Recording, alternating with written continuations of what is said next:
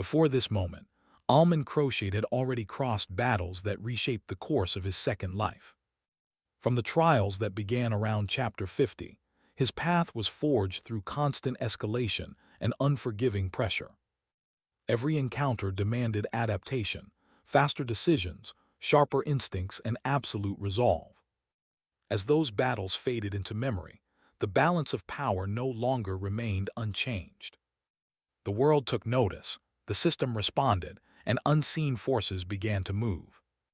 Now, as the story reaches the 100th chapter, the challenge ahead is no longer about survival alone. It is about what happens when growth itself begins to strain the rules of the world. This is where the next ascent begins. Returning home, Almond found Julian bare-chested and sweating, intently practicing his sword chops in the courtyard. Almond showered, then called Julian and Reawakened inside to eat, preparing them for the upcoming challenge.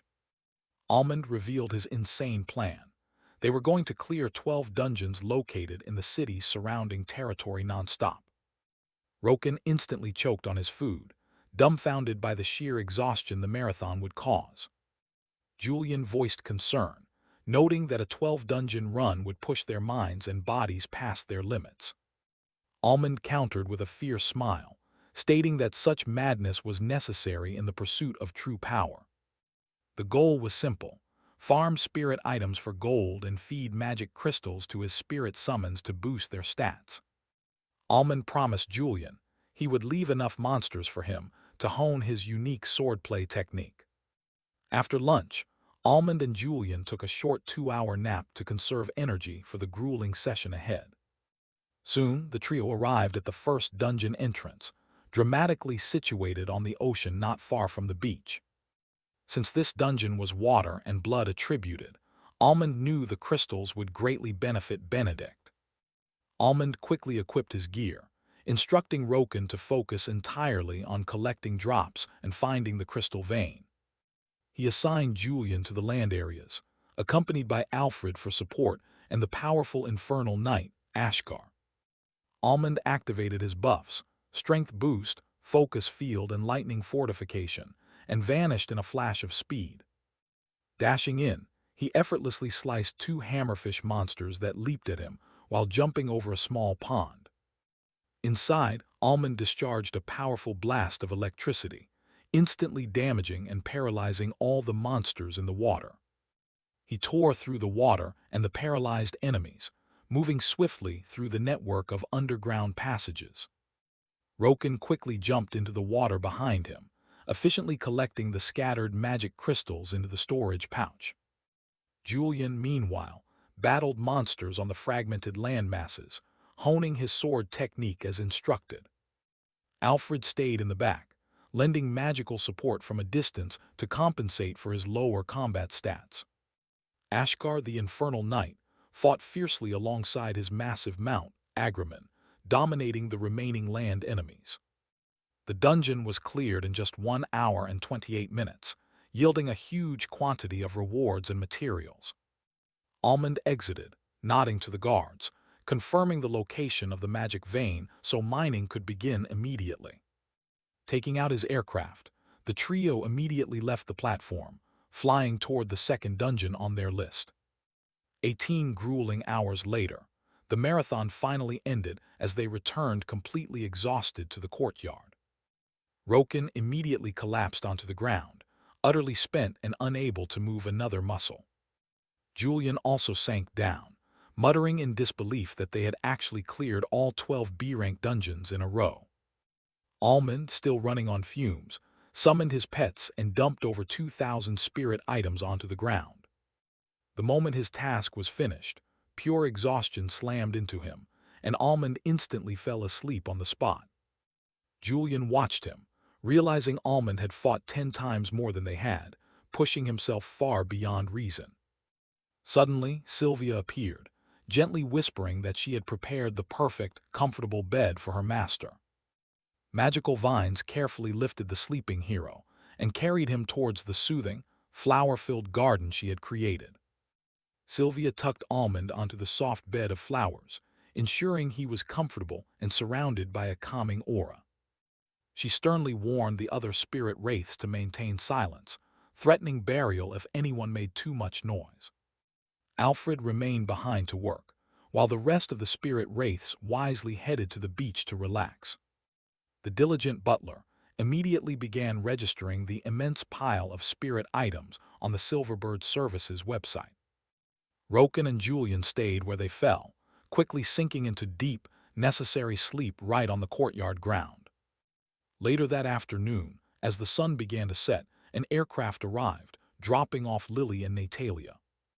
They were instantly startled by the sight of the chaos, and the two warriors collapsed on the ground nearby. Alfred bowed and explained that the master had just cleared 12 B-rank dungeons nonstop, stunning Natalia into silence. Lily walked to the garden, kneeling beside the sleeping Almond and tenderly caressing his cheek. She gave him a soft, gentle kiss, then stood up, fueled by determination to exercise her own newfound powers. Lily told Natalia they should prepare, as they were heading straight to the dungeons to improve their own strength. It was December 1st, year WB10, and the long-awaited Rising Star Tournament had finally begun. Organized by the top guilds, the GAA and the Earth Union, this event drew massive global attention. Over 113,000 silver-rank adventurers had registered, meaning the first step had to be a serious, large-scale elimination. Almond, Lily, and Natalia stood among the thousands, waiting for the committee to reveal the first challenge. Natalia wondered what the test would be, given the sheer number of participants they needed to cut down. Almond admitted he had no insider knowledge, having failed to get details from Admiral Rudra. Suddenly, a blinding flash of energy spread from above, and a giant magical screen materialized in the sky. Floating high above them was Gelato Shen, the 19th-ranked global adventurer and a famous streamer, ready to announce the rules. "Welcome, participants. We need to shave off the numbers until only 100 of you remain," Gelato announced cheerfully. He explained that the first round was deceptively simple. They just had to remain standing. Right then, a faint but distinct pressure began to weigh down on every single participant. They were standing inside a massive, powerful magic formation crafted by the world's finest experts. The rule was brutal. The pressure would increase every 10 seconds, and the last 100 standing would pass. The first few minutes were manageable, but soon, adventurers began to falter, dropping like dominoes across the field. As the pressure mounted, controlling their skills became harder, and their mana consumption skyrocketed. Within the next minute, 90% of the massive crowd had already been eliminated from the tournament. Almond watched Natalia with surprise as she used a unique technique to handle the force. She was utilizing her self-taught C-rank sound elemental mastery, mitigating the immense downward force. Natalia proudly proclaimed her awesomeness, having naturally discovered an affinity for the sound element due to her specialized class. Meanwhile, Lily Darkwood stood completely still, her eyes closed in deep focus, relying solely on fortification. Moments later, she shifted, activating a low-cost, low-effectiveness darkness-style body and fold. Lily had achieved S-rank mastery in the darkness element, a powerful attribute capable of absorption and weakening. Darkness could absorb energy, strength, and even emotions, making her vastly stronger than most silver-rank competitors. Almond, who had forcefully acquired his S-rank lightning insight, stood firm, the pressure barely affecting his posture. 5 minutes had passed, and only about 200 participants remained standing, most of them wobbling severely. In another part of the arena, Xavier Roserf was also holding steady, his fiery eyes locked onto Almond. Xavier was determined not to go down before getting a chance to face his rival. The so-called super rookies, including the main trio, were holding their ground with relative ease. Then, in a final surge of pressure, the remaining participants began to drop even faster. In the next 30 seconds, over 100 more dropped, leaving exactly 100 winners standing. Round 1 for the silver rank bracket was officially over, securing the spots for the top 100. Gelato Shen reappeared, congratulating the winners and informing them that their first day was done. Participants could now rest, watch the gold rank round, or simply leave the arena. "Let's leave," Almond suggested, heading toward the airship station. "I need to check on the super rank items I sold this morning." Natalia complained playfully that she was still mentally sore from constantly being dragged into high-intensity dungeons. Lily just grinned, reminding Natalia that the training was worth it because she had gotten so much stronger. "Anyway, we won't be training today, we're just going to chill, okay?" Lily promised. After a quick 2-hour trip back, the trio returned home to relax after their successful first round. They freshened up and gathered in the living room, settling in to watch the Gold Rank Adventurer Tournament on TV. Roken, however, wasn't interested in watching. He chose to spend the day training his smithing skills. Meanwhile, Almond ordered snacks and drinks, preparing for a long day of chilling and internal management.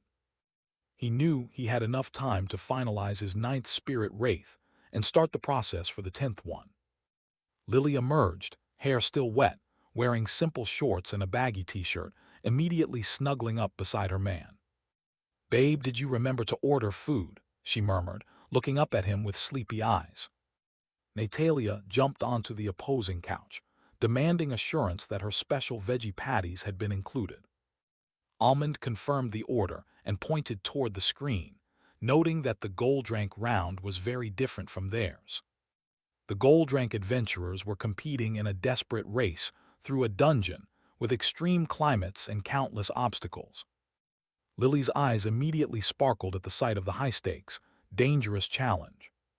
"This is fun. I wish we had gotten a deadly dungeon race for our first round," she excitedly declared. Natalia rolled her eyes dramatically at the suggestion of willingly entering a dangerous environment. After Lily called her a coward, Natalia just shrugged with a smug, proud smile. While the girls watched the spectacle, Almond began the complex process of cooking up his 9th spirit wraith. He focused intensely, finalizing the mental blueprint for the Winter Sun Lady, Nisara, a noble lady knight. Moments later, Lily and Natalia felt a sudden shift in the air, a drop in temperature and a surge of light magic. Sparks of icy blue light materialized, rapidly forming a tall, elegant female figure right in the middle of the room. The spirit wraith solidified, a gorgeous lady in a crystal blue and gold dress, wearing a noble hat and holding a hand fan. Almond smiled at the newly arrived spirit wraith and welcomed her home, calling her Nisara. Natalia was speechless, immediately exclaiming about how powerful and awesome the new summon looked. Nisara, the Winter Sun Lady, responded with a wide, genuine smile, greeting her master with loyalty. Lily noted the powerful combination of ice and light magic, recognizing the strength derived from Nisara's backstory. Almond grinned, pleased with the solid quirks he had designed, especially her ability to sculpt destructive crystal weapons. He instructed Nisara to go meet her fellow spirit wraiths and engage in her hobby, crystal sculpting. Nisara's eyes instantly sparkled with excitement at the thought of sculpting and meeting the others. However, her demeanor suddenly turned frigid as she asked for permission to kill any potential enemies she might find. Almond quickly issued a stern command: no killing or hurting anyone, even if they were suspicious. Nisara immediately submitted, bowing elegantly as she promised to follow the master's orders before taking her leave. She soon found Sylvia in the backyard garden and introduced herself, complimenting the beautiful natural space. Sylvia, the forest maid, happily shook the frosty lady's hand, feeling the familiar connection of a fellow spirit wraith. The two immediately bonded over the idea of Nisara building her own crystal garden nearby. While the spirit wraiths enjoyed their time, far away, the shadowy whispers of conspirators began to stir again. A deep, gravelly voice asked for an update on the critical information gathering concerning the Labyrinth event. One voice reported successfully extracting the 10th floor layout from the Proximax Guild Master. Another conspirator revealed they had gained crucial intelligence from Admiral Rudra's unsuspecting son. This figure had leveraged the son's relationship with his pregnant daughter to get details they couldn't find otherwise. They warned the others to distance themselves from the powerful Wilmort family head to avoid attracting suspicion. The leader concluded that, with the new data, fulfilling the requirements to trigger the floor boss would be much easier. They stressed the need for everyone to stay low and enter the labyrinth together on November 15th to succeed quickly. The Rising Star tournament reached Reawakened City, home to the largest arena ever constructed for the event.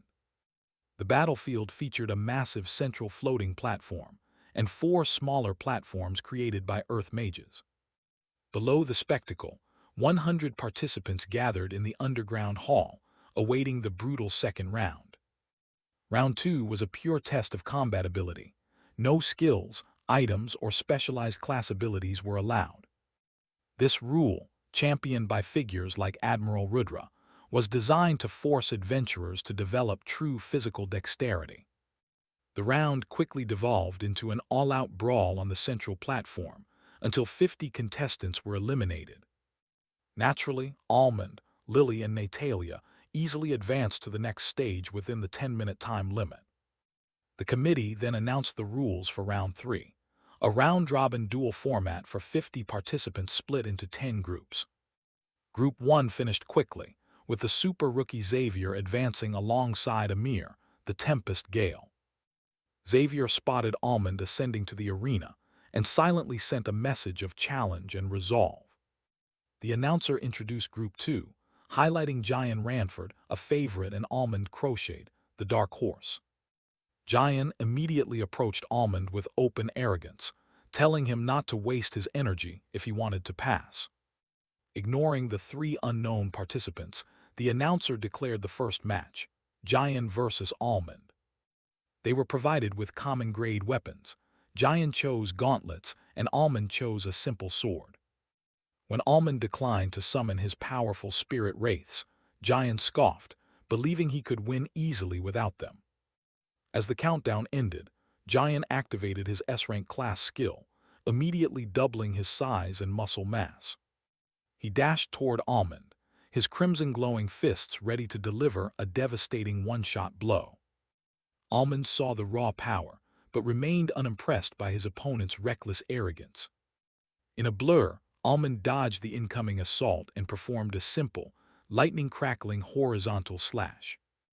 Beep! The badge glowed instantly, signifying the end of the duel and Julian's immediate defeat. The entire massive arena fell into stunned silence before erupting into a deafening roar of cheers. The announcer confirmed the victory for Almond, noting that Julian had sealed his own fate through carelessness. In the underground hall, Lily chuckled, knowing Almond had held back, delivering just enough power for the win. Natalia agreed, finding the arrogant rookie fully deserving of the instantaneous defeat. Nearby, Kira Ruggieri, the beautiful swordswoman, observed the slow-motion replay of Almond's precise slash. Noah Duncan, another top favorite, dismissed the technique as merely so-so, earning a mocking chuckle from Kira. Lily's eyes flashed with possessive fire, instantly deciding she needed to wipe the floor with these competitive rivals. Natalia pointed out that Kira was in her group, hoping she could still pass the next stage. Lily slapped Natalia's butt in encouragement, urging her friend to maintain confidence in her abilities. Soon after, Group 2 concluded its battles, resulting in Almond taking the top spot and Julian securing second place. The Rising Star tournament continued, with Groups 3 and 4 wrapping up quickly and announcing their powerful silver-ranked winners. Then it was time for Group 5, featuring the highly anticipated match between Lily Darkwood and the super rookie, Noah Duncan. Before the match, Noah approached Lily with a dashing smile, extending his hand for a polite pre-battle handshake. Lily ignored the gesture and instead asked him flatly what he thought of Almond crocheted. Noah paused, retracting his hand slightly, and arrogantly claimed that while Almond was decent, he could definitely defeat him. Lily scoffed, telling him plainly that he couldn't defeat Almond, before agreeing to have a good fight with a cold chuckle. Since Noah had dared to look down on Almond, Lily was now determined to deliver him a total and unforgettable defeat. After quickly dispatching the other participants, Lily and Noah stood face to face for the final decisive match.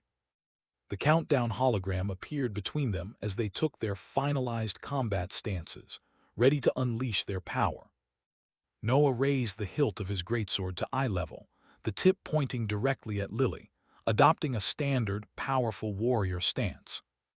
Lily held her curved dagger diagonally in front of her, pointing slightly downward, ready to move with deadly agility. The moment the timer hit 0, both fighters simultaneously activated their mana techniques, boosting their strength and focus for the fight. Noah encased himself in a shining, metallic aura using his metal-style fortification, making his defense incredibly tough. Lily, however, was coated in a shadowy, wispy aura, indicating her mastery of the rare shadow-style fortification. Noah recognized this high-level shadow magic, but remained confident, believing his superior S-rank elemental mastery would prevail. Noah offered her the first move, but Lily's dagger was already superimposed with 4 unique dark energies, the Warlock enchant. Without moving her body, Lily waved the dagger, causing it to instantly disappear into a shadowy slit, emerging from Noah's own shadow on the ground. Noah was mid-sentence when he felt the bizarre attack, his confident expression instantly turning somber and serious. Reacting instantly, Noah released a shining gray metallic slash toward Lily before charging forward aggressively. However, Lily vanished, dissolving into pure shadow and reappeared directly behind Noah in a flash. Her dagger made 3 rapid slashes against his back armor, intensifying the debilitating effects of her 4 Dreadspire elements. Noah felt his stamina drain, his speed plummet, and his tough metallic fortification beginning to corrode under the bizarre debuffs. Realizing the danger was critical, Noah went all out, activating his SS-rank ultimate skill, Ironstorm Gale. The metallic blades shot out like a hailstorm, aiming to overwhelm Lily with sheer volume and force. In response, Lily activated her second specialized class skill, the SSS-rank Dreadspire Herald, consuming half of her vitality instantly for massive power. She transformed completely, her black combat outfit replaced by a magnificent, badass mantle of darkness. The activation of the Dreadspire mantle instantly radiated an oppressive aura, reducing Noah's combat power and reaction time within the 30-meter radius. Lily used 30 Dreadspire essence to conjure a massive barrier of gloombound earth to block the incoming Ironstorm Gale attack. Simultaneously, she conjured 15 terrifying blades of darkened flame, withered wind, and curse-weaved water above her. Since Noah was already debuffed and operating under the Dominion effect, his counterattacks were significantly weakened and chaotic. He managed to block 11 of the incoming elemental blades, consuming all his remaining mana in the process. But the remaining 4 blades struck him directly, shattering his supposedly impenetrable fortification and triggering the defeat signal. The entire arena fell silent, stunned by the terrifying and absolute display of power Lily had just unleashed. Then the silence broke into a thunderous, overwhelming cheer as the announcer declared Lily Darkwood the winner. Almond grinned from the stands, knowing that Noah would never forget the lesson Lily had just taught him. Back on the platform, Lily deactivated her skill, returning to her normal, composed appearance as she approached the defeated Noah. Noah admitted that her skills were terrifyingly powerful, still rattled by the absolute nature of his loss. Lily leaned in, using a magic whisper to inform him that even going all out, she still couldn't defeat Almond. She walked past him, internally declaring that only she was truly on par with Almond's hidden power. When asked by the announcer for her class name, Lily declared it simply, Dreadspire Warlock. The announcer quickly gave her the title, welcoming the newest super rookie, Lily the Dreadspire Harbinger. Lily then used a final magic whisper, warning the announcer to prepare a worthy title for Almond crocheted after his upcoming match. Group 6 wrapped up, and the biggest surprise was Maya Himdar, a stunning silver level 10 dark horse awakened just last month. Maya managed to defeat Iliara Venholm, the super rookie from the 4th rank Ironclad Guild, securing her unexpected advance. Group 7 saw 2 super rookies, Finn Aurelian and Myra Nylok, advance from rival guilds, both already silver level 30. Another shocker came in the next group with Marcus Veneth, a broad-shouldered tank, also silver level 10 and newly awakened. Marcus defeated Talia Graves, a super rookie from a heavy military family known for their unique magic firearms. Since these 2 dark horses, Maya and Marcus, were unaffiliated, they became the most sought-after prizes for the top forces. Finally, it was time for Group 9, and the first match was set. Natalia Lorzak versus the super rookie favorite, Kira Ruggieri. Kira requested a katana, while Natalia summoned her musical instruments, locking half her mana for increased recovery. Natalia proudly presented her weapon, the chaos-bound flute, ready to begin the symphony of battle.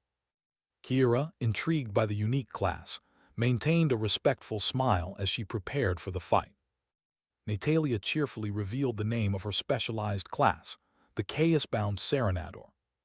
Kira complimented the name and dropped immediately into her family's crescent moon stance, holding her katana in a wide arc. Watching from the stands, Lily asked Almond what he thought of Kira's unusual sword technique.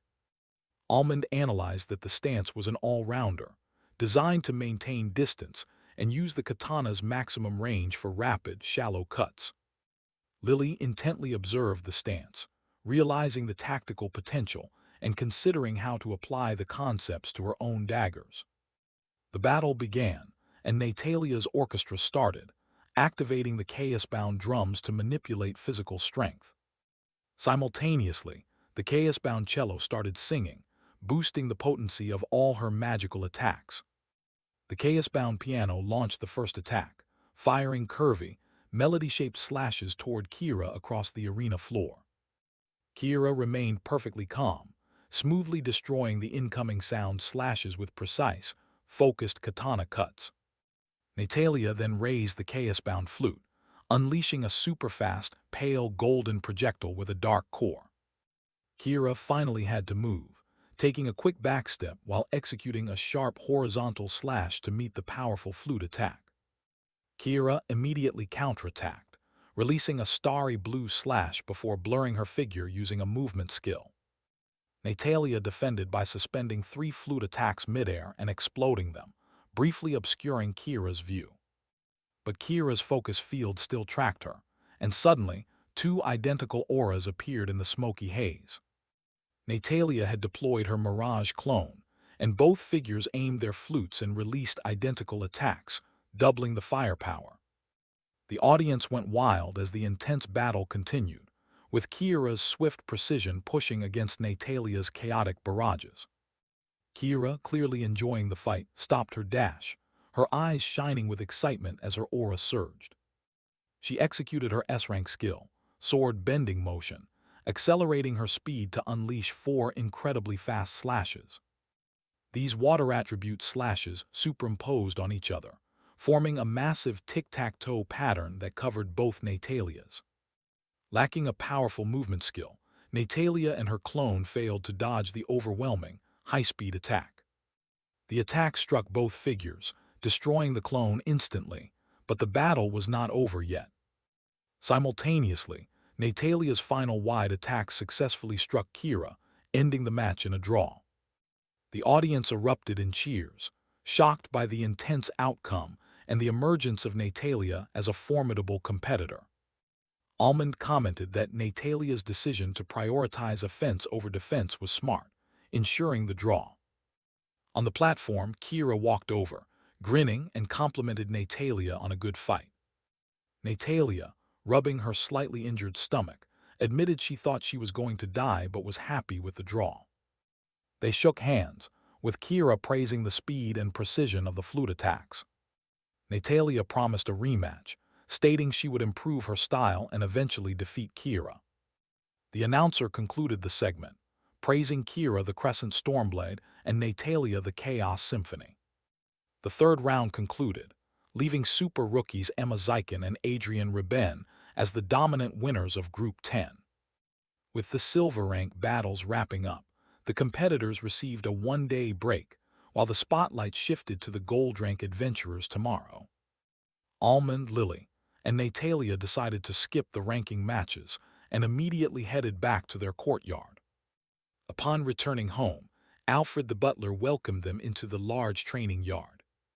Julian was already there, intensely focused on repeatedly swinging his heavy sword in a singular, powerful chopping motion. Without stopping his practice or opening his eyes, Julian simply offered them his congratulations. Beside him, Ashkar, the towering infernal knight, was mimicking the exact same focused, repetitive motion with his greatsword. The other spirit wraiths were also hard at work, either tending their unique gardens or sculpting weapons for training. The rest were out on the ocean, battling sea monsters after Almond secured permission for naval training. Roken, having watched their earlier battles, had also started his own rigorous training regimen. Lily, eager for more combat, smiled widely and immediately challenged Almond to a spar, ready to test new ideas. Almond readily agreed, and they both suppressed their stats to level 30 to force creative innovation against self-imposed limitations. Natalia grinned, announcing she would be training solo but planned to periodically launch sneaky attacks on the sparring duo. Almond and Lily laughed, promising to counter-ambush her to help hone her evasive and situational awareness skills. The next morning, Almond woke up, finding himself nestled comfortably against Lily's soft bosom. He ignored a notification about his newest spirit wraith being ready, preferring to delay the work of naming and classifying it. He snuggled closer, falling back asleep as Lily instinctively tightened her arms around him in her rest. An hour later, they woke up and joined Natalia and Alfred for a prepared breakfast.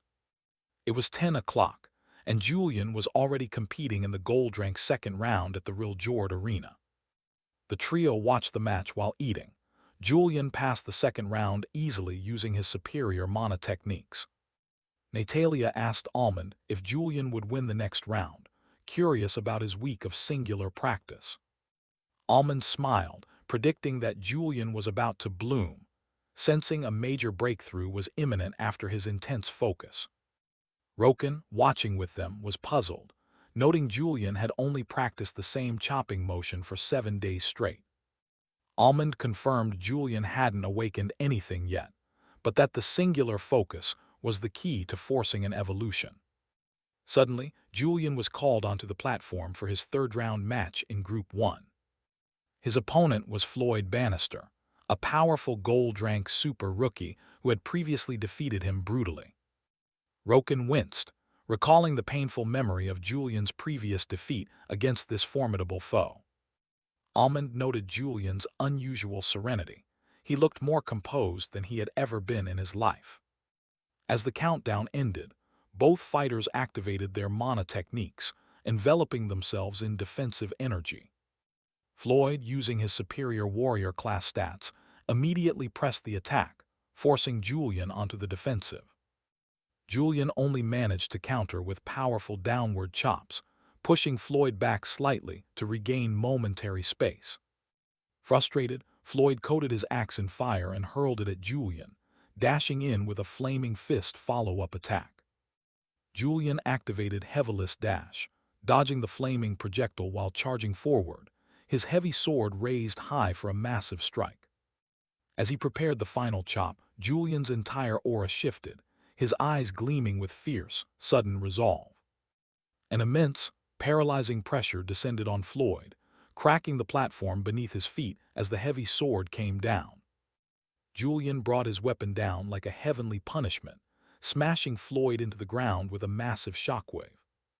The damage badge beeped loudly, absorbing the fatal blow, confirming the immediate end of the match. Julian then rose slightly into the air as a heavy, transparent black aura violently burst forth from his body. The entire stadium erupted in chaos as the announcer screamed that Julian Sarhane was undergoing a rare awakening. Julian's awakening concluded, his new S-rank class Heavilist Swordweaver now fully realized. He was instantly bombarded with notifications detailing his new legacy role quest objectives. Ignoring the world, Julian focused on the long-term goals required to earn his legacy. As Julian trembled slightly in excitement, Gelato wondered aloud about the big news. Julian confirmed only the class evolution, naming his new rank, Heavilist Swordweaver. Gelato roared with excitement, demanding applause for the newly evolved Julian.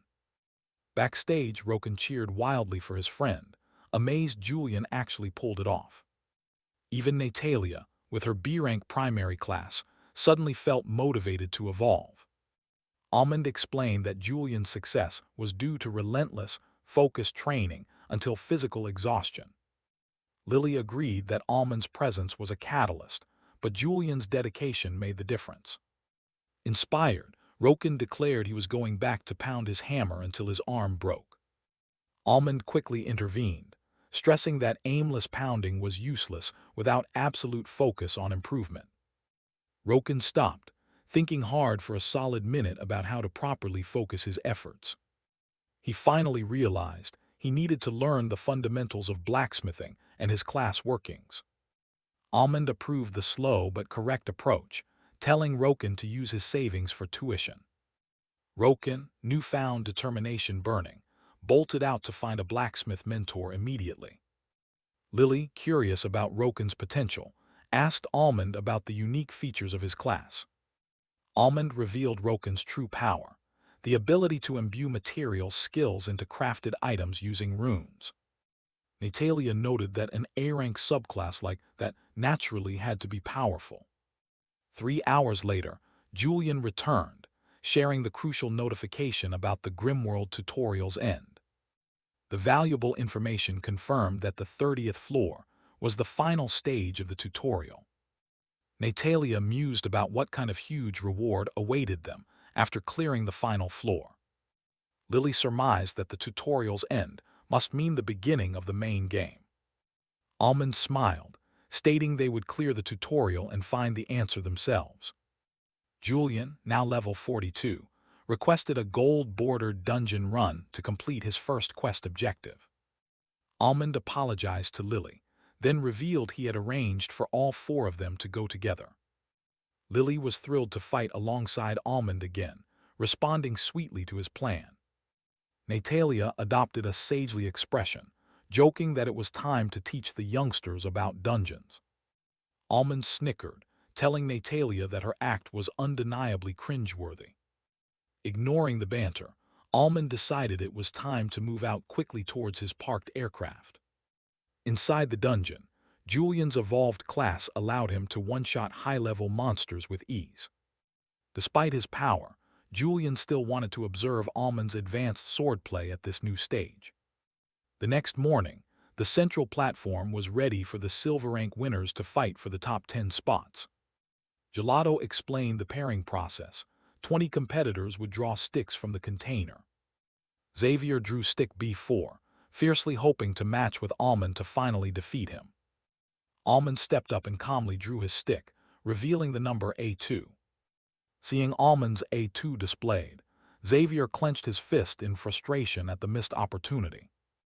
Gelato leaned in, reminding Almond that his girlfriend expected a good show and a great title. Almond responded with confidence, promising a performance that would require significant mental gymnastics for the title. The pairings were finalized, setting the stage for the intense battles to determine the top 10 finalists. The first match pitted Xavier, the rising star, against Reawakened, a powerful wildbloom druid from a humble background. The moment the match began, Kayla instantly transformed using her blazing phoenix spirit possession skill. As the phoenix flew, it launched 10 small, concentrated fireballs down toward Xavier, forcing him to move. Xavier saw his opening when the phoenix slowed slightly to prepare its next attack, and he struck first. Kayla barely avoided the initial beam, but before Xavier could follow up, she switched forms to the Geostorm Turtle. However, even that formidable defense was no match for a stronger, focused beam that ended the fight instantly. Xavier advanced to the top 10, giving Almond Crochet a pointed look as he walked to the winner's section. The second match featured two more S-rank holders, Amir the Tempest Gale and Emma the Toxin Mist. Amir charged for close combat, but Emma immediately deployed a vast, thick cloud of black-purple poisonous mist. Amir countered by boosting his speed and activating his wind mastery to cut through the toxic fog. He spun his spear, boosting it with wind energy to destroy two poison arrows zooming toward him.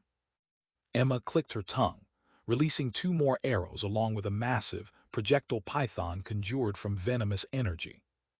Amir responded by unleashing a powerful vertical vortex of shimmering wind, resulting in mutual destruction. Emma quickly retreated, maintaining distance and forcing Amir to burn through his mana to keep chasing her. The tactical battle eventually concluded when Amir fell for a cunningly set poisonous trap, consuming his remaining mana. Emma was declared the winner after the intense struggle, prompting a loud roar of applause from the audience. Next up were two dark horses who had shocked everyone, Almond Crochet and Marcus Veneth. The host, Gelato, provided Marcus with a heavy sword and shield, and Almond with a standard sword. Gelato then encouraged Almond to summon his spirit wraiths, knowing the audience was eager to see them again. Almond stretched out his hand, conjuring 4 elaborate, glowing magic circles in the air around him. From the left circles materialized the ghostly dark Pope Benedict and the towering infernal knight Ashkar. On his right, the chimera crystallist and the starlight beast also appeared, sparking with energy. The host and Marcus were completely dumbfounded, sensing the immense, powerful auras emanating from the 4 summons. Benedict noted that they had become a spectacle, while Ashkar dramatically planted his greatsword and posed. Among the spectators, Natalia excitedly told Kira that she had yet to see the true extent of Almond's abilities. As the countdown began, Almond smiled faintly and offered Marcus a chance to choose his opponent. Marcus took a deep breath, refusing to choose, and told Almond to fight however he saw fit. Almond nodded, accepting the challenge, and commanded the crystallist to begin the assault immediately. The chimera crystallist floated forward, its 4 large quartz crystals gleaming with blue electrical energy. Marcus buffed himself up, activated his mana techniques, and dashed forward, starting the brutal battle. The crystallist unleashed its devastating prism bolt barrage, firing a flurry of lightning-charged crystal projectiles. Marcus instinctively used a defensive skill, instantly generating a thick, copper-colored bulwark barrier to shield himself. Although the barrier held, Marcus realized with horror that the single attack had drained over 30% of his mana. Regardless, Marcus refused to yield, preparing his heavy sword for a Titan slash attack. Marcus opened the fight with a devastating combo, unleashing Gladiator's Rush and Titan slash simultaneously. Almond, however, anticipated the move and let his summon, Crystallist, handle the defense. Marcus was instantly caught mid-dash by the static bind, amplified by the surrounding Shatterstorm field. The intense magnetic shock stopped him cold, ending the match before Marcus could even land a blow. The announcer was ecstatic, and the audience erupted in cheers for the brief but spectacular display of power. Marcus stood up, rattled by the defeat, yet completely thrilled by Almond's terrifying strength. Almond sensed a sudden, mysterious magical shift rising within Marcus, recognizing a rare innate talent. Suddenly, the announcer crowned him the victor with the truly terrible title, Almond the Fantastic Summoner. The announcer just laughed it off, telling Almond to live with his new, embarrassing title for now. As Marcus moved to the loser line, he requested a private meeting with Almond to discuss a proposal later. Next up was match 4, pitting the favored super rookie giant against the dark horse, Maya Himdar. Maya stood ready, equipped with unique ice-infused weapons, including her signature Hailspring revolvers. The match started, and Giant immediately activated all his mana techniques and self-enhancements to maximum power. His body swelled to twice its size, wrapped in fiery energy, as he dashed aggressively for an instant finish. Maya remained completely unfazed, standing diagonally and aiming her pistol with practiced, icy calm. A semi-silent bullet shot out, carrying a strange, misty aura that instantly struck Julian just meters away.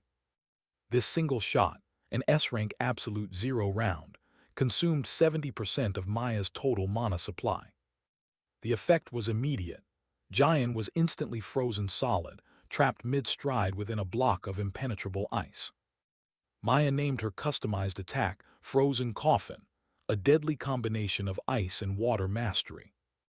Watching from the sidelines, Almond realized Maya likely possessed a B-rank elemental mastery and affinity for ice and water. Nobody expected such an instant kill, and the crowd went wild as the dark horse dominated the match. Julian thawed out, the badge absorbing the damage, leaving him standing stunned and pale in the aftermath of his rapid defeat. Maya moved calmly to the winner's line, securing her spot in the top 10 as the second major dark horse victory. The fifth match pitted Ron the Geocrusher against Adrian the Blazing Ravager, two super rookies with powerful S-rank classes. Adrian immediately manifested his Geoheart suit, while Ron enhanced his chakram with fiery energy and duplicated it. As Ron's fiery attacks crashed into Adrian's barrier, Adrian activated his defensive skill, Dune Trap. Realizing he was trapped, Ron cursed and immediately unleashed a long-range counter, the Pyroclastic Bomb. Adrian, however, enriched his suit and countered the airborne Ron with his finishing move, Geolance Strike Quad Style. The next two matches passed quickly, featuring Gemma, the Waterloom Haze, and Finn, the Thundering Might, followed by Anya and Myra. In the seventh match, the assassin Myra vanished, launching 10 shadowy daggers at her opponent Anya. But Anya, the Silverbolt Whip, cracked her weapon in the air, creating a silver slit that instantly neutralized all the shadowy projectiles. Her specialized hunting class easily found the assassin, and Anya dominated the pace, winning the match within half a minute. Next up was Lily, the Dreadspire Harbinger, whose match against Talia the Spellbound Gunslinger was highly anticipated by the crowd. Despite Talia's determination, the match ended as expected. Lily won with overwhelming domination thanks to her powerful Warlock class. Lily immediately walked over to the winner's line, joining Almond just as the ninth match between two sword experts began. Lily pouted, complaining that the title gelato gave Almond was terrible, and she blamed herself for suggesting a despotic tone. Almond chuckled, admitting his own taunts contributed, but promised that his title would be changed by the end of the day. They turned their attention to the intense clash between Noah Duncan, the Dreadsteel Swordsman, and Kira Rugiri, the Crescent Stormblade. Almond noted that Kira's flexible Rugiri clan style gave her an edge, unless Noah improvised his predictable attack patterns. Noah, wrapped in his steel-style fortitude, maintained a careful equilibrium, dishing out projectiles while parrying Kira's continuous slashes. Kira progressively changed her attack patterns, utilizing her flexible style to maintain pressure and avoid predictable counterattacks. Noah allowed himself to take shallow hits, using the absorbed damage as cover to launch a cunning, powerful retaliatory strike. Kira barely managed to avoid the strike and immediately countered, gaining the upper hand and finishing the battle. Almond observed that Noah's failure was rooted in his mindset. He didn't consider the possibility of Kira avoiding his ultimate attack. The defeated Noah walked to the loser's line, trying desperately to hide his ashen face behind a forced, carefree smile. Almond realized that by suppressing his frustration and pretending the loss was trivial, Noah was killing his own spirit of improvement. Meanwhile, in the VIP box, Noah's grandfather, Sylvester Duncan, fumed as he watched his grandson's lackluster performance. Admiral Rudra Deva flatly commented that Noah sucked, being a far cry from Almond when it came to superior swordplay. Sylvester angrily vowed that the brat would train with him until the labyrinth opened, without a single break. Rudra smiled, suggesting that training Noah now would only make him more arrogant after slight improvement, proposing a better method. Sylvester hesitated, worried that sparring with Almond would shatter Noah's confidence due to Almond's terrifying genius. Rudra scorned the idea of such a weak mentality, arguing that the desire to reach a higher level must never be lost.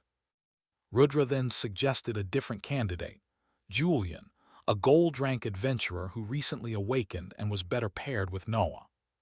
Julian had improved tremendously under Almond's subtle guidance, because his thirst for high-level mastery never waned.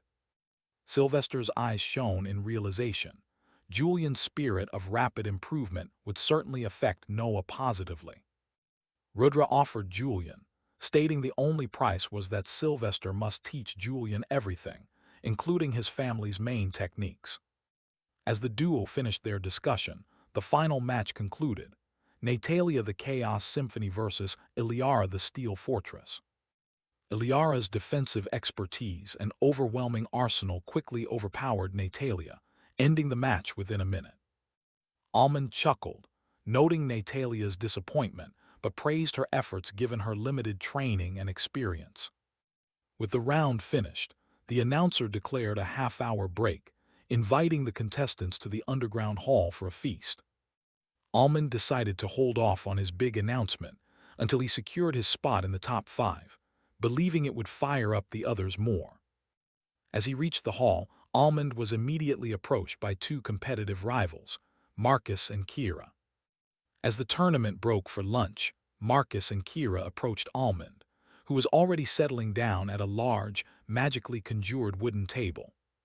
A senior adventurer informed them that the mystic food was arriving soon to fully recover them before the next round began. Once everyone was seated, Marcus immediately grinned and asked Almond if he could join their expedition to the Labyrinth's second floor. Almond smiled, agreeing to let Marcus join, but only if he followed their schedule and helped complete the mission. Maya Himdar, sitting nearby, quickly interjected, explaining she also wanted to participate because she assumed Almond would be triggering the floor boss. Kira felt a little awkward being silver level 30 among the level 10s, but she patiently waited for her turn to discuss her role. Natalia snickered, promising Kira she wouldn't feel left out once she heard the details of their insane schedule. Almond revealed the plan: clear the Labyrinth's second floor and defeat its floor boss on December 15th, the very day it opens.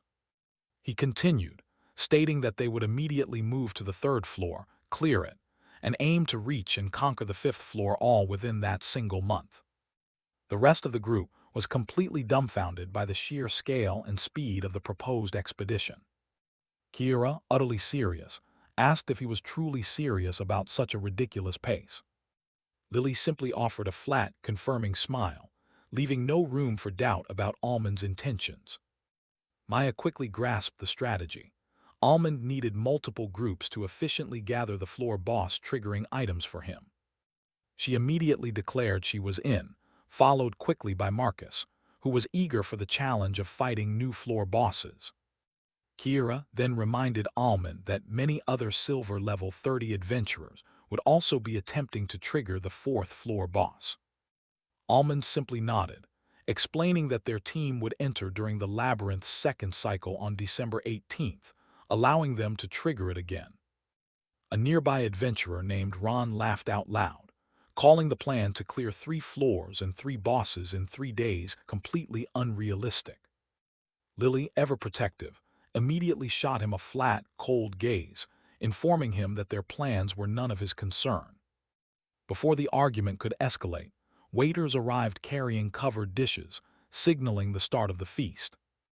Gelato, the host, explained that this mystic food was crafted by master chefs and would increase their stats if they absorbed its power properly.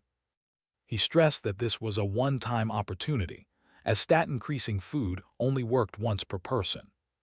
The waiters opened the lids, revealing 20 identical dishes, a steak wrapped in a thin leaf with meat juice oozing out. The first dish, the steak, promised to increase health by up to 5 stat points if absorbed completely using their mana.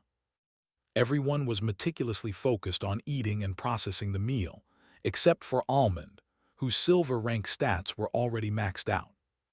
After finishing the steak, The participants closed their eyes, channeling their energy to absorb the health boost. A few minutes later, most had managed to gain 4 points, while the most successful few achieved the full 5-point increase.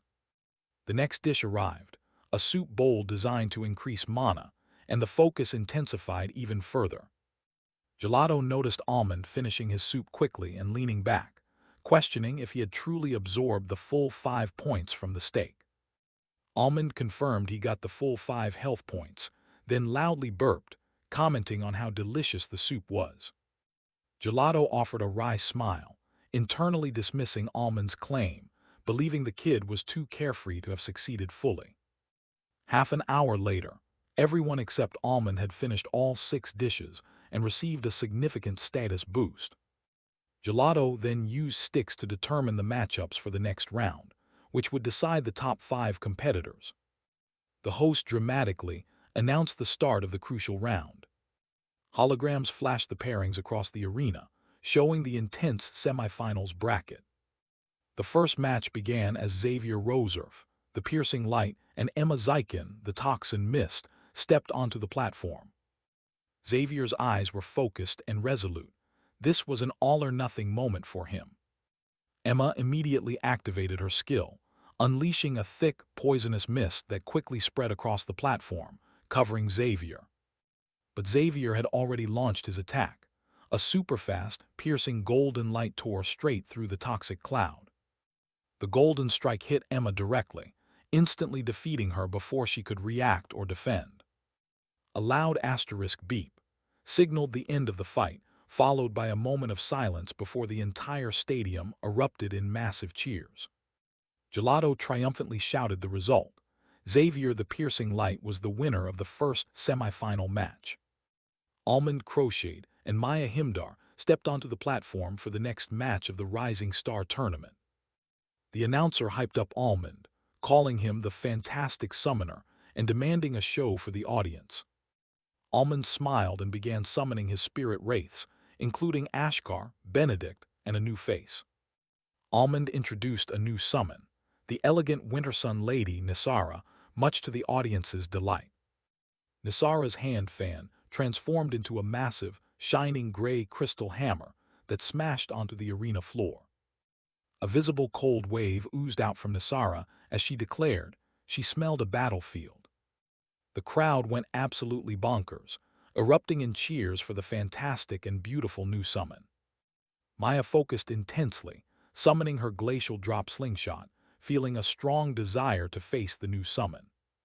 As the countdown hit 0, Maya instantly released a strawberry-sized icy ball aimed directly at Almond. Nisara reacted instantly, smashing her massive hammer down to block the projectile, which burst into icy mist. Before Maya could freeze the mist, Nisara countered, unleashing an icy spear from her moving hammer. Maya dodged the spear and quickly swapped her weapon, now wielding 2 high-tech revolvers.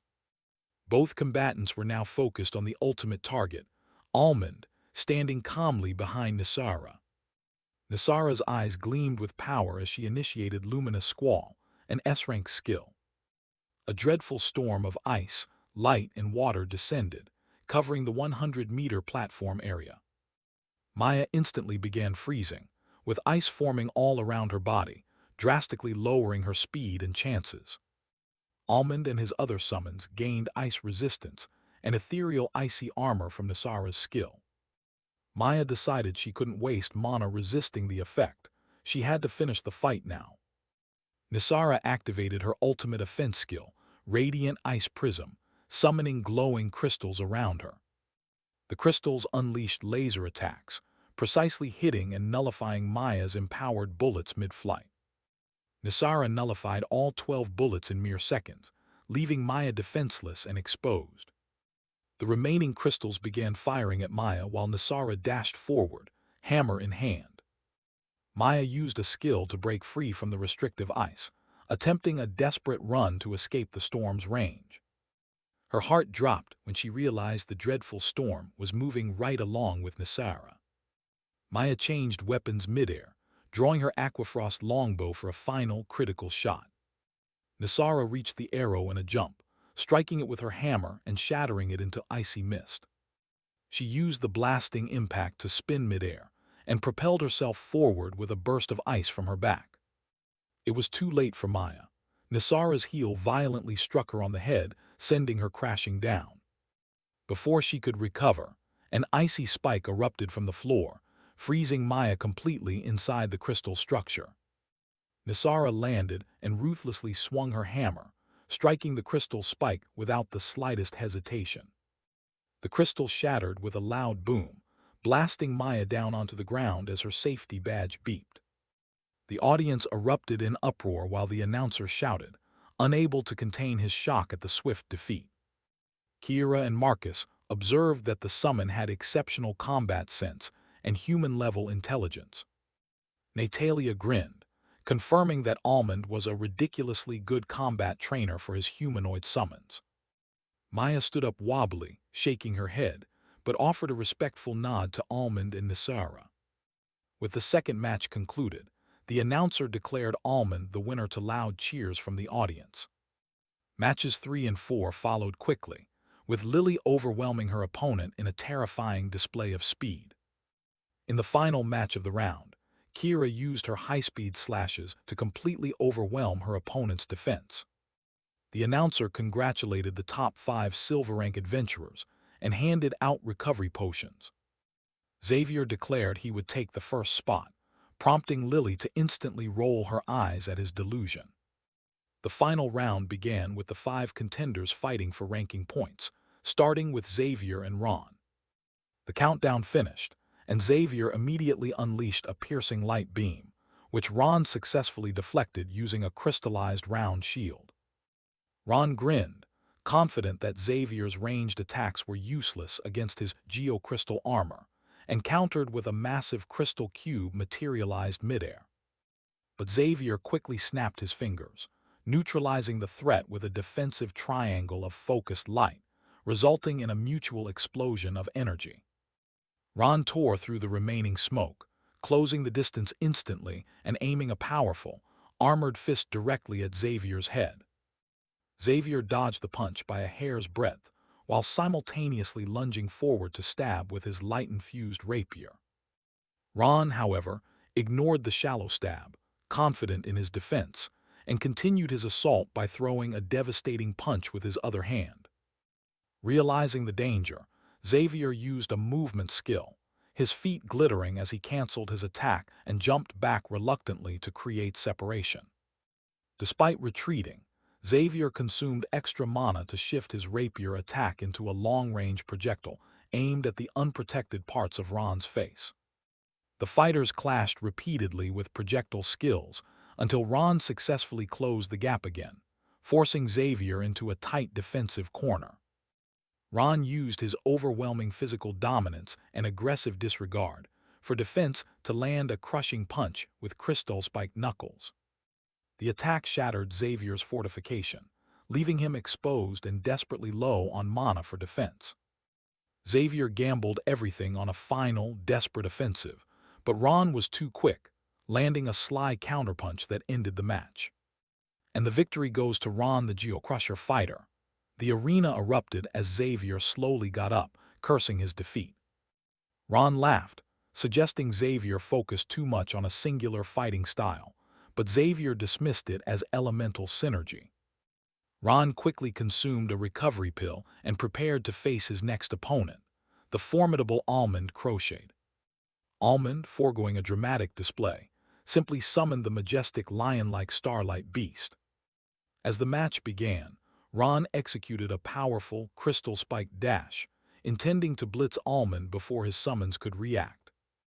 The starlight beast reacted instantly, using cosmic pulse to drastically increase the gravity, causing Ron to stumble and roll uncontrollably mid-dash. Before Ron could recover, the starlight beast utilized Meteor Rush, headbutting the fighter powerfully and launching him high into the air. Instantly shifting the gravity to 0, the beast kept the fighter suspended midair, his shattered fortification failing to protect him. The starlight beast aimed its mouth at the airborne target, charging up for the final devastating attack, Celestial Roar. A thundering shockwave struck Ron, utterly shattering his geocrystal suit and forcing his badge to absorb the remaining lethal damage. And once again, Almond wins the match without moving an inch. The audience roared, captivated by the power of the Starlight Beast. After losing his remaining matches against Lily and Kira, Ron ended the tournament with a negative score, leaving him ranked 5th. Xavier, having also lost against Lily and Kira, found himself facing Almond again, desperate to avoid the bottom rank. Almond responded by summoning Chimera Frank, a hideously terrifying monster with multiple heads and 4 pairs of thin, crystallized wings. Xavier gulped, feeling his confidence instantly drain away upon seeing the sheer terror of the massive, unique spirit wraith. 1 minute later, Xavier was lying defeated on the ground, holding back a scream of utter frustration. Almond was declared the effortless victor again, prompting the announcer to suggest a new, badass title for the undefeated star. With the crowd's approval, the announcer proclaimed the new title, Almond the Arena Overlord. Kira Ruggieri, excited by the prospect, moved onto the stage for her match against the newly crowned champion. Just as everyone anticipated another powerful summon, Almond surprised the entire stadium by announcing he would fight Kira himself. Almond requested a heavy sword, explaining that he intended to show off his personal fighting skills against a fellow proficient swordsman. The arena fell quiet, filled with anticipation and curiosity as the countdown began for the unexpected battle between the arena overlord and the katana master. As the countdown hit 0, Almond stood calmly, holding his massive heavy sword loosely in one hand. He activated his lightning in fold, suppressing his own power to match Kira's, thrilled to study her advanced sword technique up close. Kira immediately activated her water-style fortification, blurring into motion and launching 5 deadly, curved slashes from her katana using the sword bending motion. But Almond merely waved his lightning-crackling heavy sword once, precisely timing his swing to intercept and nullify all 5 projectiles simultaneously. The sheer mastery of the counter left the spectators stunned, realizing the complexity of the attack that had just been negated. Admiral Rudra, however, simply chuckled, having already witnessed Almond's capabilities during their recent sparring sessions. Almond walked slowly towards Kira, resting the massive sword on his shoulder, openly inviting her to continue the exchange. Kira instantly blurred into motion, a watery stream trailing her as she dashed across the 2-meter distance with unnatural speed. She struck in her crescent moon stance, aiming the katana tip precisely at Almond's throat, but he blocked the attack with his heavy sword. It was only the start, as Kira immediately followed up with a second and third slash, moving her hand with terrifying, unnatural speed. Almond, already analyzing the mana flow, parried the dual attacks perfectly by moving back slightly and holding his sword vertically. Kira retreated quickly, unleashing a horizontal slash that generated a powerful wave of water rushing across the arena floor toward Almond. Almond held his ground, discharging a burst of lightning to blast the incoming water away, keeping his position dry. He focused his advanced focus field, observing the complex zigzag pattern of mana flowing around Kira's hands as she prepared her ultimate technique. Kira executed the 6 bending motion, unleashing 6 razor-sharp water slashes in a single second, her eyes flashing with a hint of pain from the exertion. Almond, thinking 2 seconds ahead, prepared his heavy sword, turning the wide, flat part of the blade toward the incoming attack. He swung the heavy sword hard, generating a wide, lightning-enriched physical force that completely destroyed all 6 slashes instantly. The resulting force pushed Kira back, forcing her to dodge the residual lightning tendrils he aimed at her. Kira realized, with a shock, that his elemental control over golden lightning far surpassed her own water element mastery. Almond, eager to observe the technique one last time, urged her to continue and deliver her best attack. Kira consumed half her remaining mana, empowering her katana for her final, desperate move, determined to land a blow. She closed the distance rapidly, unleashing the deadly twofold attack, crescent moons of deep blue, swinging 4 times with maximum power. The experts watching were highly impressed by this complex and masterful combination of physical and projectile sword art. Almond grinned inwardly, realizing he had learned enough just by observing the flow of mana and movement of her hands. Mana surged around his own hand, forcibly bending his wrist and elbow beyond physical limits to perform sword-bending motion. 2 bendings. The first lightning swing deflected Kira's physical katana strike, forcing her weapon wide. The second, lightning-surging swing immediately followed, destroying the massive crescent moons of deep blue projectiles in a thunderous explosion. The immense impact threw Kira far away, while Almond also stumbled back slightly, quickly using mana to temporarily fix a crack in his bones. Kira's tournament badge instantly rang, signaling that the residual lightning damage had destroyed her fortification and ended the match. Kira swiftly got up and, using a magic whisper, immediately demanded to know if Almond had just copied her signature technique. Almond chuckled, confirming he had tried it, noting he was already inspired to create a powerful new skill based on his observation. The announcer went ballistic, confirming Almond had defeated the Crescent Stormblade with swordplay alone. The crowd erupted in cheers, hailing him as the new invincible star of the silver rank. After a brief break, the announcer introduced the final match: Almond the Grimblade Overlord against Lily the Dreadspire Harbinger. Almond received a recovery pill to restore his mana and stamina, preparing for his toughest challenge yet. Lily grinned playfully across the arena, sending Almond a challenging magic whisper. "Let us have some fun, darling Tilda." Almond returned her smile, accepting her challenge with a polite and equally confident demeanor. The audience went wild, openly speculating about the 2 top fighters dating, adding to the intense hype. The announcer laughed, calling them the couple before their breakup to maximize the dramatic tension before the match. Lily and Almond both turned to glare at the commentator, who quickly backed off as the countdown hit 0 and the final battle began. The final match was set between Almond and Lily, but they decided against going all out for the audience's sake. Almond didn't need the stat rewards, offering the win to Lily, but she flatly refused the unearned victory. They fought seriously but within their limitations, turning the final into a high-level, 2-minute sparring session. As expected, Almond won the tournament, providing the silver rank bracket with its most spectacular battle. Meanwhile, the world's top guild, Proximax, watched the conclusion from their exclusive VIP booth high above the action. Their leader, Liam Sunbreak, stood rigid, his hand resting on the hilt of a mystical black sword stabbed into the floor. Surrounded by his top 7 executives, the atmosphere was one of military respect and absolute loyalty to their leader. Liam, ranked number 1 globally, admitted that a few rising stars were finally worth inviting to join their ranks. After deliberation, he listed the names. Maya, Marcus, and Noah were all set to receive invitations from Proximax.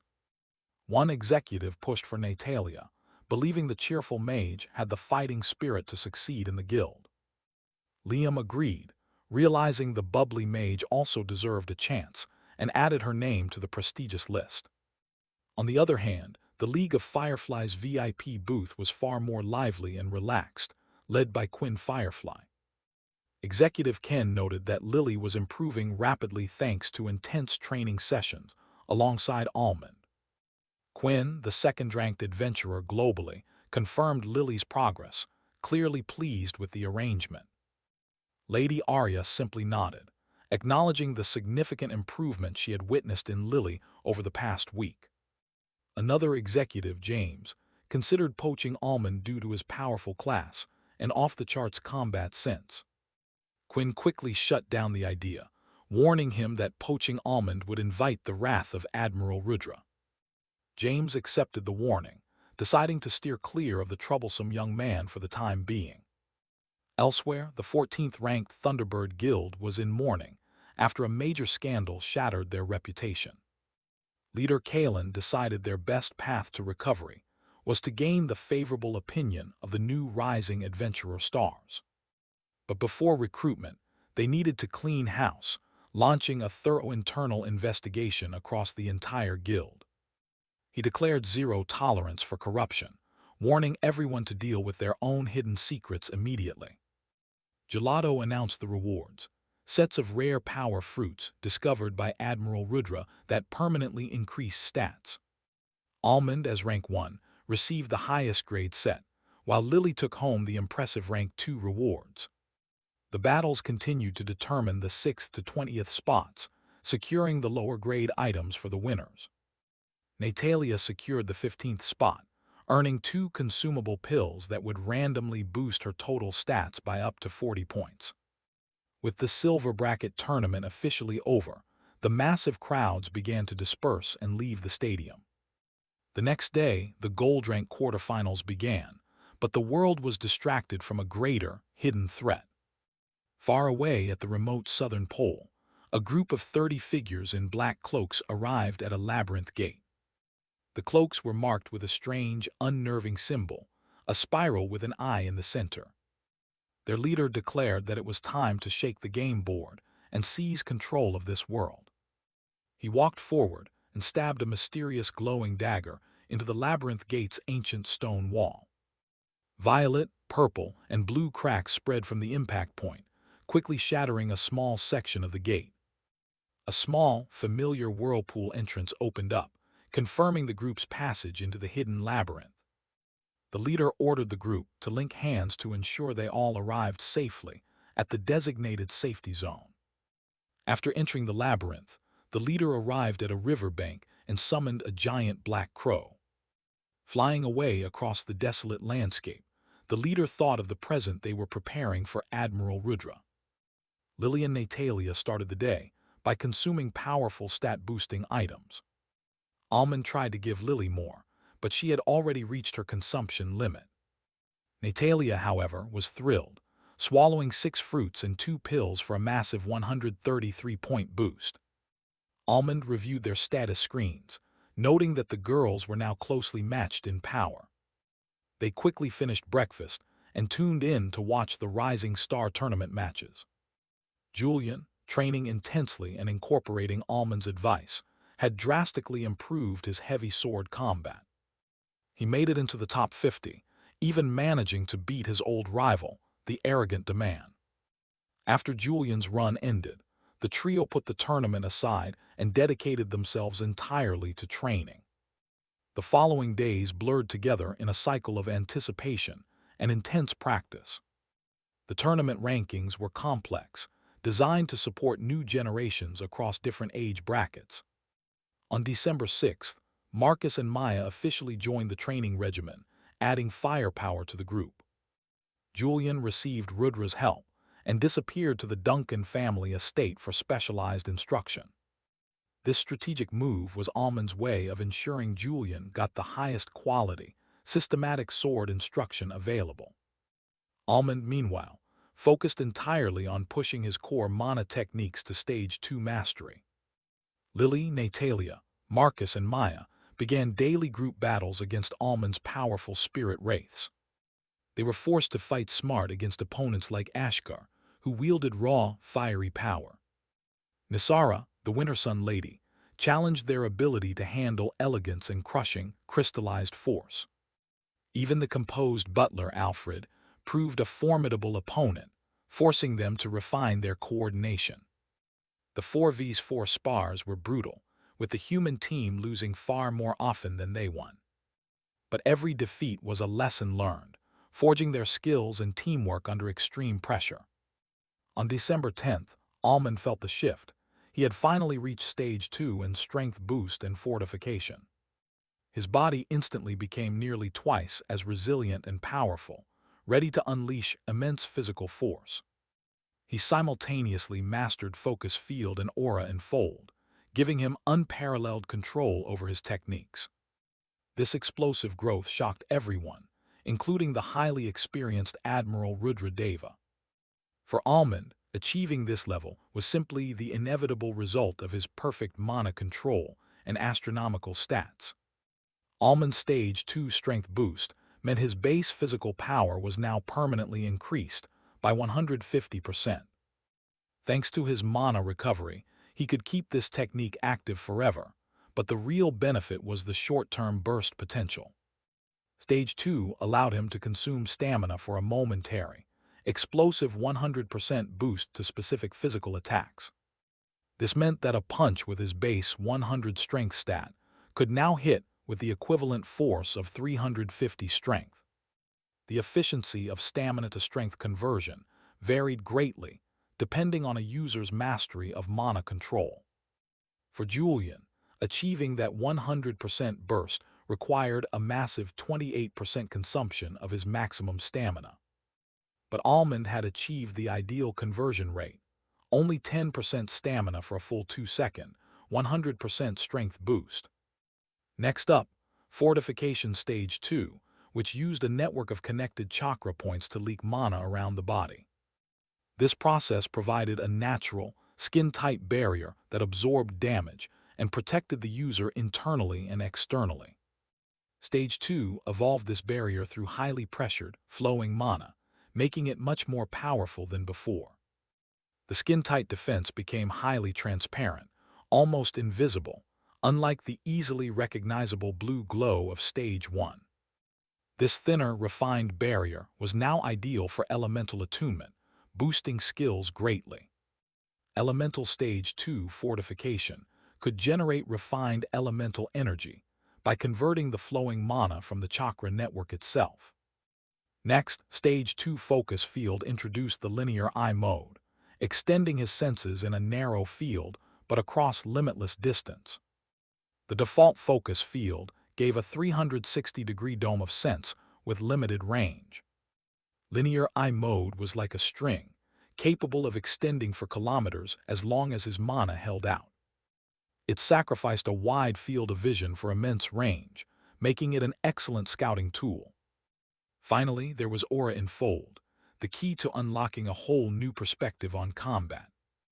This combat style was called Battle Art, synthesizing every aspect of a warrior's power. It was the masterpiece of combat, combining skills, elemental mastery, physical movement, and combat techniques. But before diving into that, there was a new skill to learn, and the Labyrinth opening was only 5 days away. The entire group, Almond, Lily, Natalia, Marcus, and Maya, were all working toward their next class skill. They had all gained 2 specialized class skills so far, and it was time for the third. Since acquiring a new skill insight would knock them out for 24 hours, they decided to do it turn by turn. By December 14th, everyone else had finished creating their third specialized class skill. Today it was Almond's turn. He walked toward the area dubbed Grimlord's Garden by Sylvia and Nisara, who had combined their spaces. They had created an aesthetically beautiful space, blending greenery with glowing crystals. In the center stood an open pavilion, built specifically for meditation. Almond sat cross-legged inside, taking a deep breath before using his skill insight. He reflected on his improved skills and combat style, desiring a new flow in his fighting approach.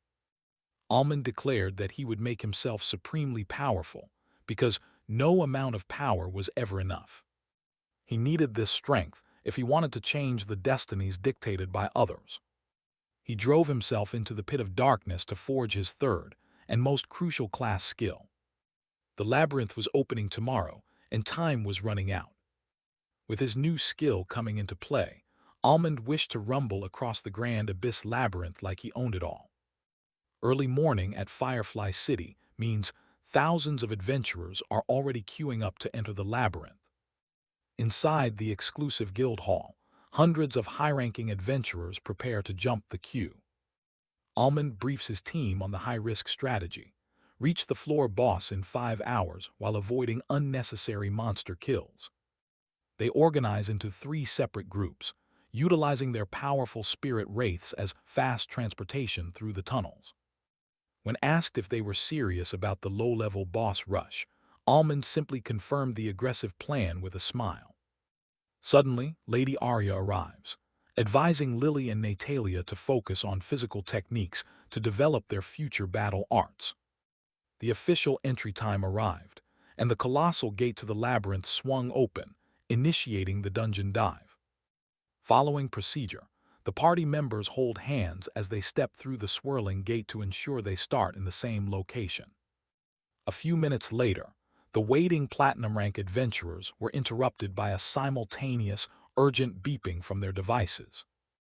Admiral Rudra Deva stood nearby, his face grave, having just received the disastrous information. The GAA had deployed surveillance, but upon entering the 10th floor, the safety zones instantly failed and the boss awakened. The first glimpse of the transformed floor showed an instant death before the surveillance device was violently destroyed. Rudra ordered an immediate, worldwide alert warning all platinum adventurers not to enter the newly destabilized 10th floor. Shocked adventurers reacted, but a few foolishly ignored the warning and decided to enter the 10th floor regardless. Inside the GAA headquarters, Admiral Rudra confirmed that the premature boss activation must have been sabotage. His subordinate worried that if they fought the 10th floor boss now, the current platinum ranks would suffer catastrophic losses. Rudra immediately called for an emergency meeting, summoning the most experienced old monsters who had cleared the floor previously. Next, he ordered his subordinate Sarah to prepare every single arcane eye they possessed and attach them to surveillance drones. Since drones cannot enter the labyrinth unaided, they decided to use a high-level criminal prisoner as a carrier. The bulky criminal, Jonan, arrived in chains, his mind controlled by Sarah's specialized manipulation class. 10 floating surveillance drones were linked to Jonan via thick chains extending from his specialized restraints. With a focused gaze, Sarah commanded the controlled criminal to enter the labyrinth, carrying the critical intelligence payload. Unaware of the global panic, Almond and his team focused solely on their goal: fight, win, and progress quickly. They emerged onto the 2nd floor, a massive subterranean world filled with winding caverns and deep, hidden forests. Almond quickly verified his location on the detailed map he had studied, confirming he was in the designated northeast starting zone. Without hesitation, he put away the map and summoned his powerful team of spirit wraiths into the cavern. His command was clear: eliminate every monster they encountered and diligently collect all available resources. Almond took the lead, ready to blaze a trail for his wraiths as they began their swift, strategic push deeper into the floor. Almond and his powerful spirit wraiths immediately entered the labyrinth's 2nd floor, arriving at the Cavern of Passing Light. This area was infested with silver-level lumensoil moles, but Almond wasn't interested in fighting them himself. Instead, he casually strolled toward the exit, allowing his summons to handle the slaughter. 10 minutes later, the cavern was silent. All 68 lumensoil moles were dead, their spirits already being processed in his factory. The wraiths regrouped, immediately arguing over who had achieved the highest kill count. Ashkar claimed victory, but Nisara was skeptical, demanding the final tally from their master. Almond only laughed, revealing the true winner was the Dark Pope, Benedict, with 21 kills. Suddenly Sylvia, the forest-maid wraith, arrived, holding a unique find she discovered behind a wall. These were spellfuel crystals, rare items that grew on this floor and could temporarily supercharge mana and enhance skill effects. The catch: they expired within an hour of being unearthed, so they had to be used immediately. Meanwhile, in the southern starting area, Lily and Natalia had also cleared their first monster cavern swiftly, thanks to the Starlight Beast.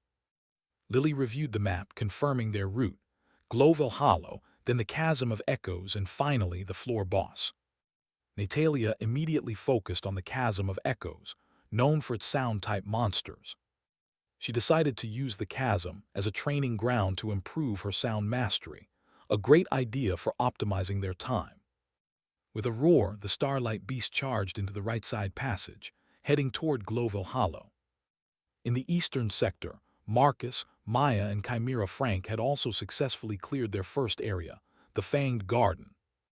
Like Almond and Lily's groups, they quickly determined their route, prioritizing the inner areas to find the boss-triggering items. 2 hours passed quickly as the groups traversed the sprawling cavern network, filled with bioluminescent flora and hostile terrain. Almond arrived at his next destination, Duskmire Falls, an inner area featuring a majestic waterfall flowing into a lagoon. Sylvia was mesmerized by the strange beauty of the giant waterfall and the luminous crystals embedded in the black terrain. Almond reminded her that while it was beautiful, the area was still incredibly dangerous, though not for their group. They had two types of silver level 15 to 20 monsters to deal with, Crystalbane Revenants and Brineskill Wardens.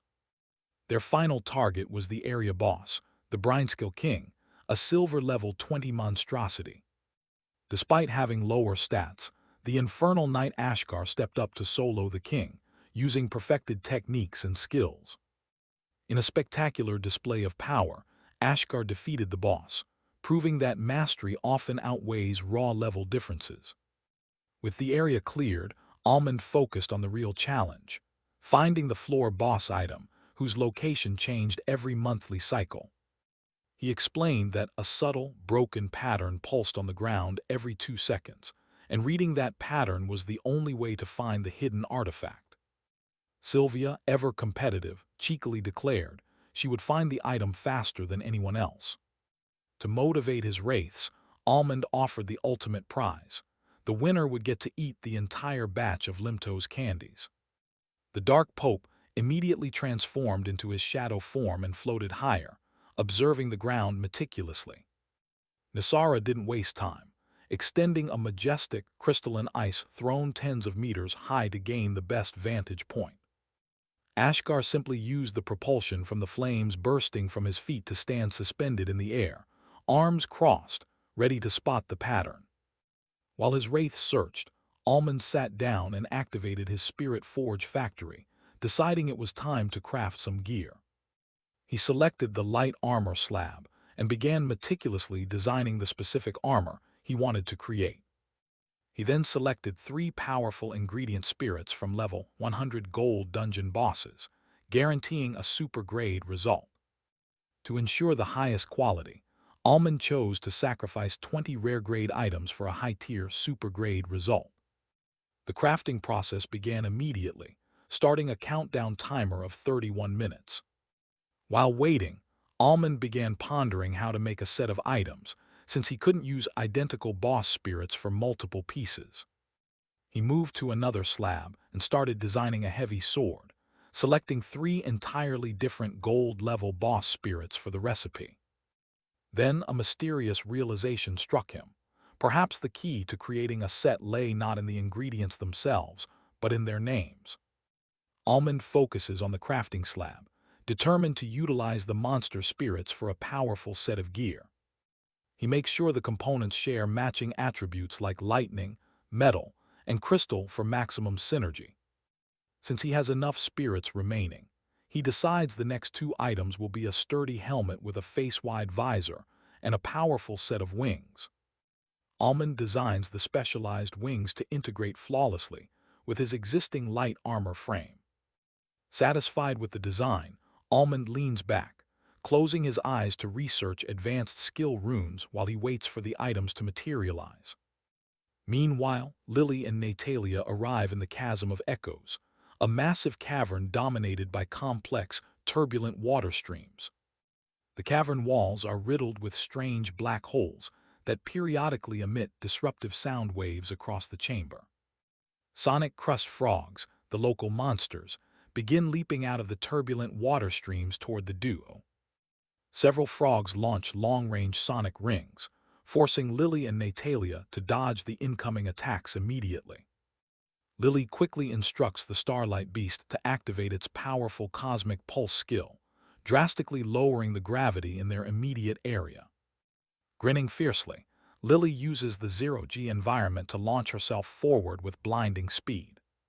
She is seen midair, a blur of motion as she executes precise slices on several sonic frogs simultaneously. Nearby, Natalia summons her instruments and begins playing a complex tune on her flute, unleashing musical energy attacks. The battle continues for a long hour, until the area around them is littered with the defeated forms of 174 monsters. Exhausted, Natalia sighs, asking Lily when the crucial treasured sack frog will finally appear. Elsewhere, Marcus Veneth and Maya Himdar are navigating the Eboncoil maze, a confusing labyrinth with black walls pulsating with strange glowing moss. 4 hours have passed, and Almond has successfully acquired the necessary trigger items from the inner zones. He finally arrives at the massive floor boss chamber, which possesses an unsettling contrast of pristine floors and ruined, ancient ceilings.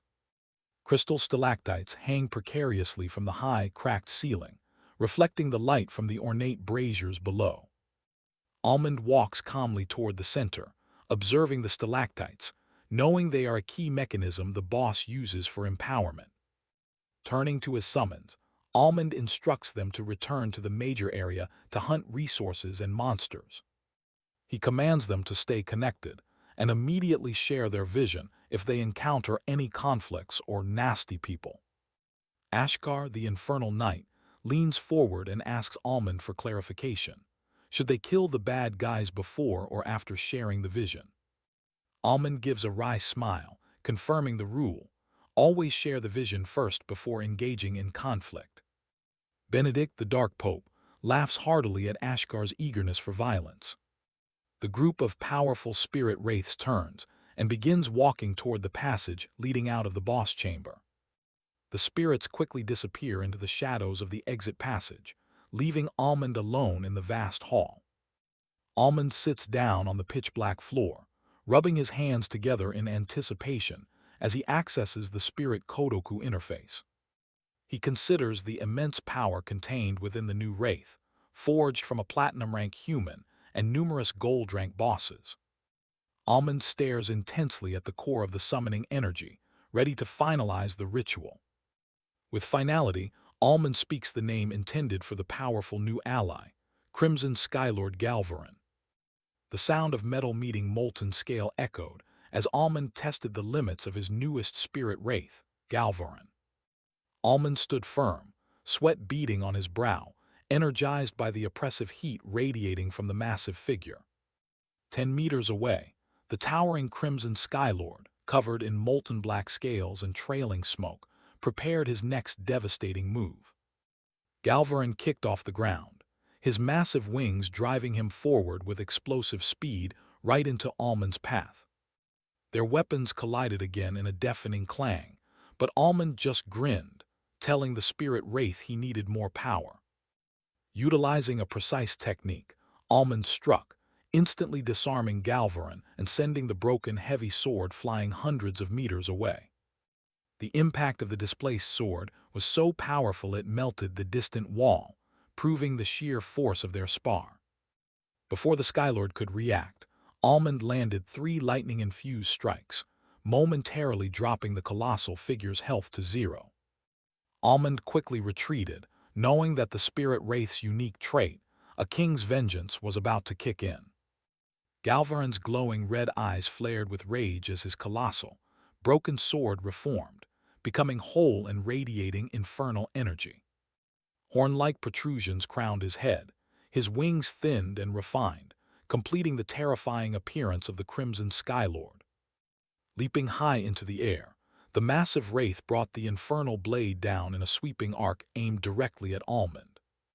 Almond expertly sidestepped, letting the massive fiery strike carve a molten fissure into the earth where he had stood moments before.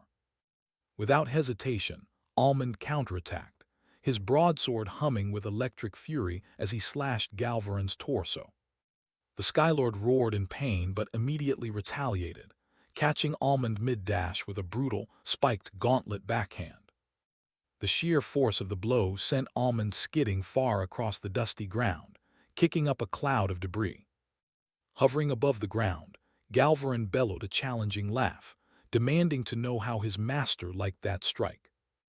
Groaning slightly, Almond planted his own sword into the ground, pulling himself upright with a defiant smirk. But the taunt was short-lived, as Almond spent the next 2 minutes demonstrating exactly why he was the master. Finally, the massive Galvaran slumped onto the ground, defeated and hazy, whispering his awe for his master's skill. Almond sat down nearby, focusing on stabilizing his breathing, pleased to have found a challenging and evenly matched sparring partner. He then picked up Galvaran's restored sword, realizing it was made of the same mysterious material as the other three wraiths' weapons. Just then, Lily and Natalia finally showed up, having taken their sweet time navigating the labyrinth. Natalia excitedly assessed the new summon, calling the massive spirit a dreadful handsome ugly mixed kingly berserker. Lily rolled her eyes, explaining that a golden frog had delayed them, forcing them to train while waiting for it to appear.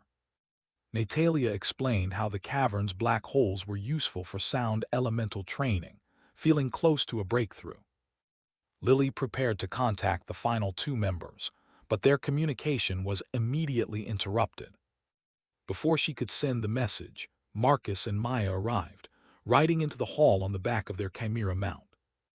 Almond immediately asked Lily about the environment. She condensed mana into an orb and broke the floor, confirming a strange silence. Maya nodded, agreeing that the complete absence of sound on this floor was incredibly strange. Lily narrowed her eyes, pointing toward the entrance where a thick, sudden mist had appeared, which wasn't there before. Almond confirmed that this was highly irregular. The appearance of the mist meant some condition had been triggered. Marcus wondered if their arrival had inadvertently set off a trap, while Natalia admitted she was getting completely creeped out. Regardless of the mystery, Almond stated there was only one path forward, activating the central magic circle. The party gathered around the ancient magic circle, placing the required items to summon the floor boss. The system immediately responded, offering them a heroic challenge mode, with the caveat that failure meant death. Marcus, Maya, and Natalia were stunned, never having heard of such a high-stakes challenge mode before. Almond and Lily, however, looked at each other and immediately agreed, nodding with eager smiles. Maya and Marcus eagerly committed, leaving Natalia to sigh dramatically about her potential death flag before reluctantly giving her consent. With the votes tallied, the chamber sealed itself shut, initiating the final 1-minute countdown until the terrifying floor boss appeared. Almond warned the group they only had 1 minute to prepare for this unexpected heroic challenge fight. He quickly handed out over 70 high-grade, one-time-use items, telling everyone to use them without restraint. Since the difficulty was ramped up, Almond decided to abandon his original plan and summoned all of his powerful spirit wraiths immediately. The ghostly entourage, including Alfred, Benedict, and the towering Ashkar, materialized, ready for immediate combat. Next, Almond revealed his secret weapon, the newly crafted supergrade set, the imposing radiant grimlord armor. The others quickly finished sorting their items and were instantly stunned by the sight of Almond's incredible new gear. Natalia immediately blurted out that Almond looked like a warrior god in the terrifyingly cool armor set. Lily's eyes sparkled, recognizing the set as the high-tier spiritual item Almond had been planning to create. The armor was jagged and angular, primarily black, streaked with faint, glowing, molten gold crystal lines that resembled fissures of intense energy. The helm featured a full-face visor with a V-shape, making the ancient-themed armor look strangely futuristic. As the group stared, the elegantly shaped golden crystal spikes on Almond's back suddenly glowed intensely. In a flash, these spikes transformed into massive draconic wings, jet black with golden crystal borders and patterns. Another adventurer cursed in amazement, realizing the monstrosity of the armor could even grant Almond flight. Almond chuckled behind his visor and stretched out a heavily plated arm, the claw-like gauntlet radiating a faint golden light. A bright glow appeared and the final piece materialized, the huge, heavy, radiant grimlord sword. With only 20 seconds remaining, Natalia urged him to share the item's insane statistics before the fight began. The sword boasted massive attack power, high stat bonuses, and a devastating destruction-type debuff effect on strike.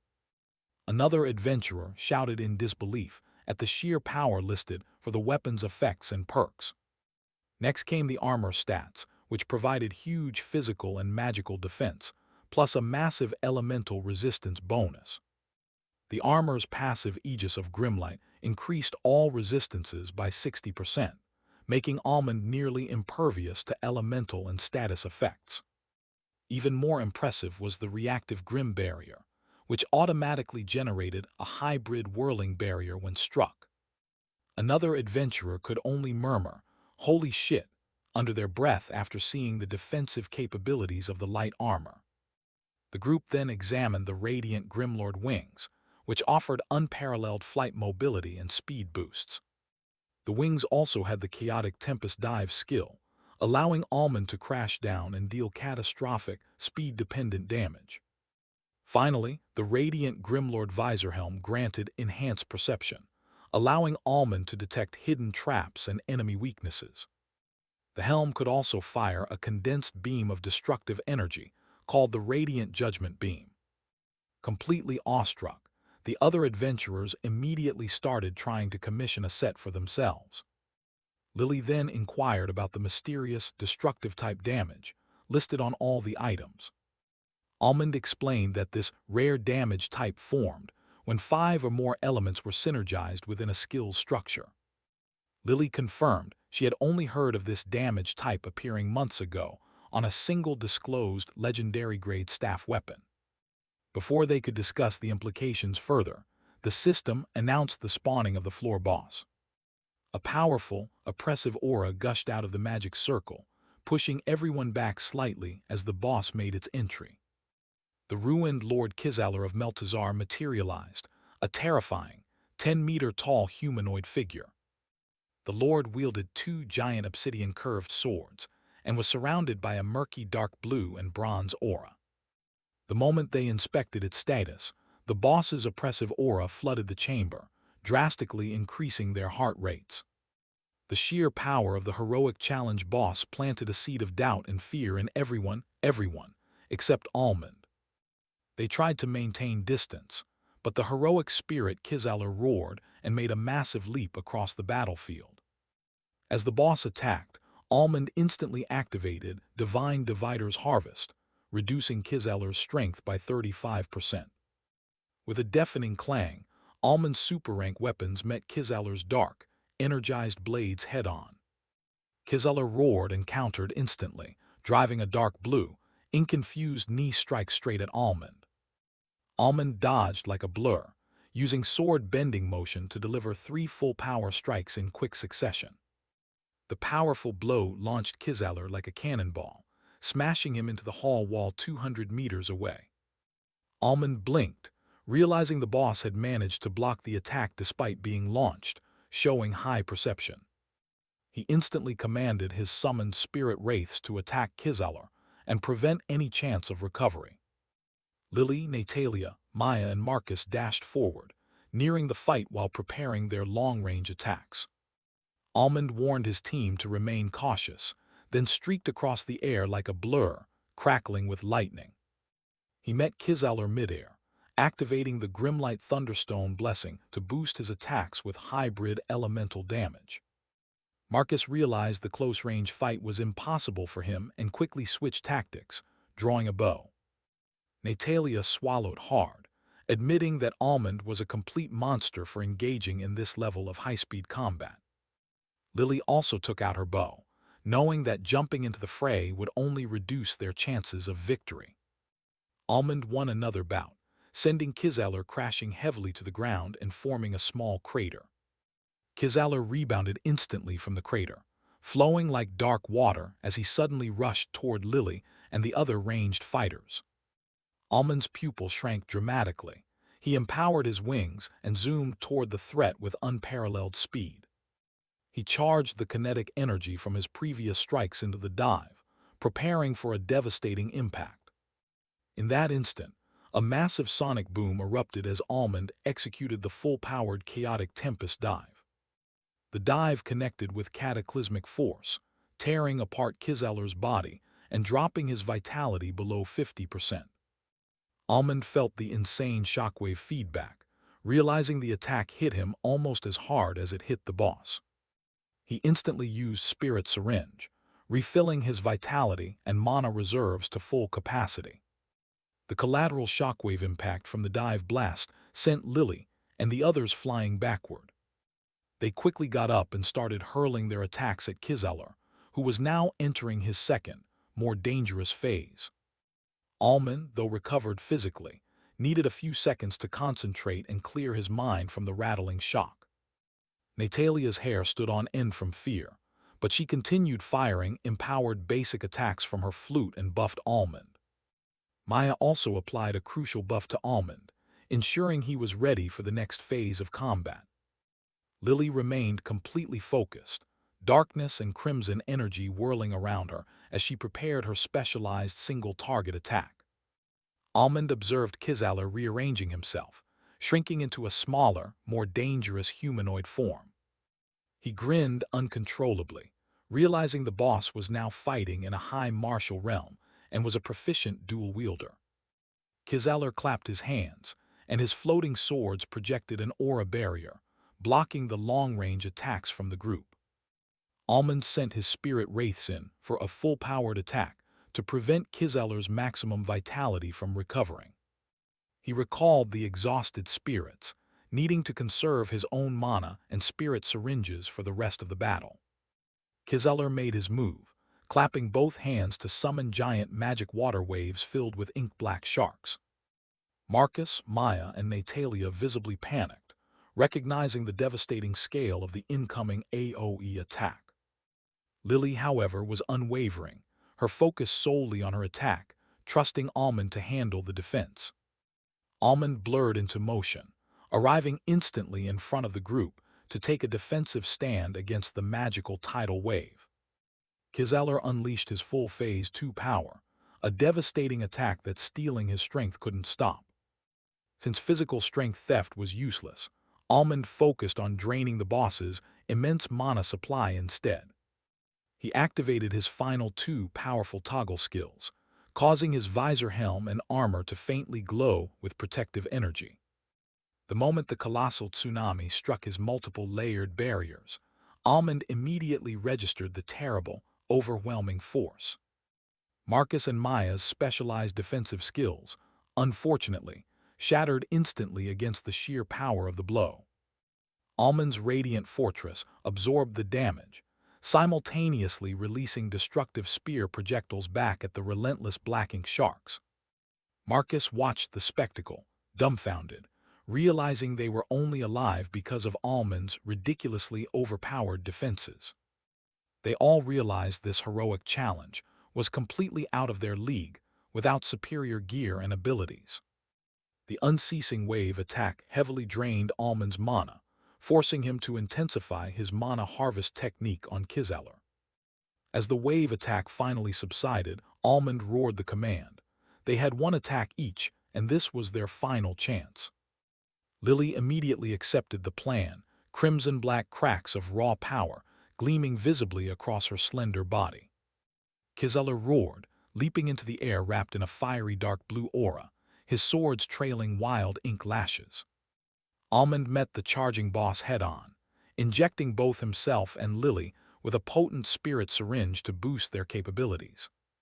Almond used Magic Whisper to instruct Lily, emphasizing that Kizaler's defense required both of their full-powered attacks. Lily dashed at incredible speed, empowering her strike by sacrificing her recovered vitality for maximum impact. The high-quality dagger in her hand began to crack visibly, strained by the massive amount of power she poured into the attack. Almond and Kizaler clashed at an insane speed, with Almond using lightning mastery to gain a momentary advantage in the exchanges. Lily circled the brutal melee, building her pace and waiting patiently, her eyes fixed in a highly concentrated state. Almond used subtle shock and paralyze effects to keep the boss hindered just enough to maintain parity in the clash. Suddenly, Kizaler moved back at sonic speed, creating distance to prepare for a powerful skill. This retreat was exactly the moment Almond was waiting for, and he immediately initiated his counterplan. As Kizeler raised his swords, Almond used rift displacement, instantly reappearing right behind the boss. He followed up with absolute severing, sundering everything he could perceive in that instant. Kizeler's massive arms flew away, completely disarmed and rendered useless by the sudden, precise attack.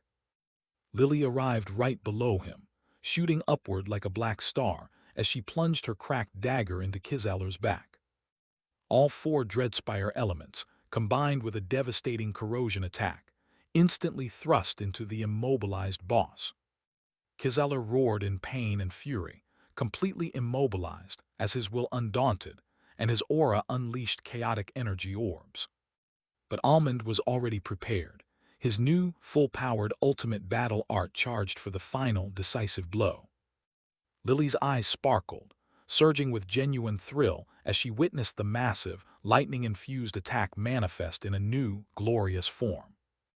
Almond's speed drastically increased, turning him into a lightning tornado that swiftly took the shape of a fearsome dragon. The addition of the wind attribute gave the attack powerful new wings, transforming the technique into a fearsome storm dragon. The giant dragon struck Kizeler, shrinking drastically upon impact and enveloping the boss in a hellish golden storm. Kizeler's body burned and turned into plasma, vanishing completely as the entirety of the empowered rising dragon's roar impacted him. The immense exertion finally caught up to Almond. His body battered and broken, he collapsed to the floor. Lily rushed to his side, pushing aside her own exhaustion, and quickly took out healing potions. Marcus realized they had won, while Maya confirmed that this fight was impossible without Almond's superior gear and skills. Natalia lay flat on the floor, feeling overwhelming relief and thanking Almond for saving her life during the tsunami attack. Almond wearily smiled, pulling himself up, feeling the deep exhaustion despite the full recovery from the syringe. Lily pointed as the magic circle vanished, replaced by a shimmering portal, signaling the arrival of their rewards. Marcus was stunned by the high rank they achieved, and Natalia excitedly declared they were about to become incredibly rich in power. Maya quickly suggested naming the party Heroic Adventurers, eager to claim their reward. Almond smiled, finding Maya's sudden enthusiasm for such a straightforward name unexpected after the brutal battle. The team finally settled on a name for their new group, the Grim Breakers, suggested by Almond as a symbol of their intent to conquer the Grimworld tutorial.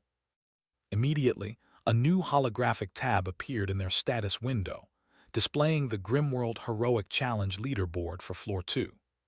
Seeing their party, the Grim Breakers, ranked fourth on a universal scale among countless other planets, filled the group with awe and anticipation. Natalia joked that they were probably the only ones who knew the official names of the other planets listed. Marcus was hyped, realizing they were ranked fourth in the entire universe, while Maya wondered if they would receive any rewards for their high placement. Almond wryly smiled and pulled out a special reward chest, explaining that the party leader got access to a specific party mailbox. Natalia immediately tried to claim the chest, but Lily quickly intervened, reminding her that her above-average luck period was still 2 months away.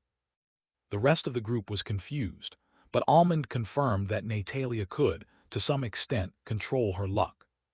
To keep things fair, Almond condensed his mana into a glowing, translucent dice and proposed a roll-off for the right to open the chest.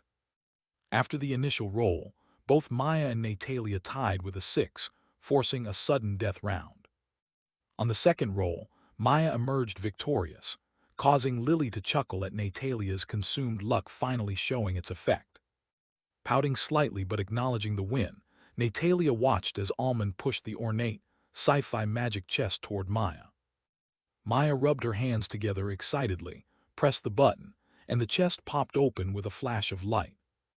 The system announced that all party members had received a random set of stat-boosting fruits. Natalia cheered immediately. Lily, however, shook her head, disappointed that a fourth-rank universal achievement only yielded random fruits instead of high-level skill scrolls.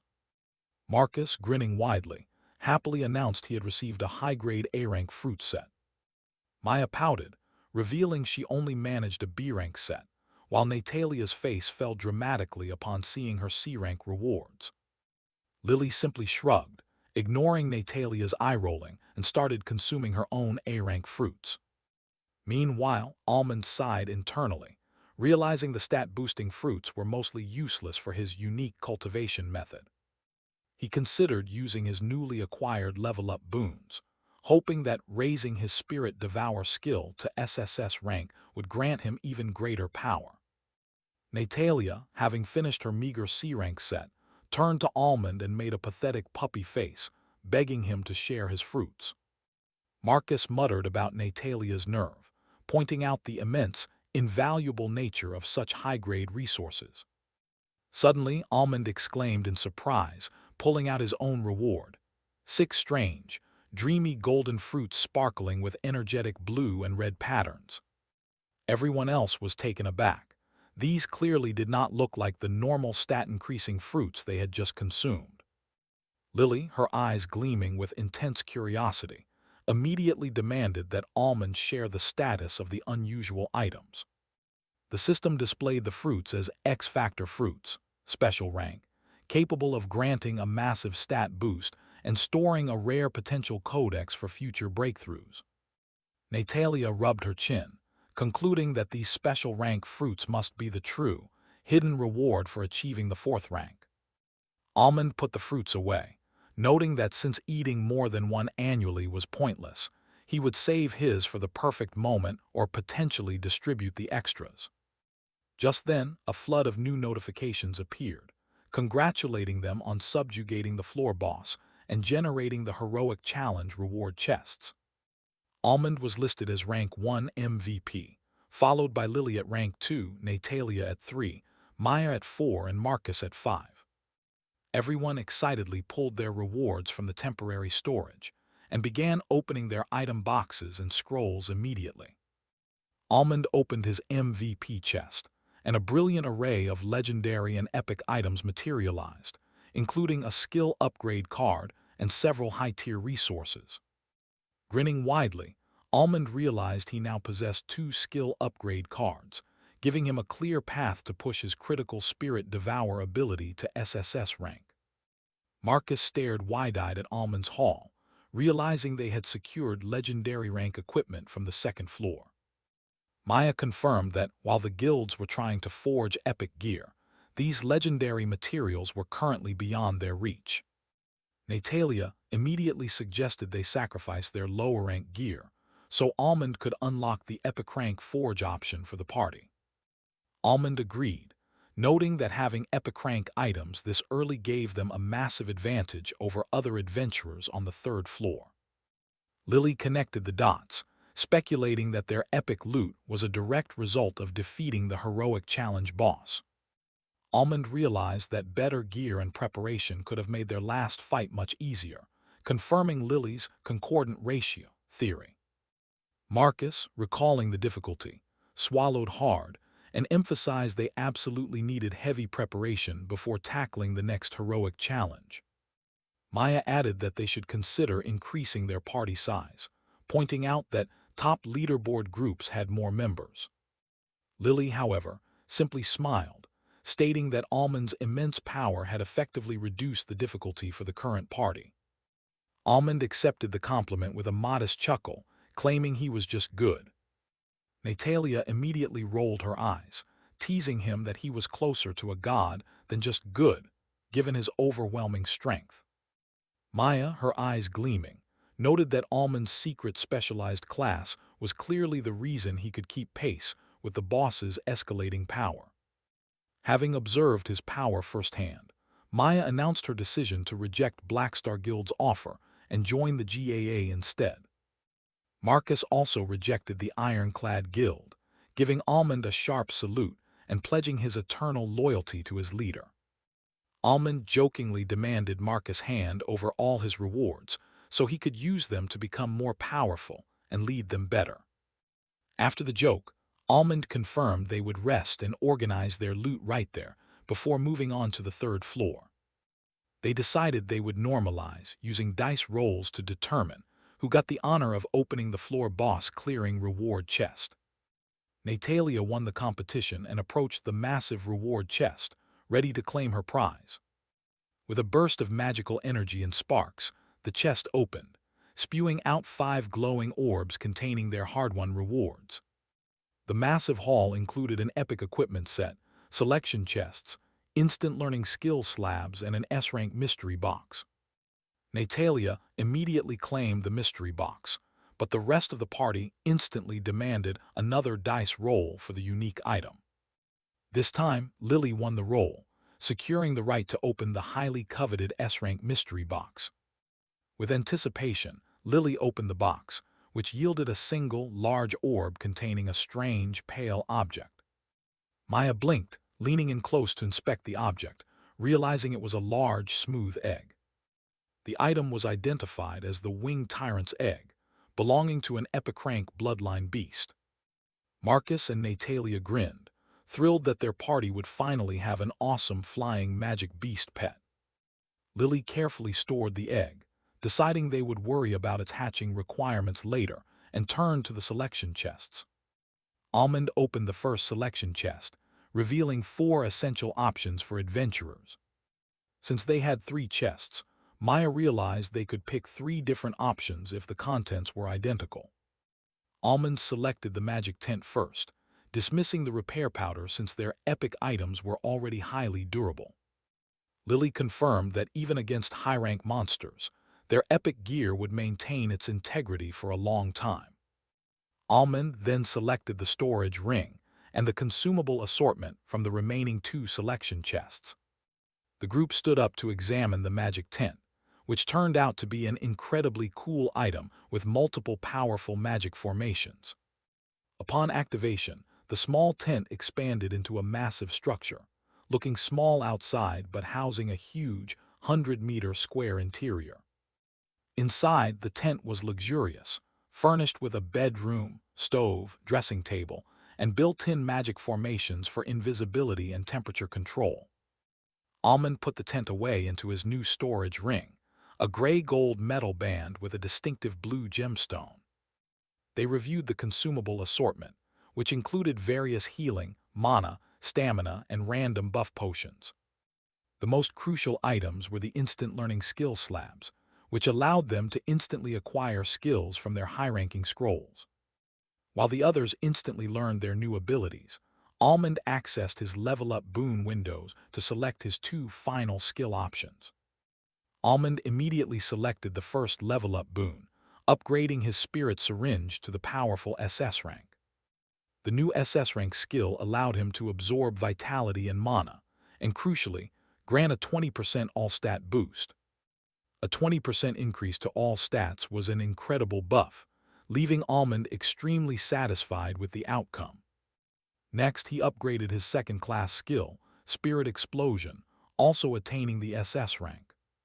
Although powerful, he was mostly using spirits for crafting items, making the upgrade slightly less thrilling initially. However, reading the new effects quickly changed his mind, especially the terrifying-sounding Spirit Nuke feature. This ultimate ability allowed him to stack 100 spirits and condense them into a single, devastating emergency weapon.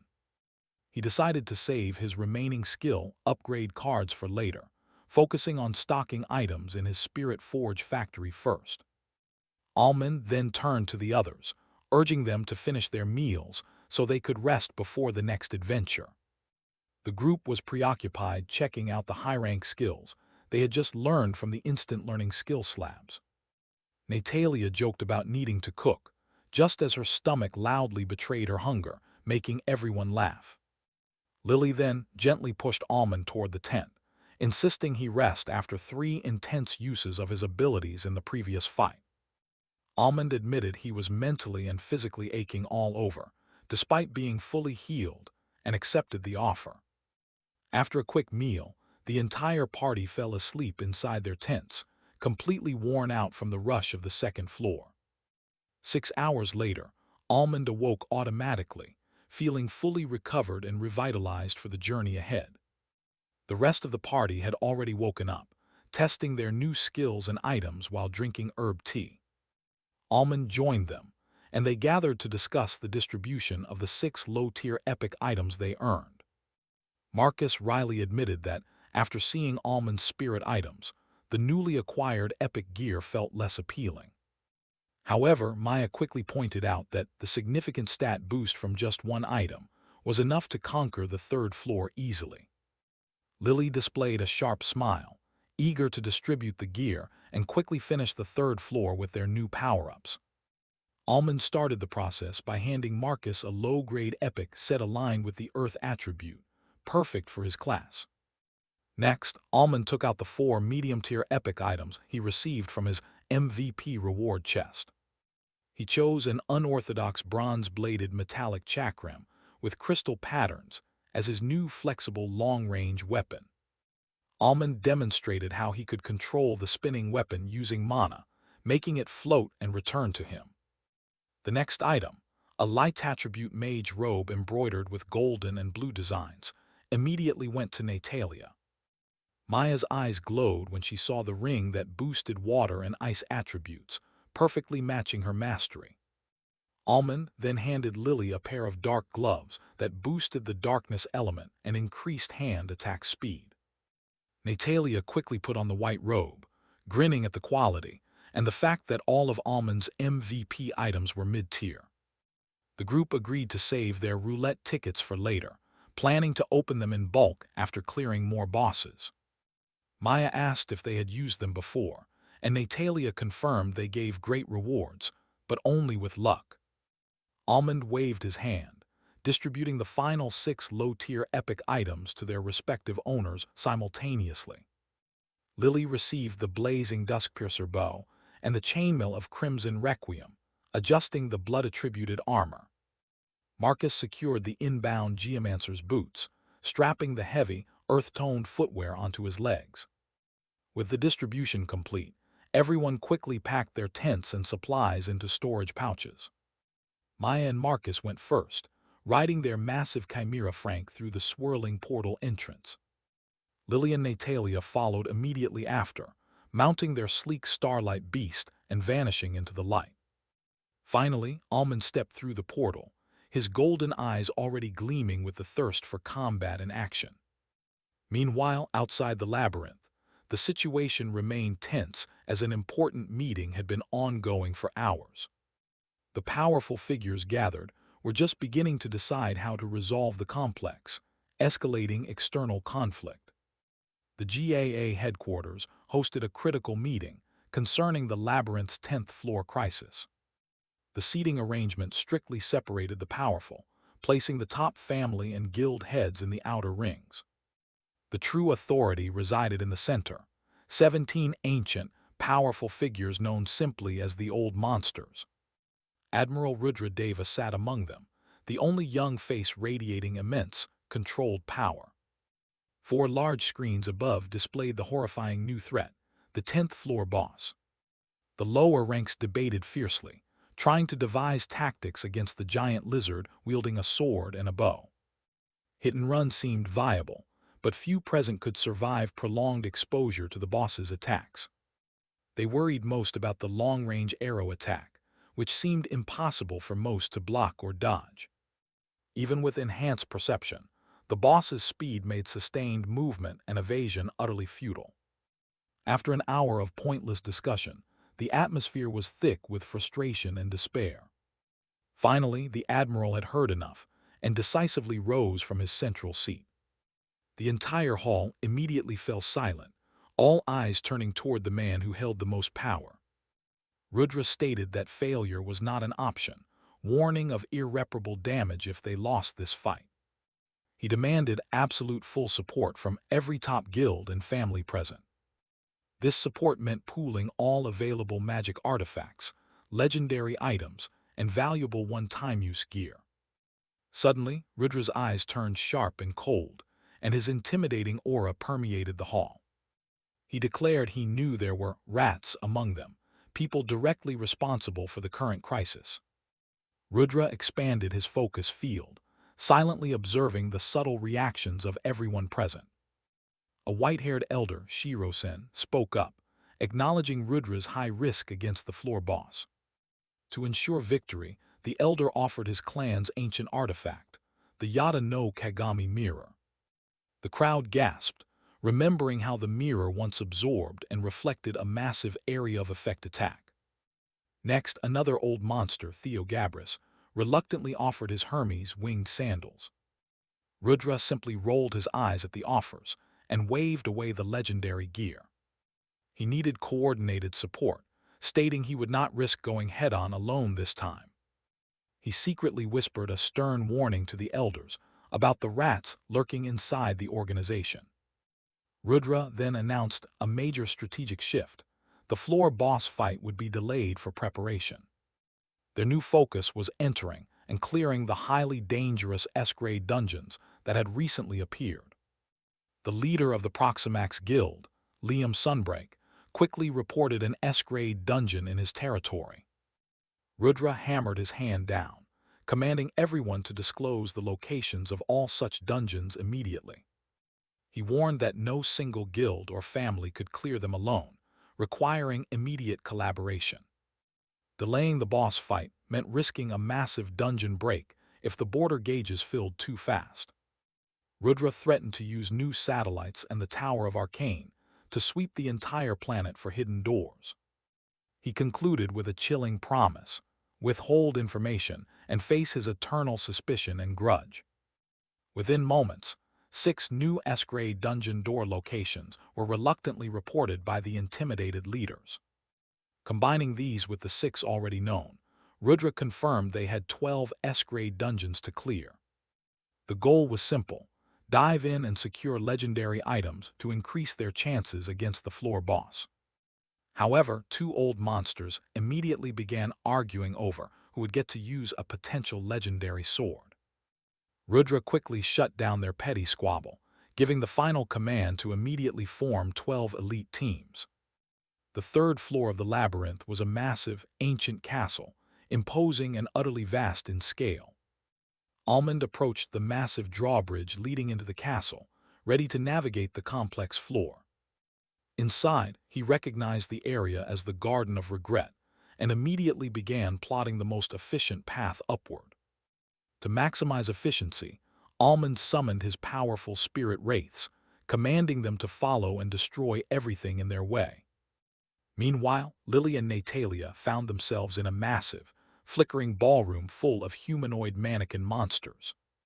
Natalia immediately declared the dancing, creepy mannequins were not to her taste. Lily, however, simply grinned and knocked an arrow, ready to dispatch them with extreme prejudice.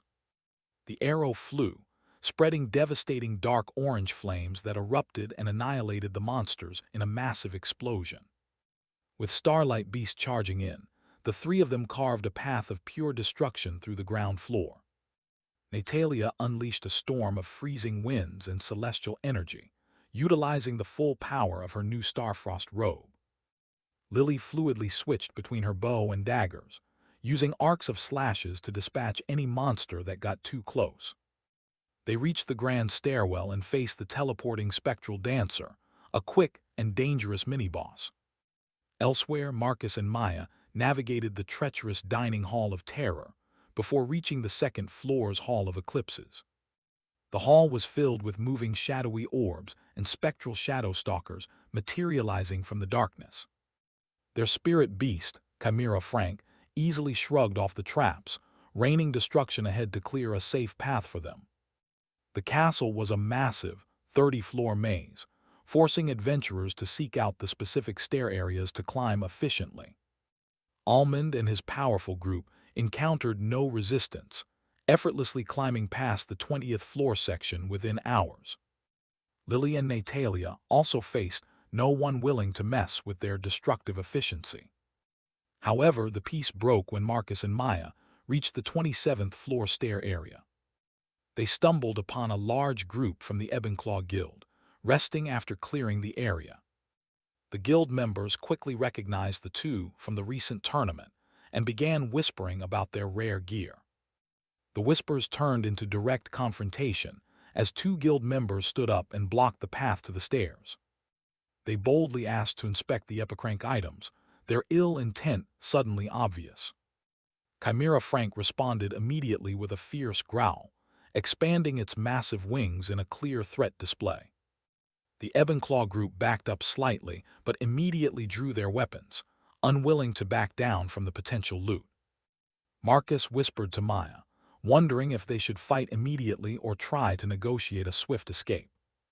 Maya's eyes turned frosty, declaring that anyone who messed with them was simply courting death. Maya glared, preparing her riptide knife and hailspring revolver with a flat, cold expression. Chimera Frank growled fiercely, its three heads opening their mouths as magical energy sparked dangerously.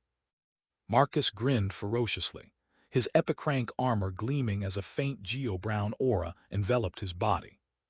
The Ebon-Claw leader, Kareem, challenged them with his black hammer gleaming with cracked red patterns. Marcus spat back, telling the vastly outnumbered group to move out of the way or die. Maya added indifferently that the outcome was clear. They would survive, and the enemies would perish. Tension hung thick in the air, as many of the enemy figures began to falter and hesitate. They feared the massive monster and the unknown power of the hero's epicrank gear. Their leader, Kareem, felt a mixture of intense greed and hesitation over the chance to claim the powerful items. He decided to strike defensively, prioritizing his own survival above all else. With a ruthless grin, Kareem burst out his aura and swung his hammer, conjuring a burning black stone. He struck the stone, launching it like a high-speed bullet directly toward the enormous Chimera Frank.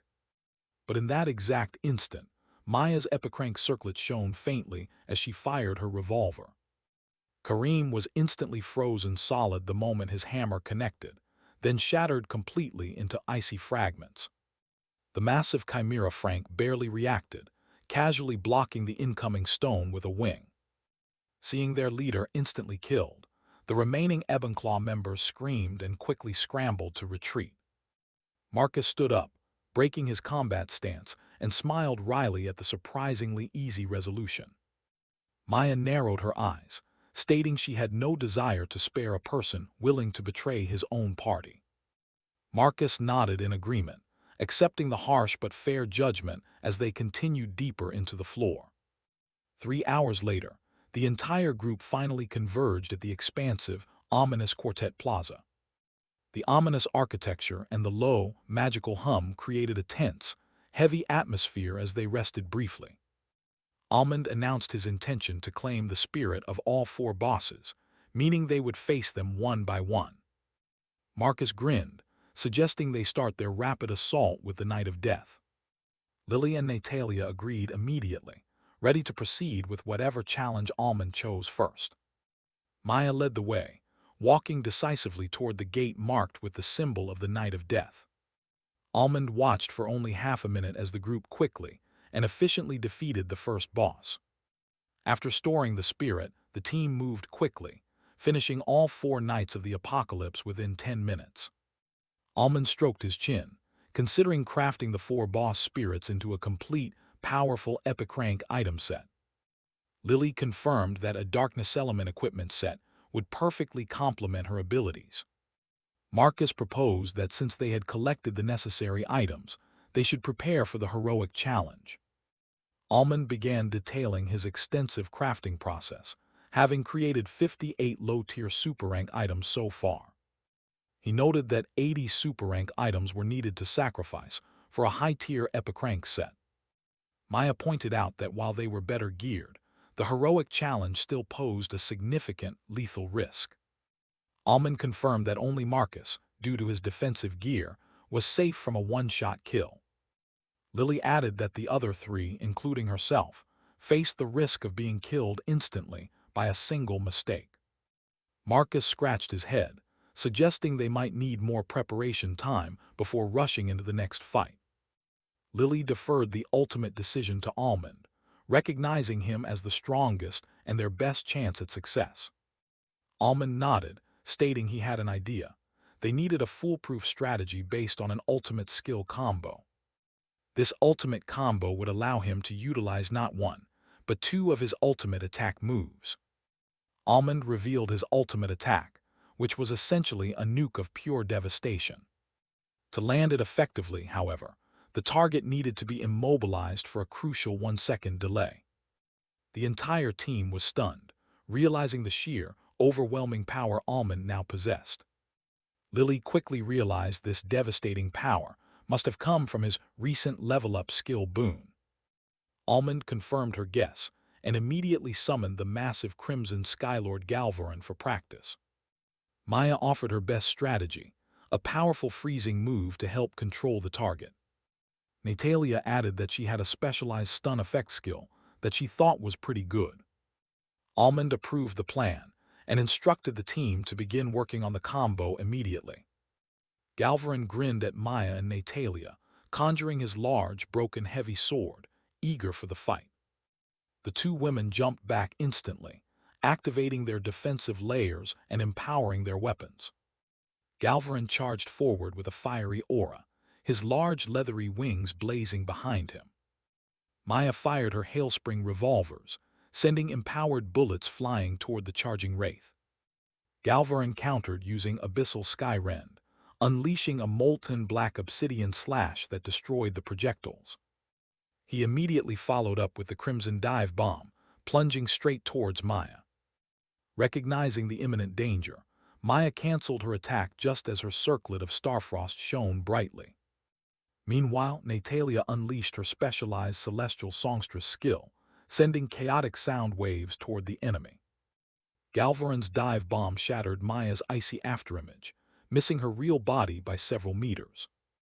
The moment Galvarin impacted the ground, Natalia's sound waves struck him, bypassing his enhanced defenses. Maya seized the critical chance, channeling 70% of her mana into her highest freezing chance weapon, the Aquafrost Bow. Galvarin tried to block the arrow, but it detonated, enveloping him in a thick, freezing mist. He remained stunned for only half a second before bursting out in flames and taking to the skies with a roar. Almond immediately injected spirit syringes into both Maya and Natalia to recover their spent energy. Marcus then asked if his shield bash stun could be useful against a powerful floor boss. Almond firmly instructed Marcus to focus solely on defense and buffing, reserving his mana for support. Lily announced her intention to summon debuffing elementals and prepare her Voidless Sunderer attack for maximum potency. Marcus questioned why Almond wouldn't just disable the boss physically, given his previous feats. Almond grinned, explaining that they were aiming for a one-shot combo to secure the #1 leaderboard spot. Lily, knowing Almond's legendary class skills, immediately understood his ambitious intentions. Almond emphasized that Maya and Natalia needed to refine their control combo to guarantee at least 1 second of immobilization. He clapped loudly, calling an immediate halt to the current sparring session. He instructed Maya to meditate on her skill rune, focusing on bolstering the freeze effect using water element properties. Natalia was told to make her powerful sound-based stun skill more compact and targeted for enhanced effectiveness.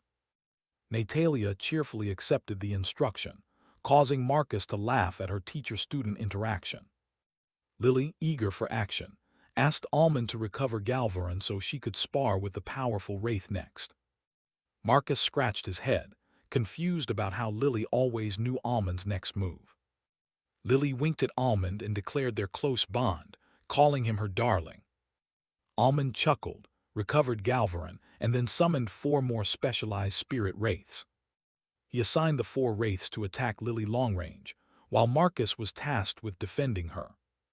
Marcus joyfully accepted the defensive training, eager to refine his combat style against multiple projectiles. As the intense training began, Almond left briefly to refill his precious spirit syringes.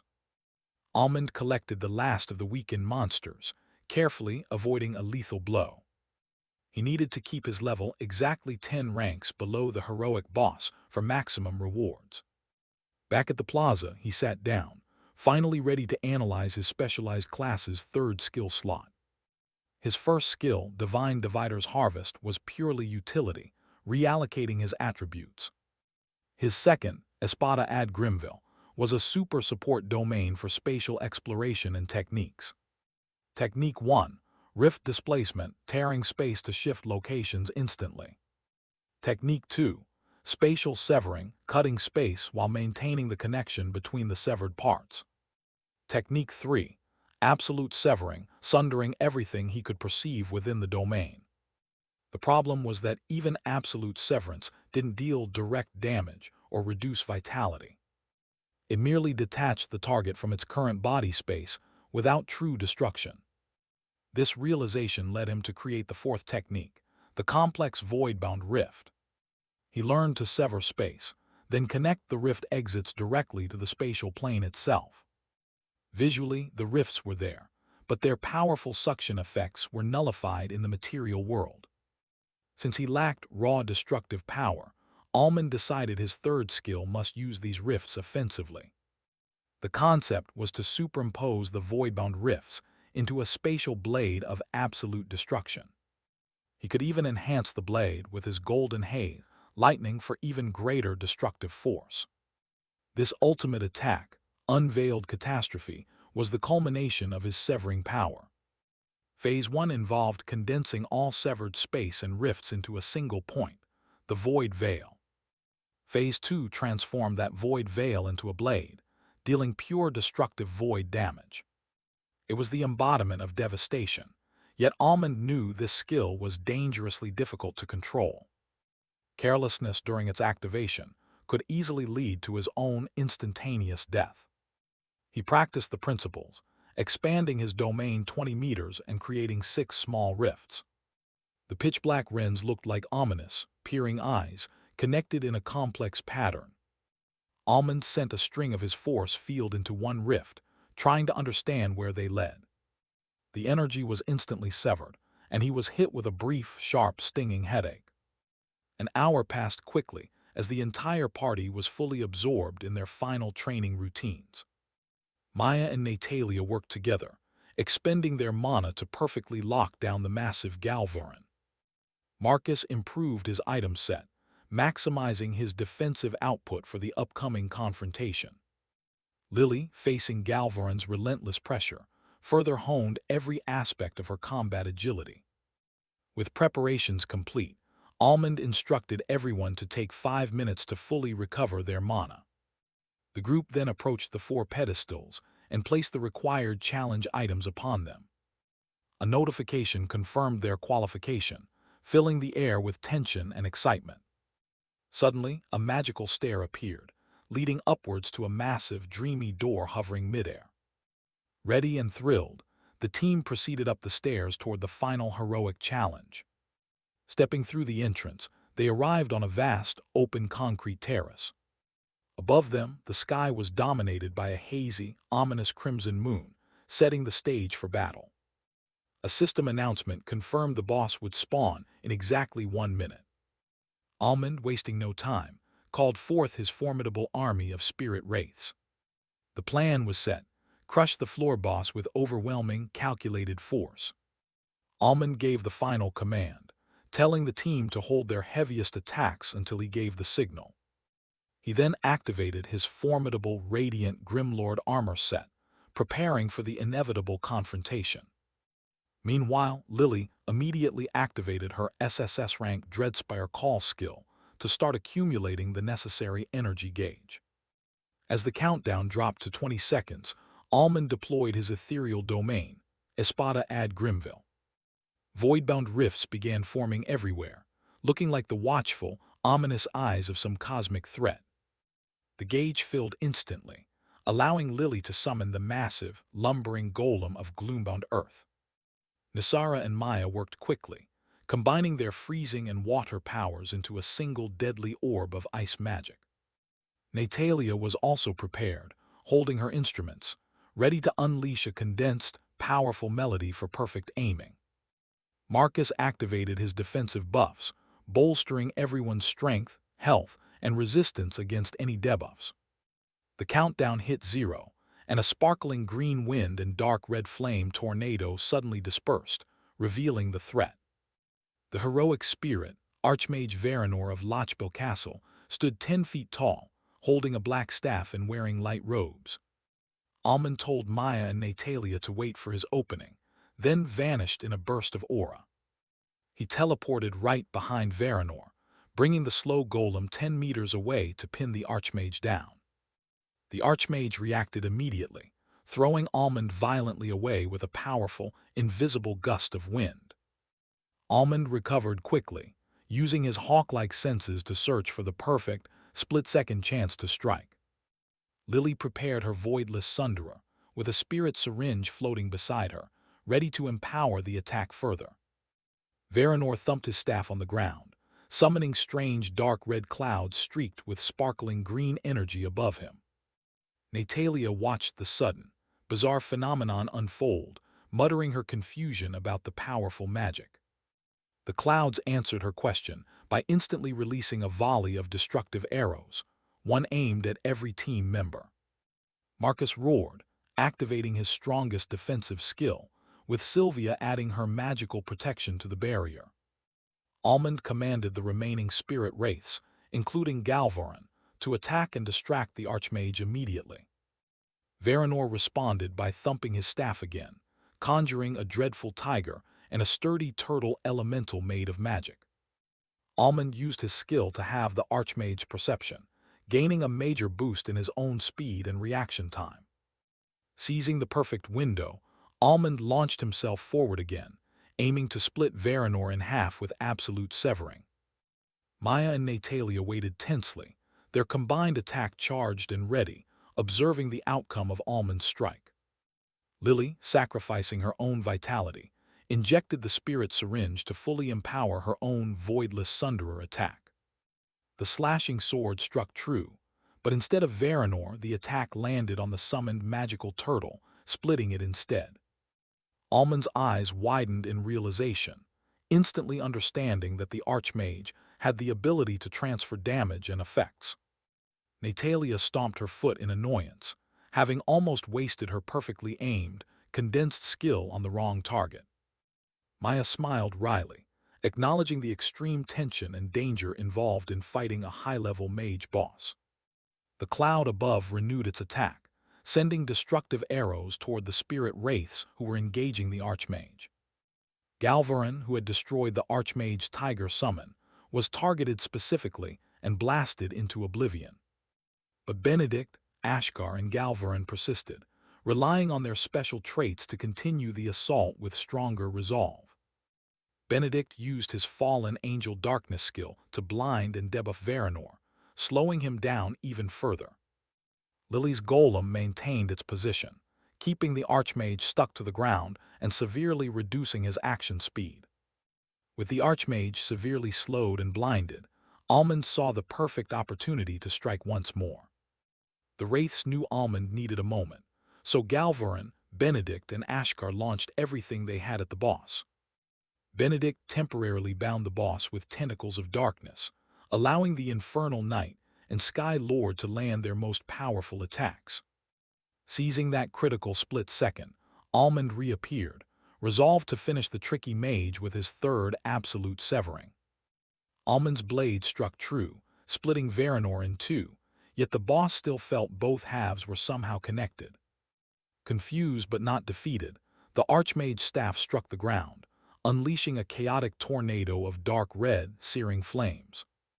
The terrifying explosion instantly incinerated the 3 spirit wraiths, who had sacrificed themselves for the opening. Almond barely had time to react, activating his Radiant Fortress shield to survive the crazy, powerful attack. Meanwhile, Lily and the others waited patiently outside the lethal range, knowing Almond was safe inside his defense. They confirmed Almond was okay when they saw the void-bound rifts vanish, signaling he had activated Phase 1 of his unveiled catastrophe. As the flame tornado finally dissipated, Maya and Natalia prepared to strike the boss, who was now facing Almond. Just as the boss turned, the churning clouds above him unleashed a volley of magical arrows aimed directly at Almond. Right then, Maya unleashed her fully empowered arrow, boosted by Nisara's icy magic, streaking across the field with a sonic boom. The ice arrow struck Varanor instantly, encasing him completely in sharpened, crystalline ice that jutted out in every direction. But even as the boss froze, Almond, utilizing his crazy high perception, unleashed Phase 2 of his ultimate technique.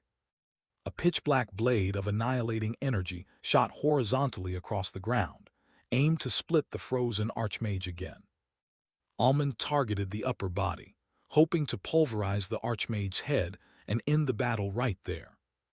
However, sensing the fatal threat, the archmage resisted even while frozen, using a sparkling stream of wind to push the blade lower.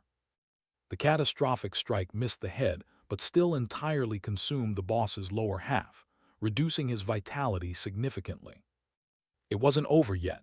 Lily arrived in a flash, unleashing her voidless sunderer and shattering the ice prison, dealing more damage.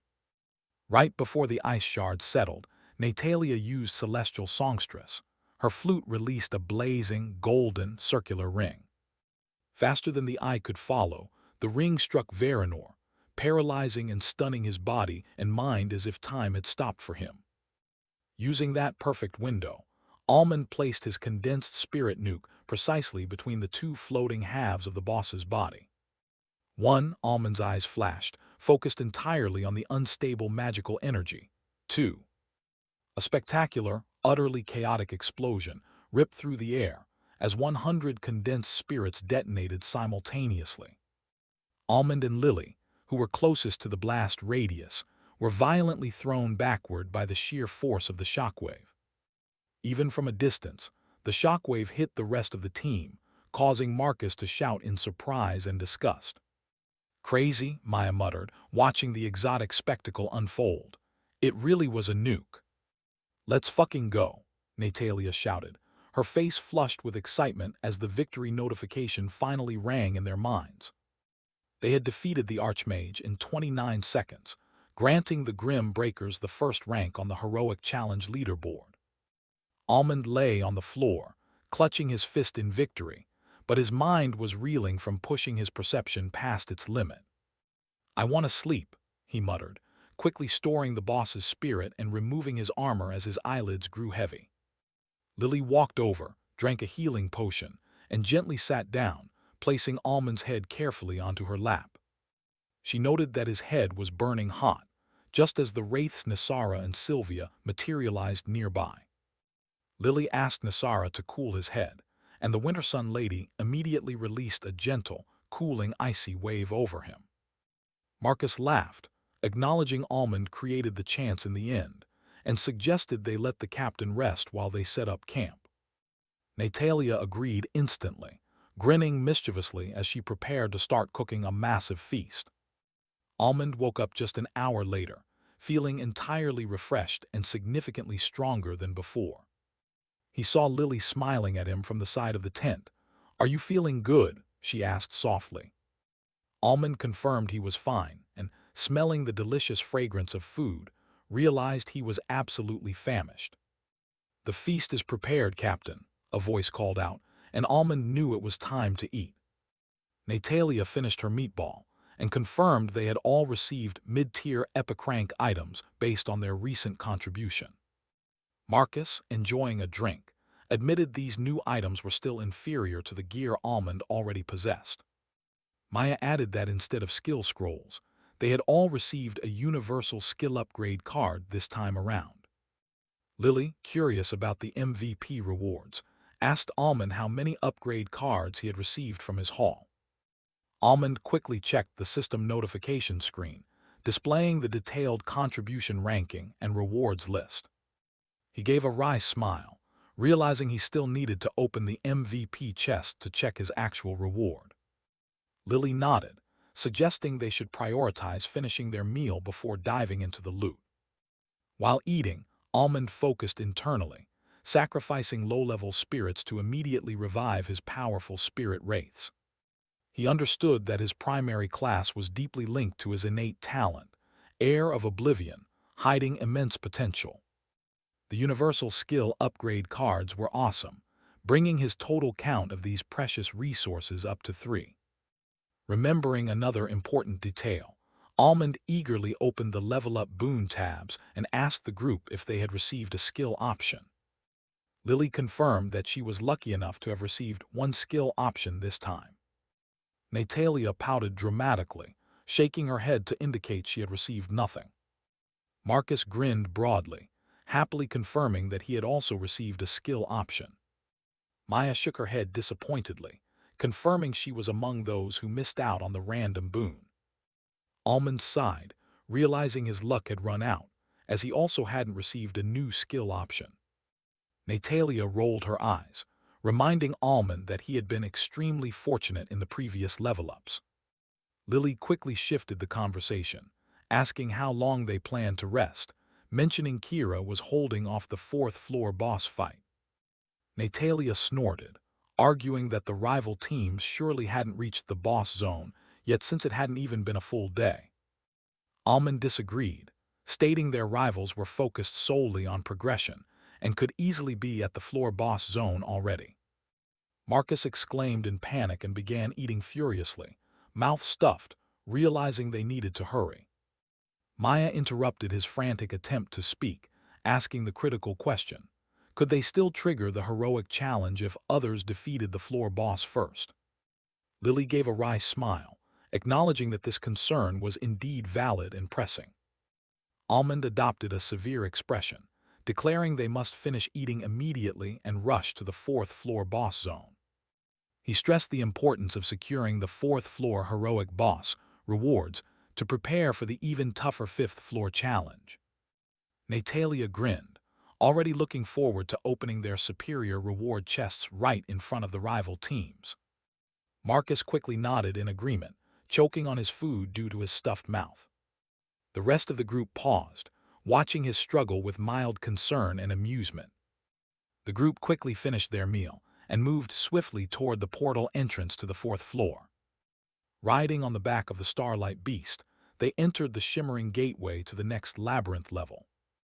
The fourth floor was the most exotic yet, a vast ocean dotted with numerous, constantly moving islands. These islands rotated in rings, requiring adventurers to use spawning ships to navigate towards the central island and the floor boss zone. Almond dismissed the Starlight Beast and immediately summoned the powerful, grotesque Chimera Frank.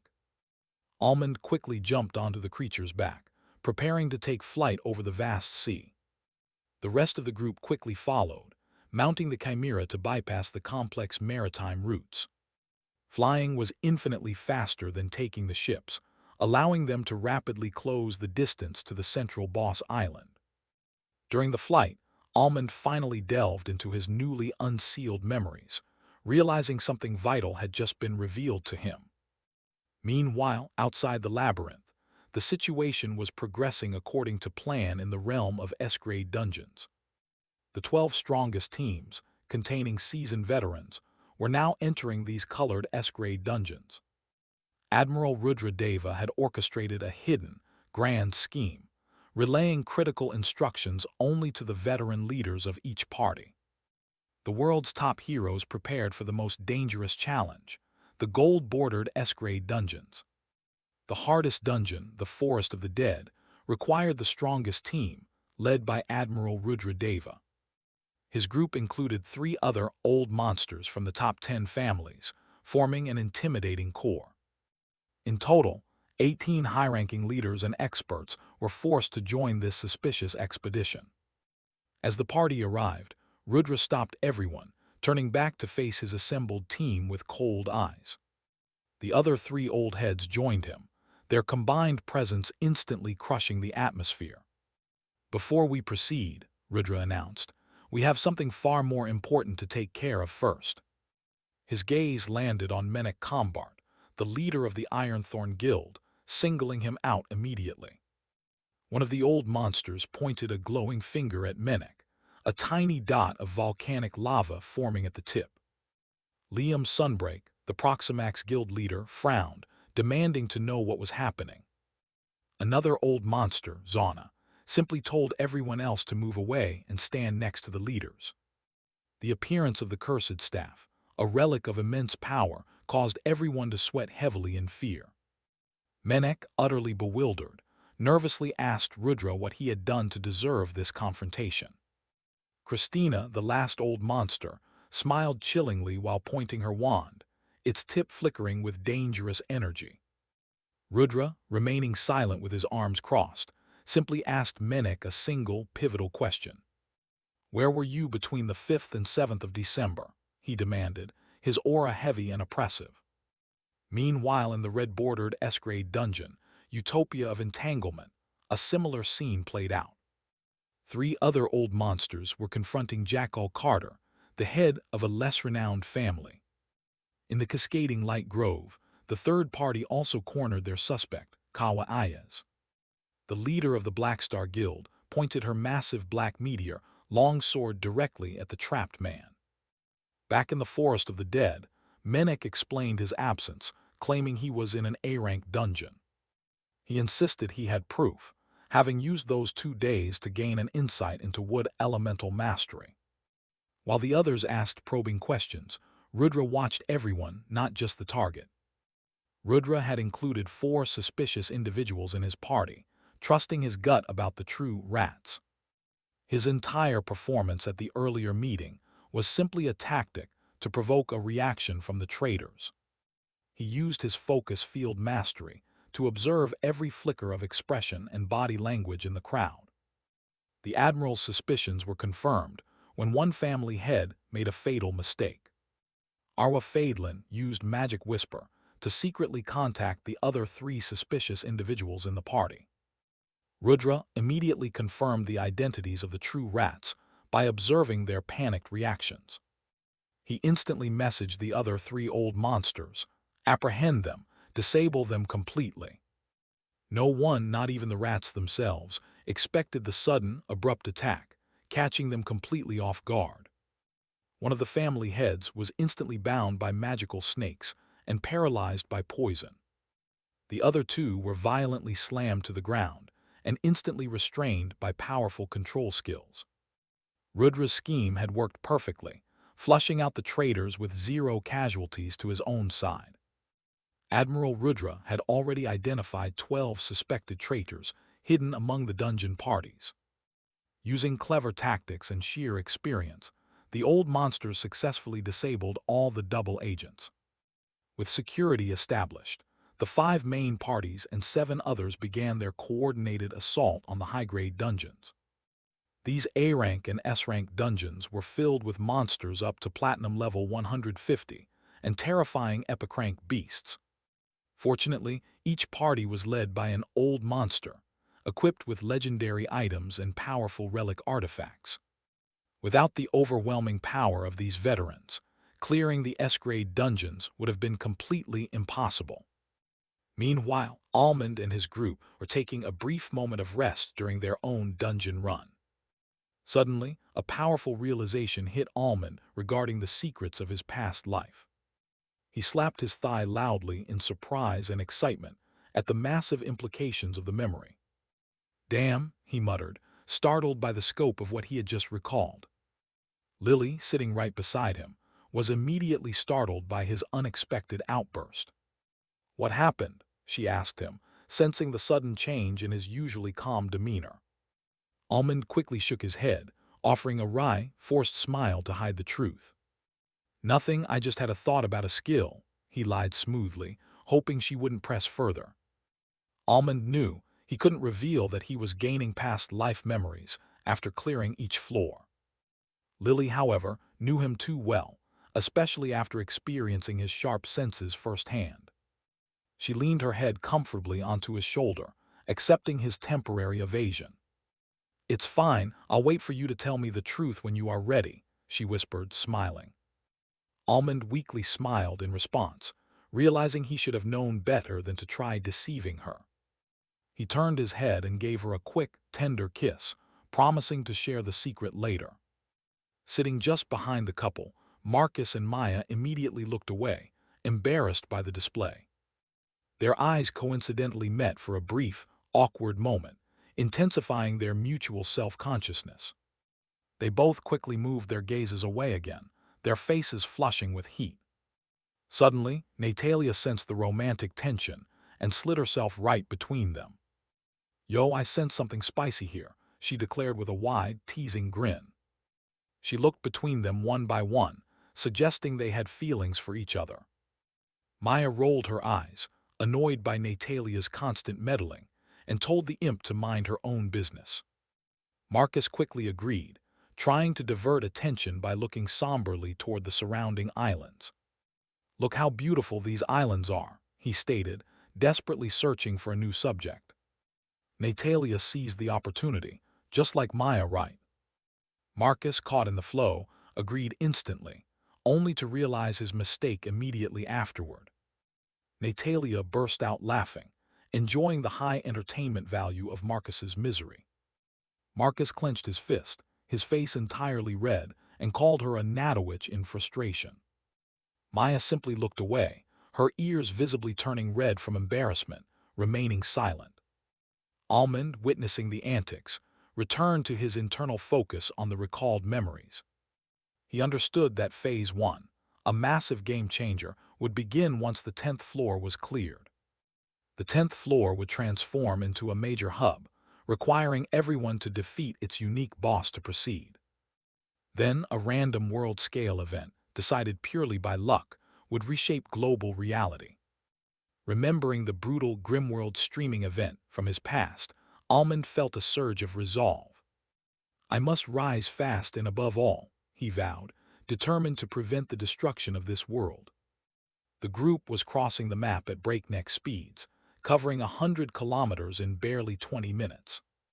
Almond's lightning wasn't just destructive. At this high realm, it was a profound energy source that could charge life and empower the Chimera's cells, dramatically boosting its stats. Suddenly, Lily spotted their destination, a wide, open clearing surrounded by thick trees, where a large group of people was already waiting. The Chimera Frank slowed its immense speed and began its rapid descent toward the floor boss spawning circle.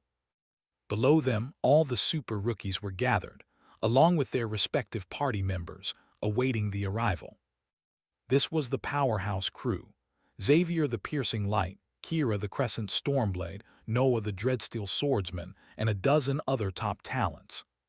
The massive group was clearly split into two factions. Half were ready to summon the floor boss immediately, while the others insisted on waiting for Almond. Kira stepped forward, offering a wry, relieved smile. "You're finally here." Almond offered a faint smile in response, apologizing for their delay. But Natalia wasn't interested in politeness. "Sorry we are late. When you hear why, you're all going to piss your pants," she shouted. The rookies remained silent, processing the chaotic entrance, though a few clicked their tongues in visible annoyance. However, their collective annoyance quickly turned to shock as they began inspecting the equipment worn by Almond's party. They rubbed their eyes, checked again, and then Amir finally burst out in disbelief. "Why the heck do you all have epic-rank items, and how can you even equip them here?" Even Kira, the usually composed swordsman, was visibly shaken by the discovery. Anya, equally confused, tried to rationalize the impossible feat, wondering how they bypassed the system limitations.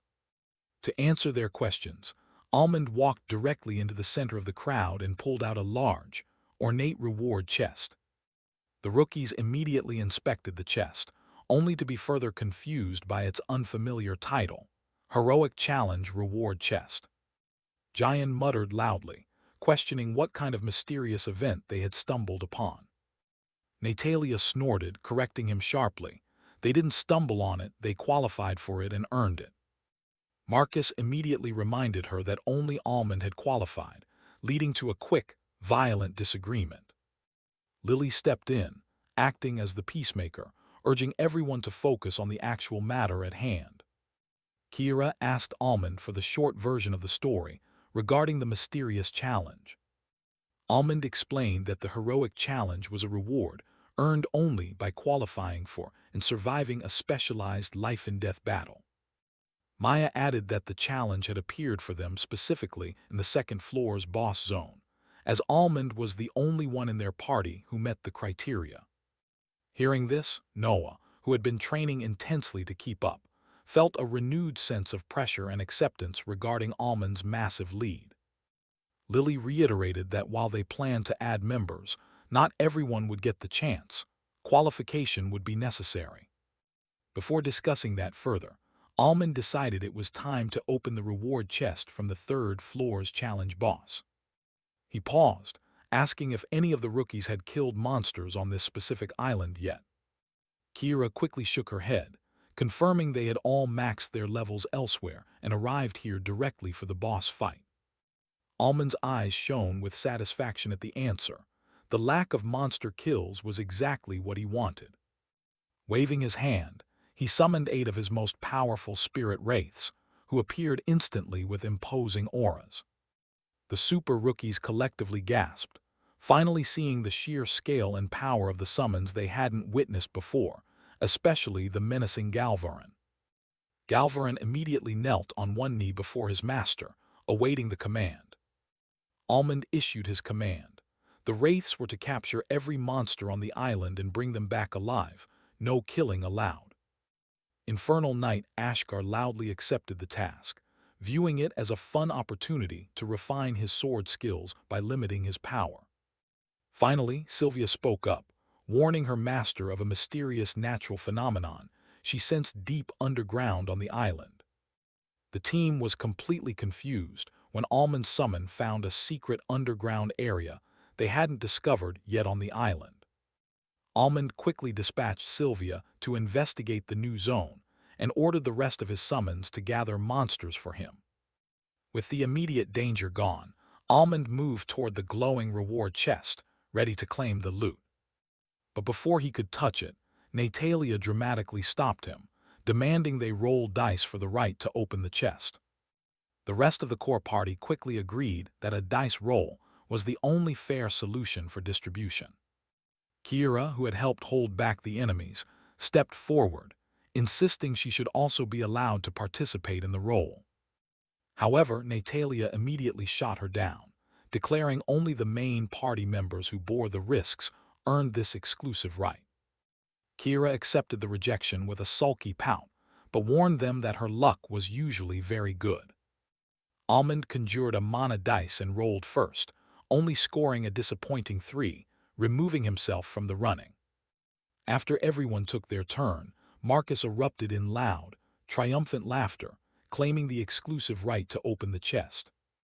Ignoring the impatient bystanders, Marcus rubbed his palms together, savoring the moment before approaching the chest. He finally opened the heroic challenge chest, which immediately spewed out a dazzling array of glowing orbs and a holographic reward panel. Marcus's eyes immediately locked onto the insight stones, realizing their immense value for future growth. Almond, meanwhile, calculated the strategic importance of the 100 million gold coins for future system shop openings. Lily, ever curious, muttered about the 2 S-rank mystery boxes and what hidden treasures they might contain this time. Almond quickly began storing the gold coins and the insight stones into his storage ring for safekeeping. Maya handed over the newly acquired one-time use epic items, trusting Almond to hold them for emergency use. Next up was the random artifact box, and Lily was eager to see what ancient power lay sealed within. But of course, Natalia insisted that they roll the dice one last time to decide who got to open the remaining boxes. Meanwhile, the surrounding super rookies were utterly stunned by the quality of the loot, especially the Epicrank equipment set. They realized that if the rewards were this good, the heroic challenge must have been incredibly difficult to clear. Natalia won the dice roll, finally earning the right to open the remaining 3 boxes. Marcus took the opportunity to reinforce to the onlookers that the loot came at the cost of Almond risking instant death due to the difficulty. Lily confirmed Marcus's statement, highlighting that the floor boss was practically impossible to defeat without Almond's unique ability. Natalia opened the artifact box, which revealed a beautiful, elegant hand fan, much to her confusion. Kira attempted to inspect the item but failed, realizing it was sealed by a powerful requirement. An onlooker explained that the artifact required an impossible 500 perception stat just to unseal and inspect it. Lily recognized the fan's nature, noting its similarity to another sealed stone they had previously acquired. She handed the fan over to Almond for safekeeping, winking to show she trusted him to unseal it soon. Almond mentally confirmed his plan. He only needed to steal perception from the next boss to reach the required stat easily. Natalia then opened the first mystery box, which yielded a high-rank A to S-rank skill scroll. The onlookers gasped again, realizing the rewards kept escalating in power and rarity. Natalia opened the second mystery box, which revealed something truly spectacular, an S-rank wind elemental crystal. Amir, who possessed wind elemental mastery, immediately had his eyes glowing with desperate desire for the crystal. He swallowed hard and stepped forward, asking Almond if he could purchase the crystal. Almond paused, contemplating how the wind element could synergize powerfully with his existing lightning mastery. Almond politely but firmly declined the offer, claiming the crystal for himself to awaken the mastery. Amir, though disappointed, was now resolute, declaring his determination to join Almond's party regardless of the cost. Noah quickly agreed, followed by Kira, who jumped in to confirm her spot, and several other determined rookies. The super rookies questioned how Almond planned to select a few candidates from their large group. Lily bluntly warned them that joining meant risking death, then asked Almond for the actual strategy. Almond paused for a moment, letting the silence hang before his eyes lit up with a sudden idea. Suddenly, Galvarin and another summon arrived, dropping a massive chunk of ice filled with frozen monsters nearby. Almond turned and pointed a finger at the icy prison, preparing to execute the immobilized creatures. A powerful burst of lightning erupted from his fingertip, cracking the ice and instantly killing the trapped monsters. With the effortless kill, Almond completed his gold rank advancement quest and absorbed the spirits. Almond told his core teammates to kill the next batches and complete their own rank advancements. Turning back to the rookies, Almond announced that Lily would evaluate them through combat trials. He aimed to build a solid, cohesive team to maximize their chances against the dangerous heroic challenge. One rookie questioned what would happen to those who were not selected for the elite team. Almond shrugged, suggesting they could try to spawn a normal boss after the heroic challenge was initiated. If they failed, he promised to compensate them with powerful super rank items for the next floor. He emphasized that the super rank gear would guarantee easier progression and better rewards on the fifth floor. Satisfied with the reward, the rookies agreed to the terms, eager to begin the trials immediately. Almond patted Lily's shoulder, delegating the selection process entirely to her so he could rest. Lily acknowledged his intense fighting during the last challenge and agreed that he needed proper rest. The intense recruitment trials began in earnest, with many of the super rookies participating in battles. The lower-ranked party members watched from the sidelines, knowing they lacked the skill to qualify. Initially, Almond remained partially aware, sitting cross-legged and absorbing the spirits of the recently killed monsters. He needed hundreds of spirits to feed his factory and craft the necessary items for an epic rank set. After half an hour of continuous feeding, the initial batch of spirits had successfully transformed into rare-grade items. He calculated that he now had enough materials to create the epic rank set and extra gear for the recruits. Almond commanded his summons to assist, introducing Galvarin as the next opponent for the second round of evaluation. Lily knew Galvarin's immense power and used him as a benchmark to test the true combat ability of the applicants. Almond deployed his magic tent, entered, and finally allowed himself to fall into a deep, needed sleep. He needed to be in peak mental and physical condition before facing the heroic challenge boss. 2 hours later, the selection process concluded, and the remaining super rookies lined up before Lily. Lily asked Galvarin, who had fought them, to provide his assessment of the most adequate candidates. Galvarin named Kira, the swordswoman, who immediately celebrated her success with a triumphant gesture. Lily confirmed Kira's selection. Then Galvarin named Noah, the swordsman, as the next qualified candidate. Lily accepted Noah, but stressed that his selection was purely for his metal element defense, not his sword skills. Noah accepted the criticism with a wry smile and calmly joined the small group of successful recruits. Galvarin suggested Kayla, the druid girl, and Lily immediately agreed, recognizing her potential value to the party. Kayla's cheeks flushed with excitement as she gratefully bowed to the selectors.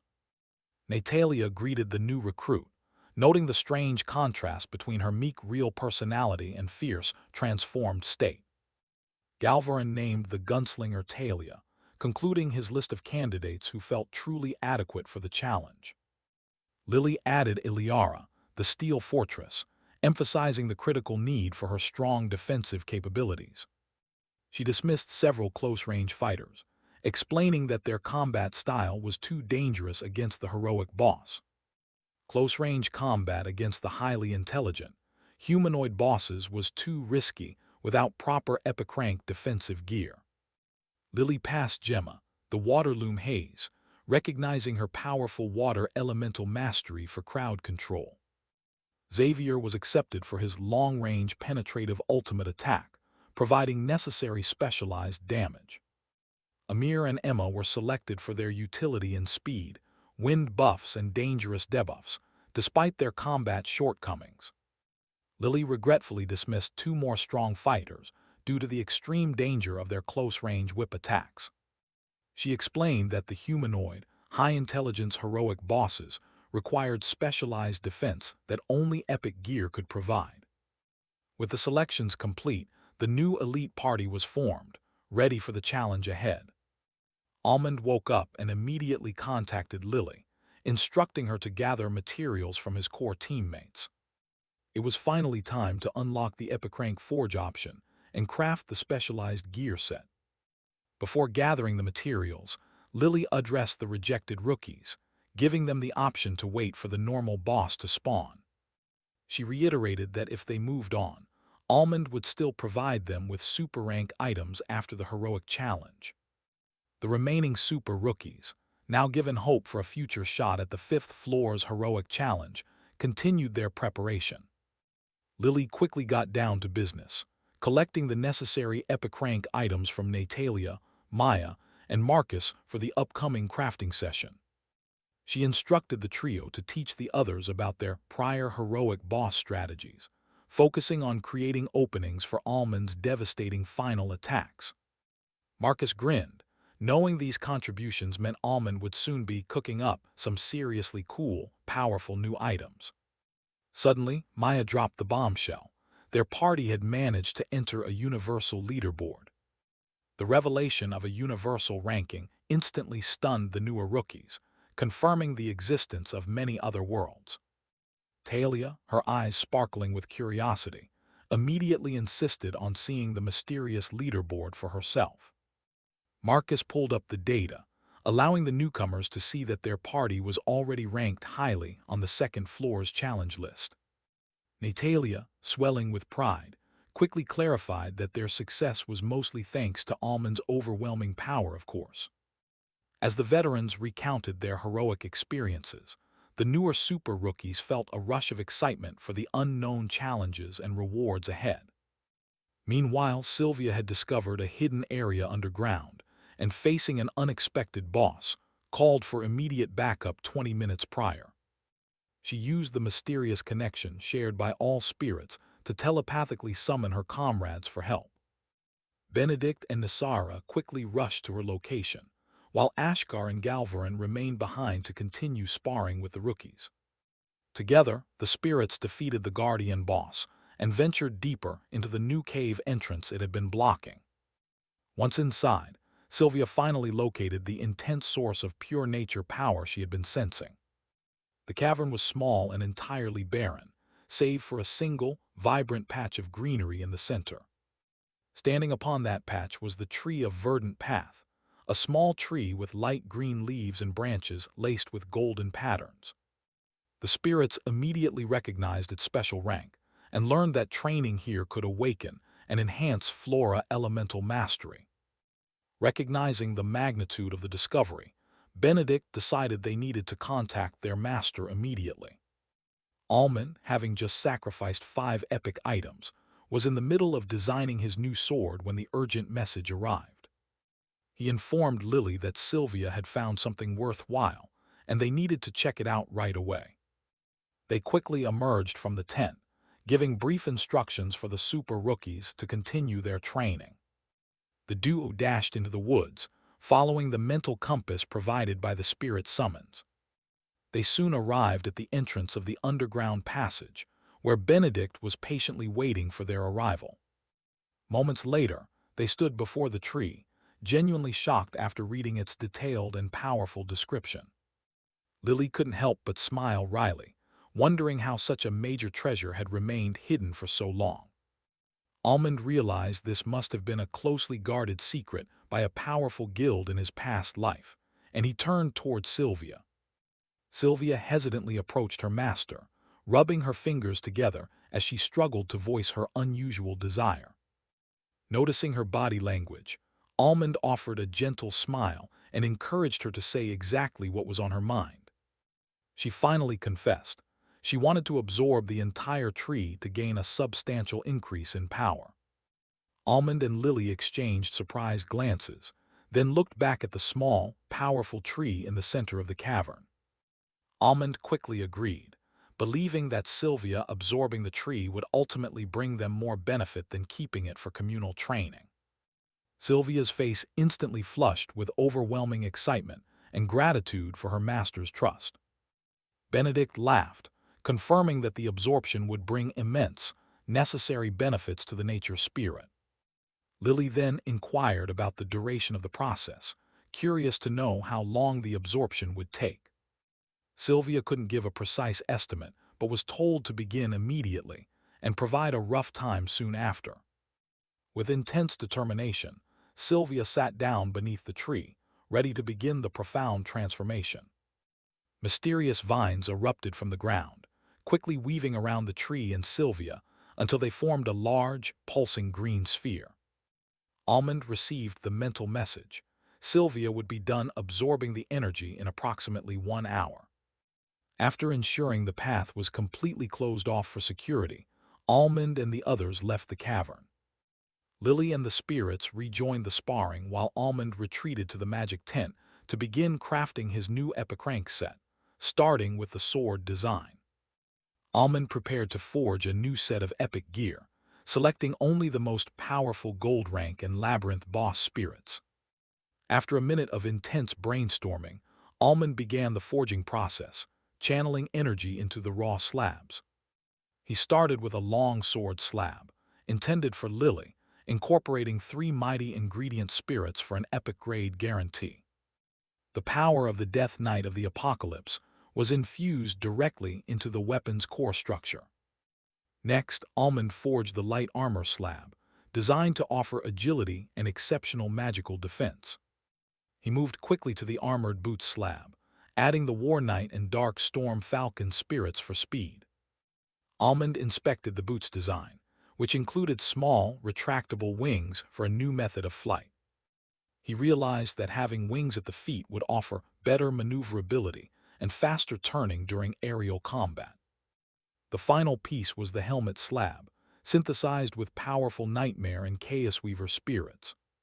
He dubbed the complete collection the Grimlord Apocalypse set, nodding in approval at his work. However, Almond knew crafting was only the first step. This was his chance to build a powerful brand.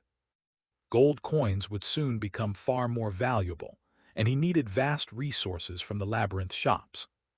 He also finalized his plan with Admiral Rudra to create a special, personal division within the GAA. Almond intended to use his Riftfell eyes to accurately judge and select the best recruits for this elite team. This team would be his personal force, essential for tackling tough challenges and labyrinth exploration. He needed influence and strength far above others to prevent world-scale chaos, as he had witnessed before. Almond's eyes burned with desire. He needed to catch up to the truly powerful big shots and fast. Rolling up his sleeves, he cleared his head and returned his focus to the remaining super rank items. He had 31 ingredients left, enough for 6 low-tier epic items or 3 mid-tier ones. Almond decided to maximize defense, choosing to create 6 full epic armors for the team. He knew that one careless strike from a heroic boss could wipe out any unprotected member instantly. Sufficient preparation was necessary. He would not be irrational just for the thrill of danger. Stepping into the camp, Almond shouted for everyone to pause their activities and gather immediately. Marcus Veneth was the first to react, his eyes glinting with excitement at the mention of new gear. The entire team quickly assembled around Almond, curious about the sudden announcement. Almond announced he was crafting low-tier epic rank armors, with effects surpassing normal high-tier items. One teammate, completely shocked, couldn't believe Almond possessed such powerful crafting abilities. Almond confirmed his power, then waved his hand to reveal the details of his radiant grimlord set. The 4 items of his personal set were displayed, immediately drawing the eager inspection of the rookies. A collective gasp of shock and disbelief spread through the group as they cursed the item's unbelievable quality. Kiera's eyes shone with admiration, noting that the effects were far superior to most epic rank items she had seen. Another teammate muttered that the armor effects even surpassed her powerful father's own gear. A third realized Almond was the mysterious seller of temporary, high-power items on the Silverbird website. Noah, impressed, asked Almond if this incredible crafting was his specialized or primary class. Almond simply smiled, confirming that item crafting was indeed his primary class. He explained that the items gained their superior power from being synthesized, using boss monsters he personally killed. Marcus grinned widely at Almond, eagerly asking if he would be receiving one of the new epic armors. Almond outlined his priority, 6 full-body armors going to the close-range combatants first. He reminded them they must cover each other, as a single undefended strike meant instant annihilation. With the promise of powerful gear, the team stood ready, committed to defending one another in the fights to come. Almond swept his glance over the group, confirming that Lily and Marcus would each receive a new piece of armor. He then turned to Kayla, asking which defensive spirits she could transform into after her recent skill upgrade. Kayla excitedly described her new Warden Griffin spirit, which could parry both projectiles and melee attacks using wind and metal elements. Intrigued by the idea of a parry skill, Almond immediately pulled out his super-rank sword, the Lightning Crownson Edge. Kiera and Noah immediately focused their attention, remembering their family elders had told them to observe Almond's swordplay closely. Almond stood casually, yet his posture was instinctively perfect, ready to unleash the optimal slash at any moment. After receiving her affirmative, the massive Warden Griffin spirit, 15 meters off the ground, prepared for the attack. Almond instantly swung his sword from bottom to top, wrapping the blade in a powerful, flickering golden lightning energy. A slick golden slash shot toward the spirit, forcing the griffin to activate its special wind element defense. The griffin's wings glowed, moving at an unnatural, blurry speed that dictated a forceful wind current. The sword slash struck the wind field, was instantly parried, and blasted 5 meters away without detonating. Almond raised his eyebrows, noting that the griffin's variant wind successfully led the powerful slash away and prevented its explosion. The excited griffin confirmed its prowess, proudly proclaiming that the parry could handle anything. Satisfied, Almond smiled, telling the group he was now heading into the magic tent to begin crafting the new armors. As soon as he left, Kiera and Noah dashed forward, rushing to examine the exact spot where Almond had stood. They found his feet had dug into the dirt slightly, but the surrounding ground was completely untouched by cracks or vibration. Kiera snickered, confirming her belief that Almond was a freak and that his swing had been a masterful display of control. Noah, somber, analyzed how Almond could perfectly align his body to exert high strength without wasting any energy or vibrating the ground. Kiera patted his back, encouraging him to keep calm and maintain an open mind so they could continue to learn from Almond. Suddenly, they both turned, startled to realize Xavier had been standing right there, listening using Mana Shroud. Kira rolled her eyes, questioning why Xavier felt the need to sneak up on them in that manner. Xavier explained he was simply listening and didn't want to disturb their analysis of Almond's technique. He wondered aloud if Almond knew anything about the piercing styles specific to the rapier, his main weapon. Kira grinned and told him the only way to find out was to ask Almond directly later on. Xavier nodded with determination, confirming his intention to grow stronger and refine his style just like Almond. But for now, Kira shouted an invitation to Lily and Galvarin for a high-speed, weapon-only sparring match. Noah and Xavier exchanged a quick look, silently agreeing to join the impromptu training session. Meanwhile, back inside the magic tent, Almond finished designing the 6 armors and started the production process. He used the few boss spirits he had available, filling the remaining ingredient slots with normal spirits he had saved. Once the crafting began, Almond took out his MVP reward chest and the party ranking chest from the 3rd labyrinth floor. With anticipation, he opened the MVP chest, causing a burst of glowing orbs containing various treasures to spill out. He reviewed the rewards list, noting the legendary materials, the universal skill upgrade card, and the epic rank gear set. Almond grinned, realizing he could sell the full gear set to a party member for a massive amount of gold coins. He picked up the advanced skill scroll, noting it was a unique item, a tier above the high-ranking scrolls he previously acquired. The scroll's details explained it generates a random growth skill and requires the user to complete tailored training to learn it. Almond was completely surprised, realizing this item was truly awesome because it had a chance to grant a rare passive skill. He briefly considered waiting 2 months for Natalia's luck to return before opening the scroll, but quickly dismissed the thought. Rationalizing that he would likely get another one later, Almond prayed for a passive skill and opened the scroll immediately. After the successful raid, Almond was immediately rewarded with a mysterious advanced skill scroll containing whispering knowledge. This unique skill was bound only to him, requiring a drop of his blood for any chance of unbinding later. Infusing mana, his mind was transported to a serene, isolated mountain peak, but he immediately rejected starting the mandatory 24-hour training session. Almond decided this growth-type skill was too important to learn carelessly, opting to wait until they were done with the current Labyrinth raid. Finally, it was time to open the biggest prize, the party ranking chest for their rank 1 position on the leaderboard. To his astonishment, the chest delivered an advanced skill scroll to every single party member.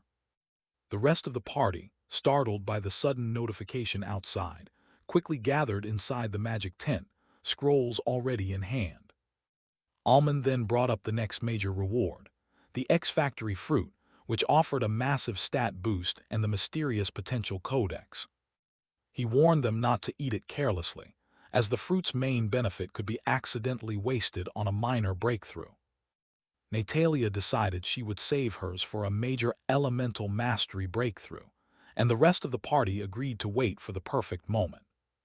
With the scrolls and fruits secured, Almond moved on to the main event, distributing their growing trove of epic rank items.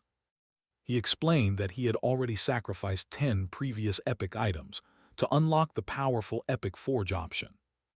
The remaining list detailed the many sets and boxes they had accumulated from the 2nd and 3rd floor bosses and contribution rewards. Ignoring dice rolls, Almond instructed everyone to open their remaining epic item boxes, trusting they would contain the expected mid-tier gear. Moments later, a dazzling array of newly manifested epic gear lay scattered before them on the ground.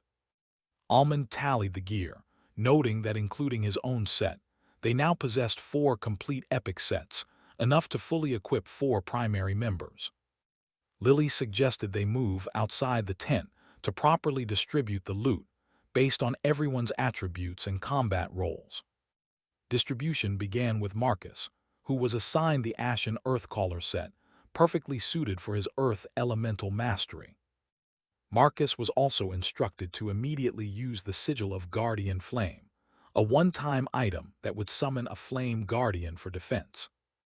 When others questioned using a one-time item immediately, Almond's eyes narrowed, declaring they would save nothing for a swift, successful raid. Lily reinforced Almond's strategy, adding a sharp, predatory smile, confirming the necessity of giving their absolute all right now. Almond then unveiled the truly massive prize, the new Grimlord Apocalypse set, along with 6 more full-body armor pieces that were incoming. Maya noted that the set included a long sword, but Lily quickly explained that she had requested the long sword slab for better utility against heroic bosses. Almond selected the mid-tier epic Eclipsed Horizon set for himself, noting its effects perfectly complemented his unique fighting style. Next, the Ice and Metal attributed Frostheart Bastion set went to Noah Duncan, who would use it as an off-tank on the front line.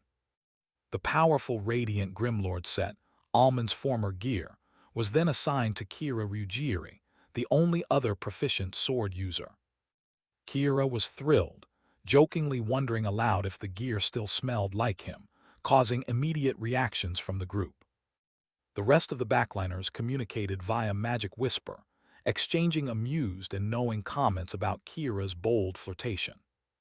Almond interrupted the gossip, handing Amir the Verdant Wind cloak, instructing him to use its wind attributes to keep the backliners mobile.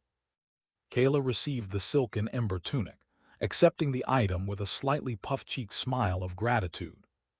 Finally, Almond considered the Oathbound gauntlets, realizing they lacked a dedicated hand-to-hand combatant. Almond held up a pair of heavy gauntlets, explaining their powerful stat-sharing and position swap effects. Marcus reacted immediately, noting the gauntlet's surprisingly high attack power for a utility item. Almond emphasized that the active skill allowed a quick swap to counter any boss that infiltrated the back lines. Lily quickly deduced that the item needed to go to someone who could use long-range control attacks effectively. This strategy narrowed the candidates down to the 3 main controllers, including Natalia Lorzak. Almond selected Maya, trusting her experience with unpredictable heroic bosses to react appropriately. Next, the defensive Starblossom Circlet, offering healing and protection, was assigned to Iliara. Kira received the Moonstrider Greaves, a water elemental item that provided significant speed buffs. Almond then distributed the Ironspine Pauldrons, a metal-attributed piece, also assigning them to Iliara. Gemma received a powerful one-time use artifact, the Crystal of Arcane Storm. He instructed her to immediately boost the crystal with her water power to maximize its slowing effects on the boss. Almond announced that he would personally use the Elixir of Skyborn Reflexes, which granted the ability to step on air. He needed the temporary flying method to compensate for his current armor set and dominate the battlefield.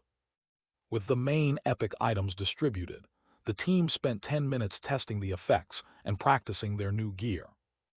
Almond distributed the remaining super rank items, including a pistol, a cloak, and 6 low-tier epic armors. Marcus was given the projectile-destroying spear for defense against powerful, incoming enemy attacks. Suddenly, Sylvia arrived, and everyone was momentarily shocked by her stunning, more human-like transformation. All the spirit wraiths, having absorbed power, had broken through to the gold rank, significantly boosting their stats. Sylvia, having absorbed the ancient tree, reached an astonishing 150 points in all her base stats.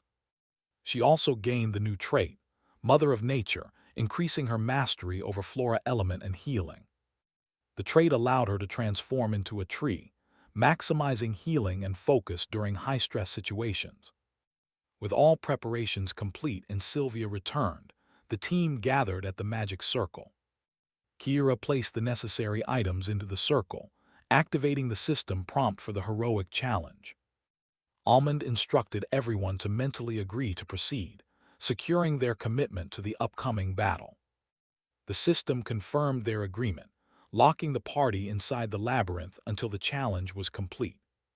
The magic circle split open, revealing a hazy, swirling portal, the entrance to the do or die challenge. Amir muttered about the brutal commitment, realizing there was absolutely no turning back now. Lily, however, grinned sharply, embracing the high stakes of facing a heroic boss. The first-timers among the group suddenly felt the immense pressure of the impending deadly battle. Almond delivered his final, stern warning: keep your mind clear and never panic. He stressed that any mistake would lead directly to death, demanding absolute focus from everyone. With the final instruction given, Almond led the way, stepping confidently into the dark, hazy portal. Everyone followed him one by one, disappearing into the crack in the floor to begin the test. They arrived in a massive, oppressive dark hall, characterized by extremely low visibility and dim, scattered lights. Almond felt an immediate, strong bad premonition upon seeing the hostile environment. Almond felt his heart pound. If this fourth-floor challenge was an assassin boss, things would get extremely messy. He immediately gathered the team and laid out the initial strategy: a 5-person cage to surround the boss and keep it contained. Lily confirmed his fears, noting that an assassin-type boss significantly increased the chance of death, making the team anxious. Natalia cursed, realizing they had to kill this high-risk heroic boss faster than anything they had faced before. Almond quickly summoned his array of spirit wraiths, while Lily began charging her power to summon the massive gloombound earth golem. He pulled Sylvia to the front line, assigning her the critical role of rooting the boss and recovering their spent mana. Even the offensive members like Talia and Xavier were restricted to using only their armor effects and critical utility buffs, such as Talia's action speed boost. With 30 seconds remaining, Almond activated Espada ad Grimville, causing strange eye-shaped cracks to appear across the massive hall floor.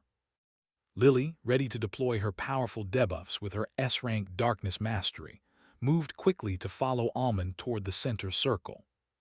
The entire team took their positions, with the frontline fighters and wraiths surrounding the magic circle, while the backline prepared their range attacks.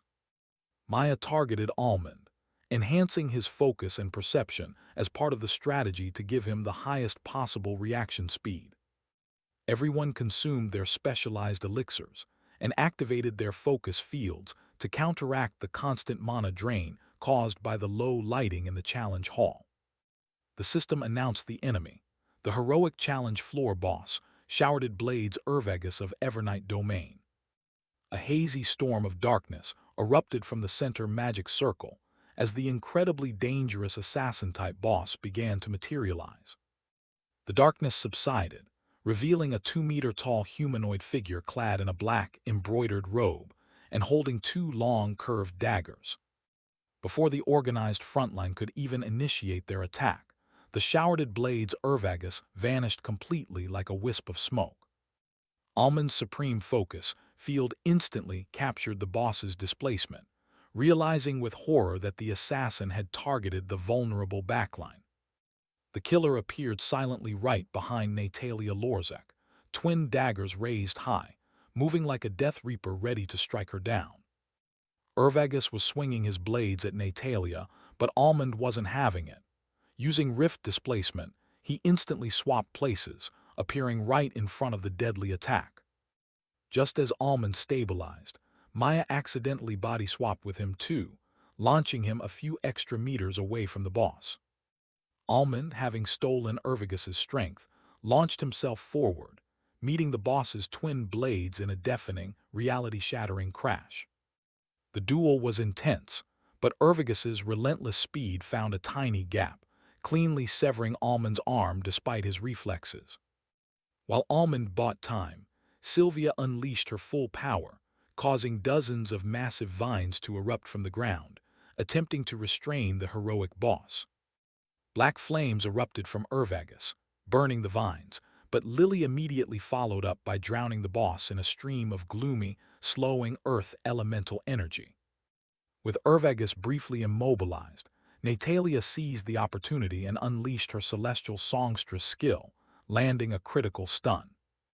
Kira, Noah, and the others rained down colorful attacks while Almond injected a spirit syringe, instantly healing his injury and regrowing his arm completely. Suddenly, just as they prepared the next wave, the entire group sensed the boss vanish completely from their focus field, leaving behind an oppressive, increasing darkness.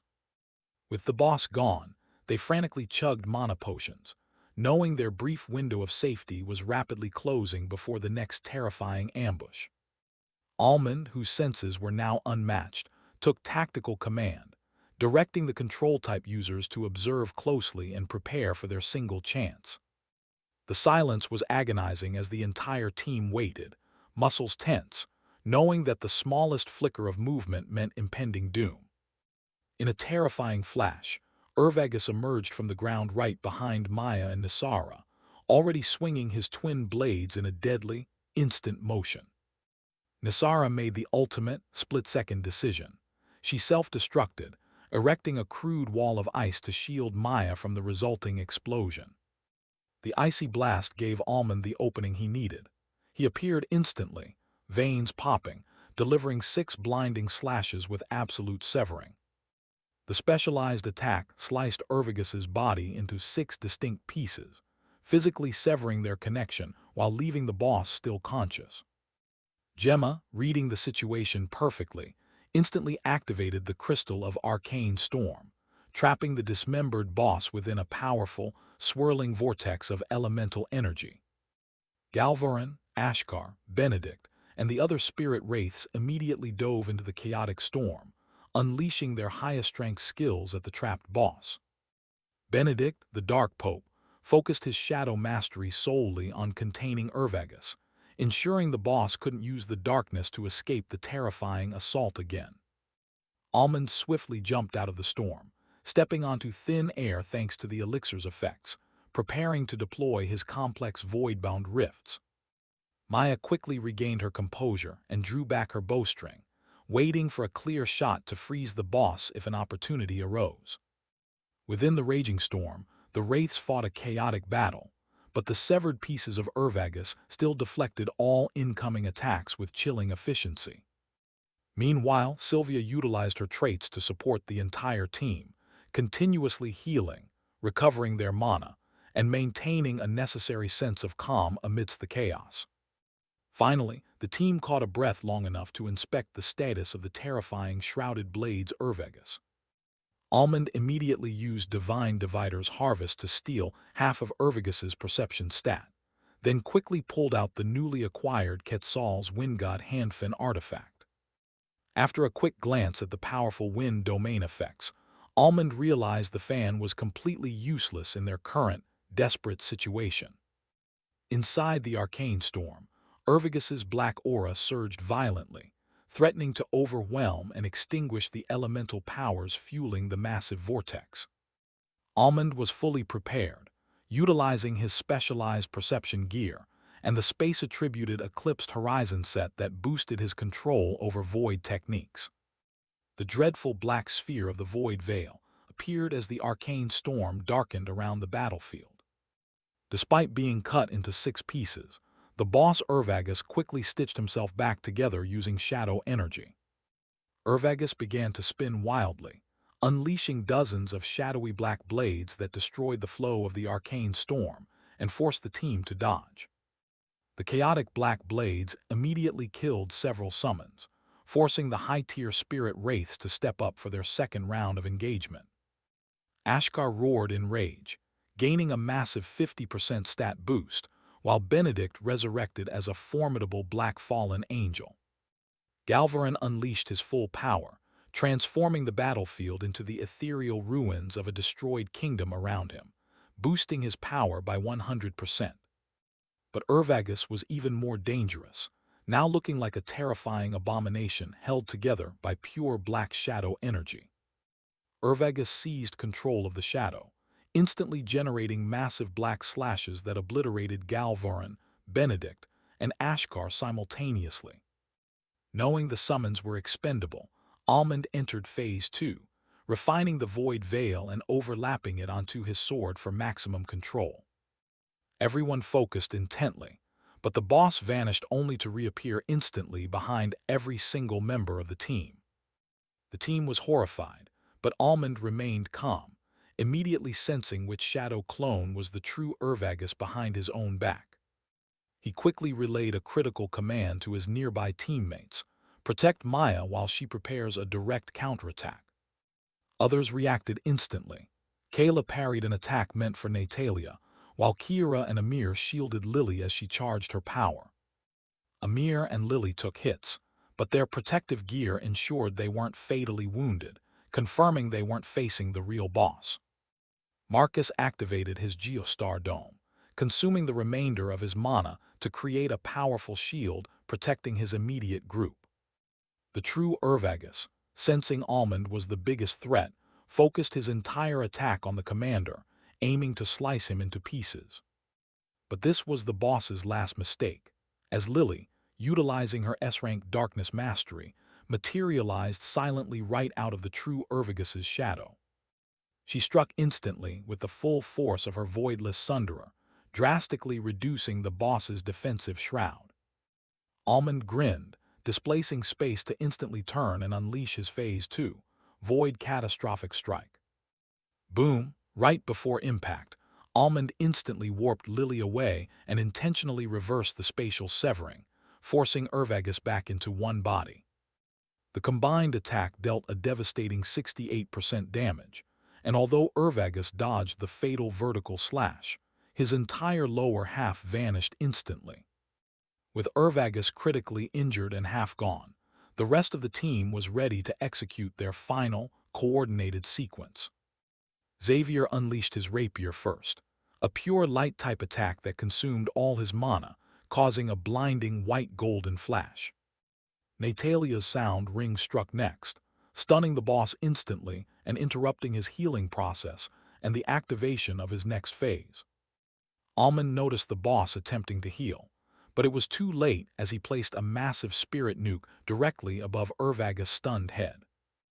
Maya's whistling arrow arrived immediately after, freezing the completely stunned Urvagus in place for one critical second. Boom! The spirit nuke detonated with cinematic force, utterly destroying the boss.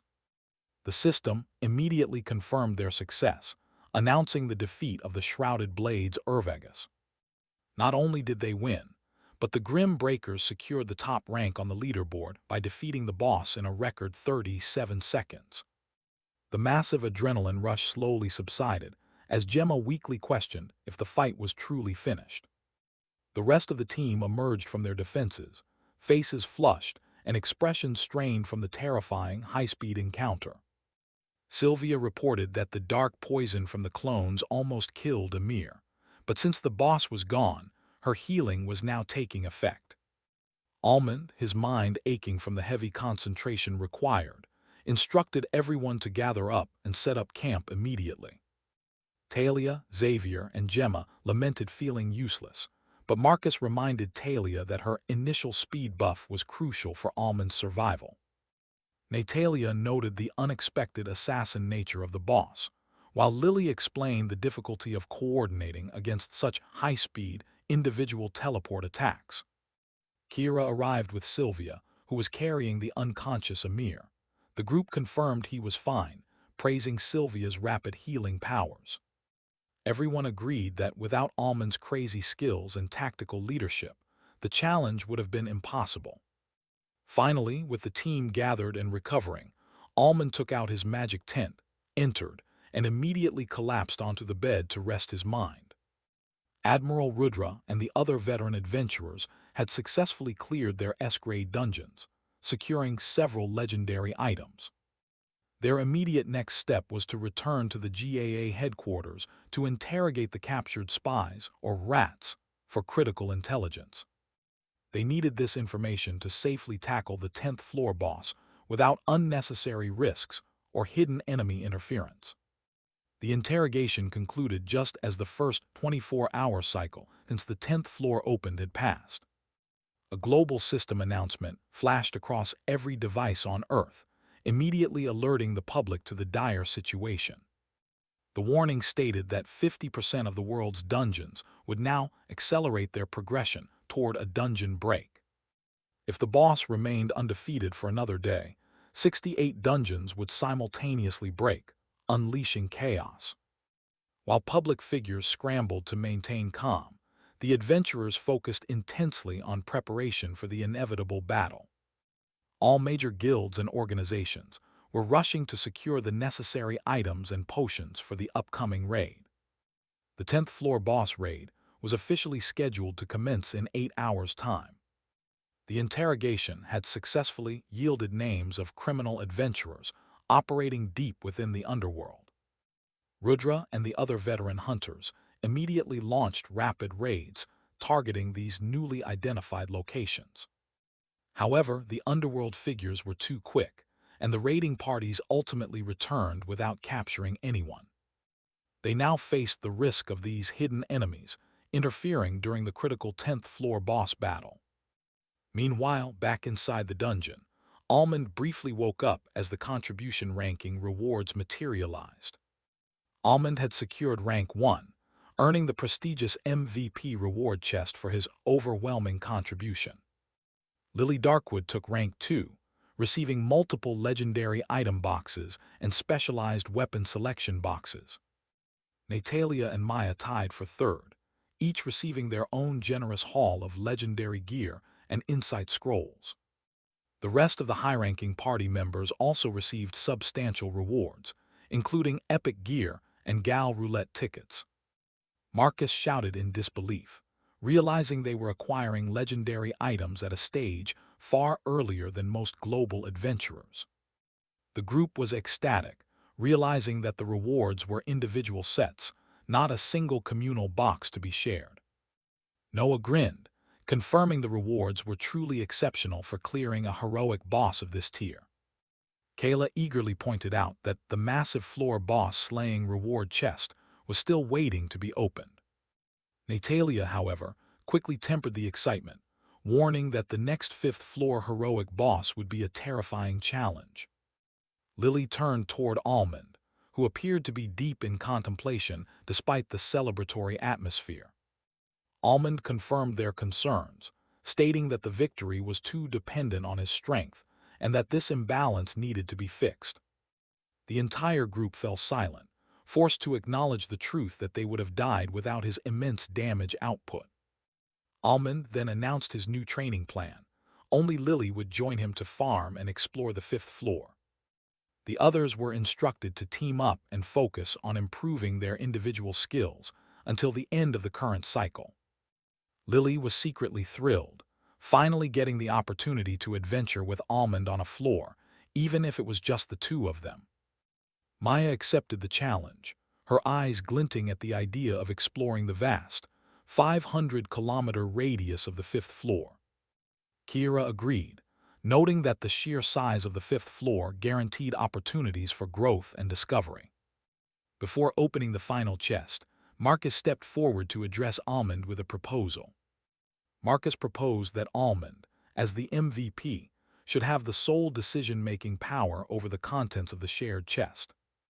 The entire group immediately nodded in agreement, acknowledging Almond's leadership and crucial role. Almond smiled sharply, agreeing to the terms, and offered to sell the epic gear he had lent them for gold coins. Noah instantly agreed to purchase his lent Frostheart Bastion, set upon their exit from the dungeon. Kira asked about her Radiant Grimlord set, securing a fair price and a generous duration extension from Almond. Almond promised to craft superior custom gear for everyone later, but warned that the prices would be substantially higher. Xavier firmly declared his intent to pay any price necessary for the superior, custom-made equipment. Almond then conjured a unique, complex hexagonal 20-sided dice and a glowing mana board to decide the chest's fate. He announced the rules: the highest roll wins the contents, and he would begin the final reward process. After a close roll, the chest finally opened, and Natalia could only watch with a frustrated frown as the rewards spilled out. The entire group erupted in shock as the holographic reward list appeared, revealing an unbelievable legendary rank gear set. Almond calmly stepped forward to distribute the 10 insight stones, explaining that their benefit wasn't guaranteed, but dependent on the user. Kira studied the stone's description, confirming that this wasn't some guaranteed power-up, but rather a chance for genuine self-improvement. Almond suggested they try focusing on a specific power or skill they wished to improve, hoping the stones would generate a related phenomenon. Everyone immediately started brainstorming their desired skills, eager to try out Almond's intriguing theory. With the insight stones distributed, Almond moved on to the next set of prizes, the SS rank mystery box and the random artifact box. The dice were rolled again, resulting in Natalia winning the right to open the mystery box. The mystery box yielded a phenomenal SSS rank skill learning chance stone, a one-time use item that Almond immediately claimed. Next, the artifact box was opened, spitting out a dark green feather patterned with fiery orange markings. This was the dark renegade phoenix feather, a tier 2 artifact capable of full revival if used within 24 hours of death. Lily's eyes glinted with cold appreciation. An item of this power was truly incredible. Marcus shouted in disbelief, realizing just how broken and overpowered such a revival item truly was. Kira quickly warned them, mentioning that artifacts like this drew the covetous gaze of underworld forces and powerful hidden families. Lily then interrupted, making it crystal clear that the information about this artifact could never leave this room, not even in whispers. Almond reinforced the warning, narrowing his eyes and asserting that he would be very disappointed if word ever got out. To prevent reliance, Almond decided to hold the legendary and epic gear sets until the group reached the 5th floor boss area. Maya, determined to improve, stepped up and returned her oathbound gauntlets, resolving to rely only on her own skills on the next floor. Seeing her example, the rest of the party quickly agreed that self-reliance was the best path to prepare for the next heroic challenge. Almond smiled, pleased that they understood the importance of hard-earned progress, and took all the returned items. He then opened the party chest, awarded for ranking first on the Grimworld leaderboard, triggering a notification for everyone. Talia was dumbfounded by the sheer volume of riches they were accumulating just by following Almond's lead. Natalia cheekily pointed out that following Almond meant low effort for high reward. Lily instantly countered, reminding everyone that this low effort came with a very high chance of an untimely death. The notification confirmed the rewards, a supreme assortment of potions and an advanced skill scroll for every party member. Marcus, thrilled to receive another one, shouted his excitement over the valuable scroll. Noah inspected the scroll, curious about what made this particular item so special. They realized the scroll generated a random growth type skill and required completion of tailored training in a special dimension to learn it. Marcus suggested using one immediately to see how long the training dimension lasted, since Almond was resting anyway. Almond agreed to the test, but warned them with a heartless smile that he would leave them behind if they weren't done when he woke up. Marcus accepted the risk and quickly sat down cross-legged, preparing to activate the demanding scroll. Natalia couldn't help but snicker, thanking Marcus for volunteering to be their experimental pig. Ignoring the teasing, Marcus activated the scroll, and his body went limp as his consciousness was instantly pulled away into the training dimension. Almond chuckled and decided to give Marcus a boost, instructing Sylvia to transform into the Mother of Nature tree. Sylvia readily agreed, beginning her transformation into a massive, glowing tree form to enhance the environment. Inspired, another party member decided to join Marcus, planning to enter the 5th floor with a powerful new skill in hand. Almond confirmed the remaining schedule. They had 35 hours until he started the heroic boss challenge. Xavier frowned, pointing out the major strategic vulnerability. Another party might beat them to the boss fight if they waited too long. Lily quickly devised a solution. Send a few members to secure the boss spawning item and prevent rivals from starting the fight prematurely. Almond agreed, But first, he needed a couple of hours of rest. They would decide who went after they had all eaten. After defeating the heroic challenge boss, Almond's previously fragmented memories began returning rapidly during his sleep. He woke up with a clear mental map of his past life, including everything he knew about the labyrinth up to the 10th floor. Almond immediately prioritized the essential information, noting secret locations and challenge spots on the upcoming 5th floor. He was hungry, and outside, most of the group was resting near the massive tree created by Sylvia. Lily, sensing his presence, opened her eyes from her cross-legged meditative rest.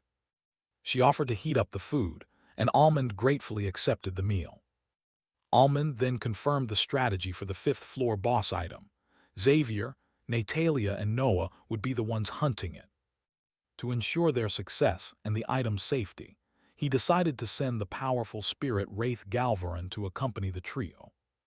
After eating, Almond donned the radiant grimlord set, which was equipped with functional wings. He flew back through the portal to the 4th floor for a swift monster hunt to gather more spirits. Almond returned shortly afterward, having harvested 12 spirits from a small group of flame-tailed blazing monkeys. He immediately sacrificed 8 of them to respawn his various spirit wraiths, ensuring his full roster was available. By this time, Xavier, Natalia, and Noah were fully rested and ready to begin their mission. The trio, along with the immense Galvarin, stepped through the portal and began their journey into the 5th floor. Almond, having completed his immediate tasks, decided it was time to sleep properly again. Lily joined him, seeking comfort and sweet dreams as the duo needed to be fully energized for their own run. The rest of the adventurers started forming their own fixed parties and left for the 5th floor a few hours later. Many wisely chose beast-like spirit wraiths, which allowed for faster travel across the vast labyrinth floor. Meanwhile, Marcus and Amir remained behind, dedicated to mastering their newly acquired advanced skills. Minutes turned into hours as the group continued their preparations and travel. Finally, after 6 hours of deep rest, Almond and Lily awoke, fully refreshed and ready to go. They quickly packed up the magic tent and prepared their gear for the 5th floor ascent. Almond gave final instructions to Sylvia, asking her to accompany the remaining adventurers once they woke up. The great tree lightly swayed as Sylvia's voice rang out, confirming her understanding of the assignment. With their party fixed, Almond and Lily exchanged smiles and stepped into the labyrinth portal together. Meanwhile, the world's most powerful frontline adventurers gathered at the GAA headquarters for a massive raid. This lineup, featuring 18 platinum-ranked veterans, was the most powerful force ever assembled. Heads of influential families, like Alexander Graves and Ion Ribben, also joined the 10th floor assault. A total of 107 top-tier adventurers were ready to risk everything against the 10th floor boss. They brought ancient artifacts, legendary items, and vast supplies of high-rank equipment. The massive raid party entered the labyrinth gate, emerging onto the 10th floor, which had been dramatically altered by the boss's presence. Admiral Rudra ascended into the air using the Hermes, winged sandals to address the vast group. He warned them that they only had minutes before the colossal enemy would force them into battle. Rudra delivered a powerful, final speech, reminding everyone that this was humanity's last stand. Far away, the 100-meter-tall, semi-humanoid dragon boss began to stir into action. It was covered in gray and shining dark blue scales, possessing a beastly wyvern head and 4 large wings. 2 of its wings were specialized, blade-like slashers, ready for high-speed combat. The colossal creature let out a terrifying mix of a roar and a screech as it took off, flying directly toward the raid party. The raid party suddenly heard a massive, jarring screech and turned to face the incoming threat. The enormous wyvern warrior descended rapidly, its entire scaly body beginning to glow with stored power, aiming to simply flatten the adventurers. Instantly, the veteran adventurers deployed their skills, conjuring massive debuffs and powerful defensive shields to intercept the attack. With a deafening boom, the monster slammed violently into the magical barrier, stopping its dive just short of the party. Admiral Rudra Deva shot forward like a rocket, his fist glittering with intensely focused, dimensional blue mana. Rudra delivered a shattering punch to the boss's head, the sheer force of his mana technique fissuring the surrounding space. As the boss recoiled, other melee fighters unleashed simultaneous blade slashes and powerful close-range attacks. One attacker struck the right wing, freezing it solid, while another launched a synergistic sand and wind spear assault on the left. The combined assault, led by Rudra's immense punch, slammed the wyvern warrior hard onto the floor. Taking advantage of the boss being grounded, the close-range fighters quickly retreated to avoid the impending bombardment. The long-range attackers unleashed their most potent skills, starting with a giant conjured plasma cannon that beamed intense energy at the monster. High above, a figure floating midair aimed a pitch-black sniper rifle at the boss's head, preparing a penetrative shot. Next, a powerful mage conjured a wingless lightning dragon that unleashed its electrical fury upon the target. Another powerful mage dropped a massive meteorite constructed of multiple elements, destined for an explosive impact. A dark, magical snake was then summoned, coiling around the monster to deliver a debilitating poison. A combat mech then released its full arsenal, bombarding the target with missiles and explosive charges. However, the single most destructive attack came from the wielder of the ancient artifact, the Surya Astra bow. The archer loosed a destructive, fiery arrow that alone dealt massive burning damage to the floor boss. The wyvern warrior roared furiously, shaking off the remaining debuffs and leaping back into the air with renewed energy. The boss immediately began spinning rapidly, turning its wings into lethal, high-speed weapons for a counterattack. Defense masters threw up new shields, but this powerful, unexpected assault was overwhelming their defenses. Rudra and the frontline team scrambled to defend themselves, barely managing to block the incoming blows. Despite their legendary gear, all the close-range fighters suffered moderate injuries from the boss's devastating skill. The healers immediately sprang into action, quickly playing their role to restore the injured team members. The wyvern warrior abruptly stopped spinning and displayed insane speed, maneuvering in the sky to target the archer who had burned it. Meanwhile, scouts using powerful ocular skills spotted additional trouble, a group of hidden enemy agents, the rats. An old monster immediately made his move, initiating a terrain change to block the agents, advanced toward the main raid party. Spiking earth walls and deep pitfalls filled with bubbling magma erupted from the ground, trapping all 22 agents instantly. Guild masters quickly followed up, doubling down on the pressure to prevent the trapped agents from breaking out of the confinement. Meanwhile, Rudra used advanced magic to relay his strategy to everyone. The boss had entered its second phase, but they only needed one more round of bombardment. He ordered full buffs on the heavy hitters and penetrative darkness attacks to follow their next slam attack. The entire raid party rallied, fighting with renewed focus and roaring their confirmation to finish the fight quickly and without losses. Unbeknownst to the fighters, a pair of dreamy dark violet eyes was observing the entire battle from a great distance. The mysterious observer was annoyed that the enemy agents had been subdued so quickly, rendering them useless. Realizing the adventurers would win with 0 casualties, the observer decided to intervene, ensuring this battle would not end cleanly. The dreamy eyes flickered briefly, sending a controlled burst of energy toward one of the trapped agents below. Darius Vresvikov, buried in the earth, was overwhelmed by an intense headache as the dark energy struck him. His mind went blank as his skin immediately turned pitch black, sprouting gray, star-like spots and 2 demonic horns. The monstrous, transformed criminal burst violently out of the ground, screeching like a true monster. A massive explosion rocked the battlefield as the strange humanoid monster, Darius, raised his hands to gather a terrifying black energy orb. Liam and the others quickly reacted after receiving the urgent warning about the newly manifested threat. Old monster Dylan maintained control of the shifting terrain, unleashing magma pythons from the earth to restrain the volatile creature. However, the pythons had no effect, forcing Dylan to warn everyone that the creature's energy was completely volatile and capable of self-destruction. Sensing the devastating power in the rapidly growing orb, Shiro-sen urgently instructed them to attack the sphere before it could be completed. He quickly glanced toward the other intense battlefield, where Rudra and the frontline fighters were clashing with the Wyvern Warrior boss. The Wyvern Warrior was incredibly fast, making it difficult for the long-range attackers to land decisive blows.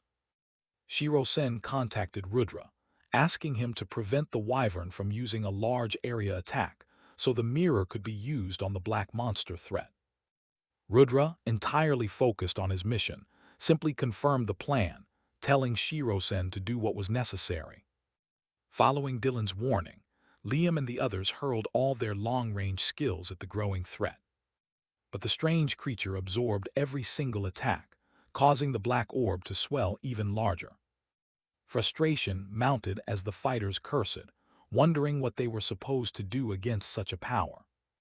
Shiro-sen gritted his teeth, pushing his unique skill to the limit, desperately searching for a weakness in the monster's form. He realized that the creature's entire body and the destructive orb were composed of the same volatile, dark essence. A new strategy formed in his mind. If they couldn't stop it, they had to send it far away from the battlefield. Shiro-sen quickly instructed Dylan to cover the creature in earth and hurl it as far as possible, while the others handled the remaining rats. Without hesitation, Dylan manipulated the terrain, encasing the monster completely into a massive earthen sphere. Roaring loudly, Dylan hurled the enormous sphere into a high arc with every ounce of his strength. This was the best solution, as the creature was not conscious, merely corrupted and acting on destructive impulse. The emissary, who was watching from afar, clicked his tongue in frustration, unable to interfere with the creature's programmed linear process. Shiro-sen's quick-witted tactical shift successfully saved the use of the powerful Yada no Kagami artifact. With the major threat neutralized, Liam and the others returned to fighting the remaining rats, while Dylan chugged potions to recover his spent mana. Meanwhile, the Wyvern Warrior dropped below 30% vitality, cleansing its debuffs and rapidly soaring into the sky. It unleashed a black gust of whirling wind that hurled Rudra and the 6 other close-range fighters away. Rudra recovered the quickest and moved to intercept immediately, knowing the consequences of letting the boss escape. A dimensional blue avatar rose from him as he roared, and giant energy hands grabbed the Wyvern Warrior, which had shifted into a sharp drill form. Arjun and James unleashed timely, powerful attacks, disrupting the Wyvern's dangerous drilling form. Rudra bore the full burden of the disrupted attack, receiving powerful shock and spewing blood. Amir urged Rudra to recover quickly, while Victor roared that it was time to destroy the bastard's wings. Sylvester and Hiroshi were the first to strike, veins popping as they slashed their blades at the momentarily disjointed boss. Victor's giant icy axe, etched with blood patterns, landed heavily on the Wyvern's left blade wing. Simultaneously, Amir's spear unleashed a sparkling tornado of condensed sand and wind onto the right blade wing. Raphael emptied his entire arsenal of poison-enchanted weapons, ensuring the boss could not recover its defense. The Wyvern Warrior shrieked in agony as all 4 wings suffered massive destruction, and its scales were torn apart. While Christina and the other supports healed Rudra, the rest of the attackers prepared for the final coordinated bombardment. Bianca, Annika, and Theo led the charge, unleashing a barrage of attacks aimed squarely at the Wyvern's exposed chest and head. Zana used her cursed shamanic staff to place a curse that amplified the pain and damage the Wyvern received. Arjun and James, eyes bloodshot from exertion, unleashed their final, most powerful long-range strikes. The Wyvern roared as its vitality rapidly dropped, but then, Agonizingly, it stopped at 1% and began to recover. Rudra, recovered and determined, jumped forward, his fist glittering with a destructive blue transparent aura. The destructive fist landed right on the Wyvern warrior's head, cracking the very space around the final impact. Welcome to the 5th floor, where the level cap hits gold 50, and the main challenge is dealing with 4 massive territories. These core areas are ruled by 4 powerful humanoid tribes: Blazing Leons, Frostthart Cyclopes, Tempest-Call Tengus, and Verdant Fang Minotaurs. Before they could even reach those core territories, Almond and Lily had to blitz through 100 kilometers of outer areas.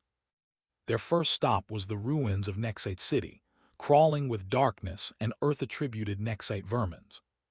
They killed over 100 monsters in the rush, allowing Almond to absorb spirits and quickly boost his base stats. For the next 3 hours, they continued their relentless pace, crossing forests and hills, gaining hundreds of stats in the process. As they approached the Tempest-Call Tengus territory, Almond's golden eyes glinted, signaling the mount to slow down. They had entered a strange, small forest where charred black trees were covered in glowing red patterns, like dried blood. Almond felt a deep familiarity. His memories confirmed that a special, beneficial challenge was hidden nearby. He decided this was the perfect time to come clean about his biggest secret, even though he felt a little nervous. Lily, there's a secret area right here with a special challenge that can give us a huge boost if we succeed.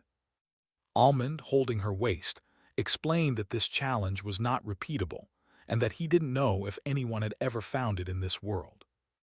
But I know exactly where that area is, he finally admitted, pausing for effect. Lily instantly connected the dots, realizing this was the moment he would finally reveal the secret behind his previous lie. Almond nodded, offering a dry chuckle, confirming her suspicion before she could even ask the next question. With sparkling curiosity, Lily asked him straight out, "So, how do you know about that area, darling?" Almond dropped the bomb. "Because I have memories of it. I have memories of a party that found that secret area and disclosed its details to me." The confusion deepened when Almond coughed and clarified, "At least, I don't know if that happened in this world yet." Almond then gave the full explanation. He was gaining memories of his past life every time he cleared a floor, and so far, everything matched. Lily's eyes flashed with recognition. This explained his unnatural speed in swordsmanship and his rapid growth. He confirmed it. He was a very skilled swordsman in his past life, reaching the 30th floor before disaster struck. The memories were hazy, but he knew his world was destroyed, and he was the last one standing after defeating the 30th floor boss. He noted that the current heroic challenge was the only thing completely new, something unknown in his past life's memories. Lily's initial shock vanished, replaced by pure excitement. She found his information advantage to be absolutely amazing. Almond smiled, happy that he finally shared the truth with her and relieved by her positive reaction. In response, Lily leaned in suddenly and planted a quick kiss directly on his lips. Grinning widely, she thanked him for trusting her with such a massive secret. Now fully on board, Lily pressed him to reveal the juicy reward waiting for them in the special secret area. Almond led the way, explaining the history and rewards of the secret challenge area to Lily. Lily asked how old he was when he first reached the 30th floor in his previous life. Almond chuckled, mentioning he was 24, but admitted his memories were still incomplete. He teased her, asking if she would have felt strange if he had been an old man instead. Lily responded that while it might be briefly weird, it wouldn't change their relationship at all. Moments later, they reached the icy mountain base, marking the boundary of the Tengu's territory. The secret area was carefully hidden, buried deep beneath the snow and hard to detect. Almond recounted the tragic story of how his friends discovered the passage by accidentally destroying a specific stone. Since he hadn't seen the specific location before, they decided to destroy all the surrounding icy stones. The duo worked together, methodically shattering the glacial formations at the mountain's base. In just a few minutes, their efforts paid off, and the secret passage was successfully triggered. Before entering, Almond summoned the Infernal Knight, the Dark Pope, and the Wintersun Lady. He instructed his powerful wraiths to close the entrance and explore the forest to level up to Gold 40.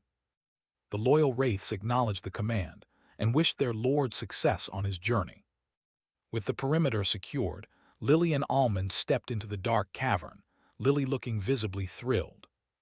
She reminded him that they had skipped every repeatable challenge just to rush the floors. Almond confirmed they would only focus on the one-time challenges for their extraordinary rewards. Lily grinned, thrilled that Almond possessed crucial information up to the 10th floor. They walked about 30 meters, following the passage as it curved deeper into the mountain. They soon arrived in a massive cavern, its ceiling 30 meters high, covered in sharp icicle stalactites. At the center of the cavern sat a solid, circular stone platform carved with intricate, eccentric patterns. As they stepped onto the platform, a magical window appeared, radiating a misty orange-black aura. The window displayed the challenge of Delphur Tal, Zemek, the master of weapon arts. The conditions were harsh. All class skills sealed and equipment prohibited, only weapon skills remained. Almond's eyes trembled as the brutal, painful memories of this specific challenge surfaced. Lily immediately sensed his distress and quickly reached out to grasp his hand tightly. Almond, now calmer, muttered that in his past life, only he survived this cave out of 8 people. Lily looked at him with fierce resolve, vowing that she would never leave him alone. Almond smiled gently, nodding as he expressed his absolute trust in her talent and potential. Lily promised to keep up with him, even if it meant going through hells and purgatories. Feeling his heart ablaze from her words, Almond pulled her close for a passionate kiss. They were drowned in this fiery passion, lost to the promise of their shared future. When they finally broke apart, Lily licked her lips and made a provocative suggestion. Without saying anything, Almond popped out a magic tent from his ring and carried Lily inside. 20 minutes later, the refreshed duo emerged in new adventurer clothes, ready to face the challenge. The challenge began by asking Almond and Lily to design their perfect combat tools using mana commands. Almond focused his energy, visualizing a massive, slightly curved black heavy sword, 7 inches thick at the base. Lily, prioritizing precision and agility, chose a long, curved, wickedly sharp dagger for her weapon. Upon confirmation, their bespoke weapons materialized before them, ready for battle. The system warned them that the avatar of Delphur Tal, Zemin, the weapon master, would appear in moments. Almond advised Lily to treat the fight as a learning opportunity, focusing on pure, weapon-based martial combat. They knew they needed to use every mana technique possible, just to contend against the master evenly. Almond triggered his strength boost, instantly tripling his physical power to an incredible 450 points. Next came fortification and body enfold, wrapping them in defensive barriers and enhancing physical performance. Almond's weapon enfold amplified his sword's damage by 200%, preparing it for devastating impact. The final stage was synchronization. They mentally mapped every detail of their new weapons before the timer hit 0. As the challenge began, Delphur's avatar materialized, a plain man clad in light clothing holding a spear. Almond channeled his golden mana into crackling haze lightning, increasing the power of all his techniques. He activated Voltron Edge, infusing his massive sword with raw, destructive lightning energy. Lily mirrored the preparations, channeling her deep darkness element into her weapon and body. The avatar simply bowed in a formal gesture of respect, inviting them to make the first move. Almond told Lily to hold back and observe the master's movements before striking with her assassin style. Almond instantly launched himself forward like a lightning bolt, initiating a powerful diagonal slash. Delphur didn't block.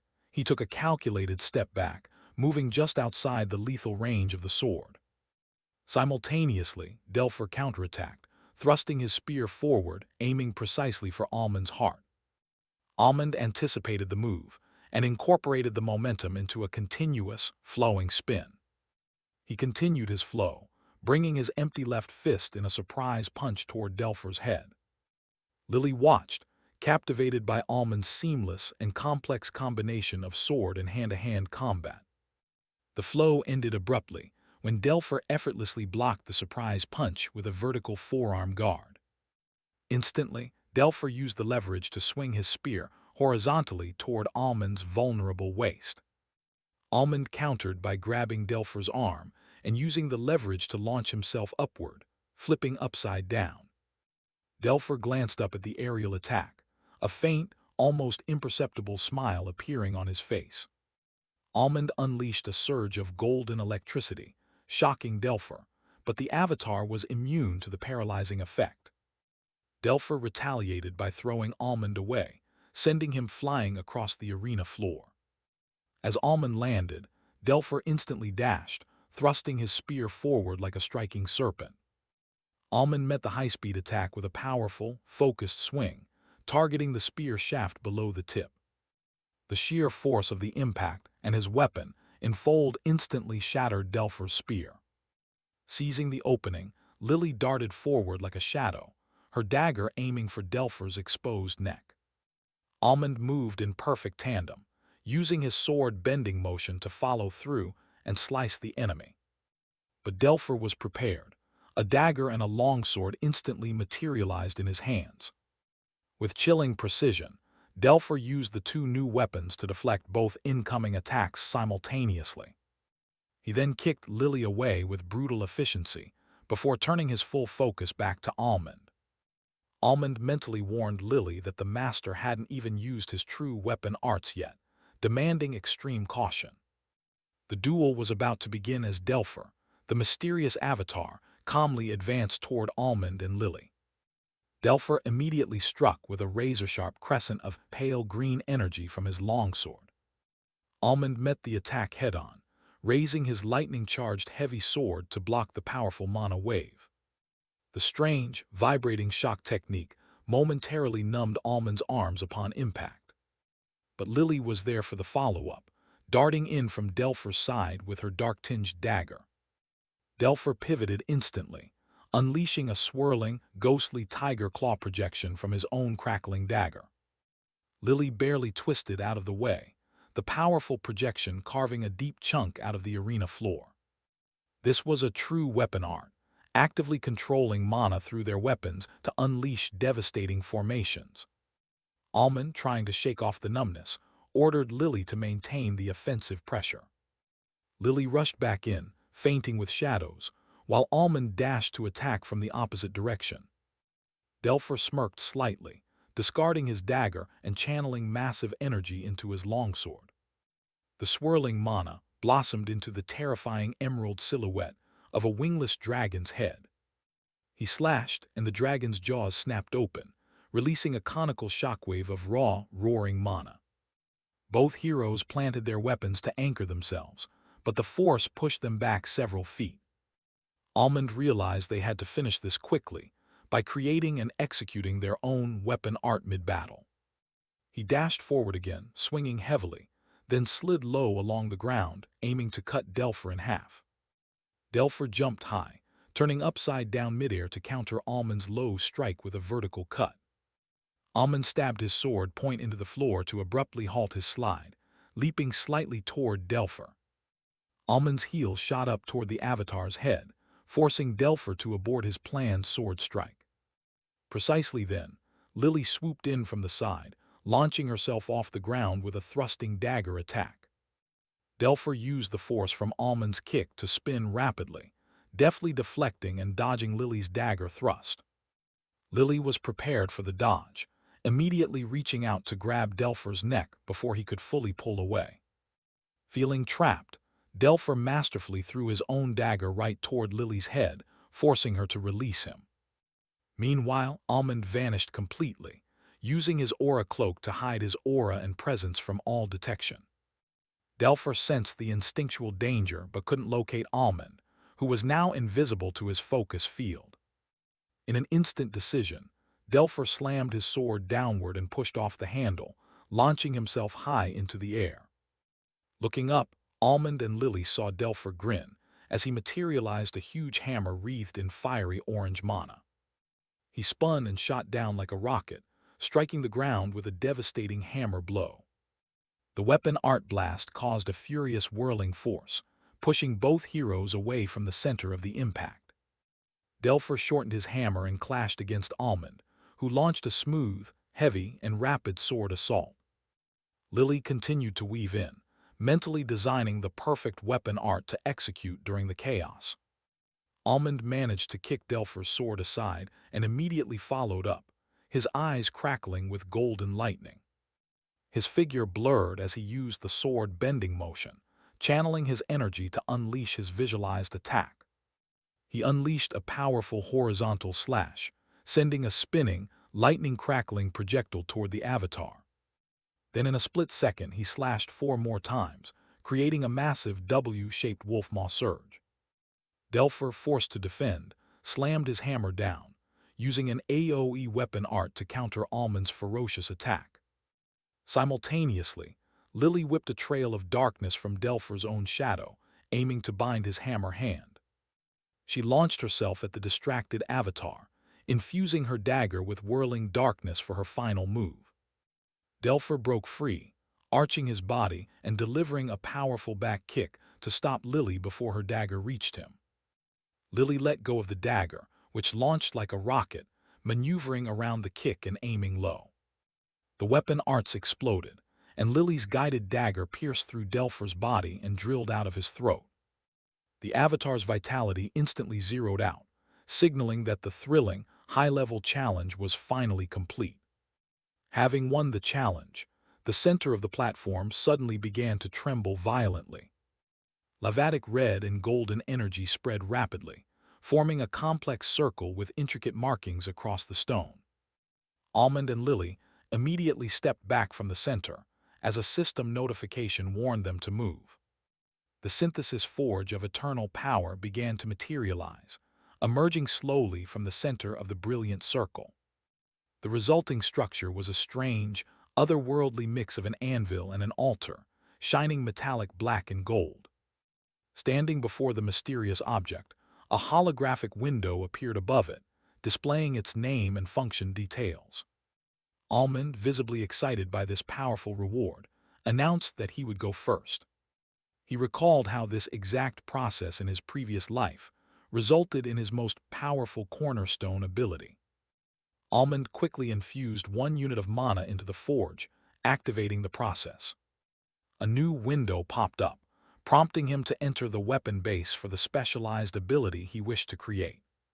He typed the word sword into the blank space, causing the 3 empty slots on the altar to glimmer. The forge then instructed him to proceed with slotting the 3 required skill runes.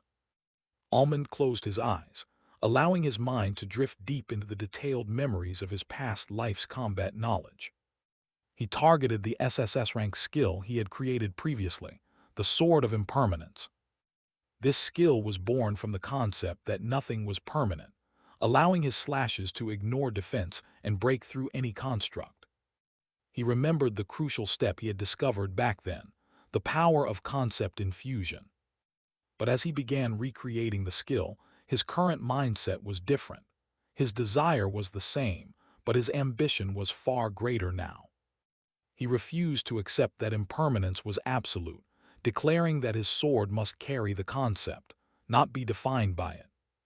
His blade needed to be eternal, standing alone and everlasting even if everything else turned to void. In the mental sea of dissolving darkness, representing utter impermanence, a single sword suddenly manifested. Unthinkable powers and monsters attacked the sword, but it resisted, glowing radiantly and refusing to yield. He named his creation, the Sword of Imperishable Zenith, a weapon that would stand for eternity.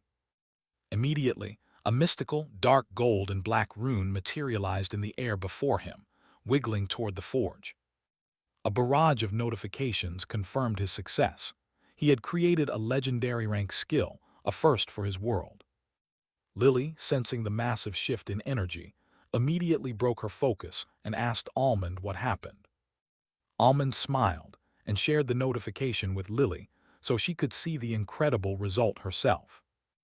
Lily's eyes widened in disbelief as she read the incredible news, blurting out her astonishment. Her shock quickly turned to excitement as she pressed Almond for the details of how he achieved such a feat. Almond explained the process of concept infusion and how changing his mindset allowed him to refine the skill. Thrilled by the breakthrough, Lily realized the potential of concept-based skill creation for their future abilities. Grinning with determination, Lily decided she needed to test concept infusion right away with an idea she already had in mind. She sat down cross-legged on the platform, closing her eyes to enter deep meditation and forge her own concept. Almond smiled at her determination, then turned back to the synthesis forge, ready to fill the remaining 2 slots. He pondered the implications of this discovery, knowing that old masters would eventually figure this out too. He concluded that he should share the knowledge with his faction leader and Lily, so they could all brainstorm better abilities together. Almond needed to finalize his skill synthesis, so he focused completely on the complex task at hand. For the crucial second slot, he decided to use his own self-created combat art, Rising Dragon's Roar. This complex technique involved lightning, flight, and a massive dragon avatar channeling power into his sword. He successfully created the skill rune and then embedded it into the second slot of the synthesis forge.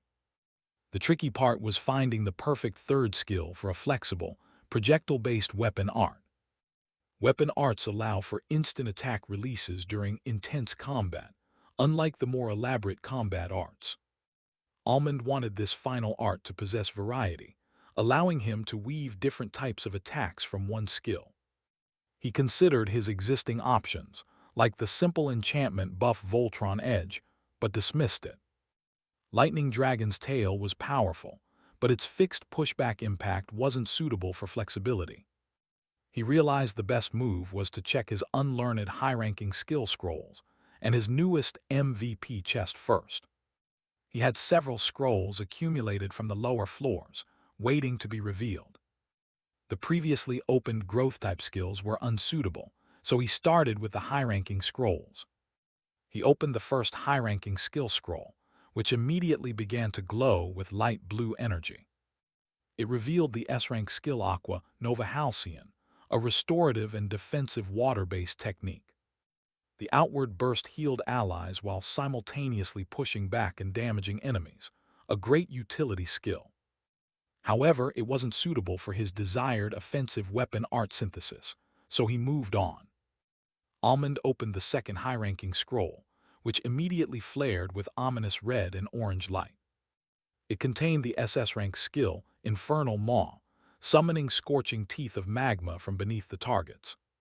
He was tempted by the raw power, but elemental skills of this rank required specific mastery. Magma Elemental Mastery was difficult, requiring prerequisite mastery over both fire and earth elements. Since he lacked the necessary prerequisites, the Infernal Maw was also unusable for the synthesis. Finally, it was time to open the MVP chest from the 4th floor, full of unknown riches. The chest burst open with colorful sparks, revealing a list of legendary materials and unique items. Among the rewards were 2 never-before-seen types of treasures, catching his immediate attention. He examined the Elemental Insight Selection Slab, which offered a chance to acquire elemental mastery. The slab offered 5 random elements to choose from, with a tiny chance for an exotic element. A serious warning noted that exotic elements could drive people insane unless their soul was awakened. Almond wisely decided that he shouldn't risk the exotic element option anytime soon. He kept only the instant learning high-ranking skill stone, which bypassed elemental mastery checks. Almond infused mana into the stone, anticipating the random SS rank skill he was about to receive. The stone instantly transformed into a translucent orb filled with bubbling gray mist and darkness energy. The the skill revealed itself. Dire Mist Dispersion, an SS rank skill combining mist and darkness elements. Almond reviewed the new SS rank skill, Dire Mist Dispersion, noting its corrosive and defense-melting properties. He quickly concluded that the corrosive mist was inferior to his legendary sword skills, making the new acquisition practically useless to him. Almond decided to sell the skill instead, knowing these priceless abilities would fetch him a fortune at auction. He then considered using his universal skill upgrade card on his legendary class skill, Espada ad Grimville, eyes glinting with anticipation. But as he attempted the upgrade, a system notification blocked him, stating he needed to establish his specialized class source first. Almond wryly accepted the restriction, realizing he needed to research how to create passive and trigger-type skills to use his remaining insights. He recalled that Lily was also saving her last skill insight, following their plan to secure a powerful passive ability. Then, instead of upgrading, Almond had a sudden, curious idea. What if he used the Spirit Forge Factory skill in the third slot? Embracing the chaos, he focused his consciousness and rapidly copied the complex rune of the Spirit Forge Factory skill. Moments later, he slotted the skill rune, driven by the sole desire for variety in his new weapon art. The synthesis forge glowed brilliantly, and the three runes physically merged and melted into the humming metallic chamber. A single slot reappeared, holding a mysterious dark silver token carved with sharp golden patterns and oozing dreamy lapis blue waves. Almond grabbed the pulsing token and inspected the result, the weapon art, Unfettered Blade Mayhem. Thrilled by the powerful name, Almond grinned, knowing the token granted him unlimited attempts to learn the new weapon art. "Babe, I'm done. It's your turn now," Almond announced as the synthesis forge returned to normal. Lily opened her deep dark blue eyes, which were twinkling with anticipation, signaling her readiness to forge her own skill. Meanwhile, outside the labyrinth, massive changes were occurring as the world entered the next stage of the tutorial. A global system notification rang out, announcing the clearance of the 10th floor and the impending forced exit for all adventurers. The final message declared that their world was now officially entering Phase 1 of the Grimworld tutorial. A mystical screen detailed that Phase 1 was designed to elevate the world and maximize individual potential. The system warned that poor performance would result in significant world damage and life loss due to the impending interworld competition. Old monsters and veteran adventurers emerged from the labyrinth, receiving the same overwhelming panel of information. Their initial reaction was shock, quickly replaced by a subtle hint of excitement for the new, dangerous path to power. A bearded man, James, wryly smiled at Admiral Rudra, noting that the world was about to become far more hectic.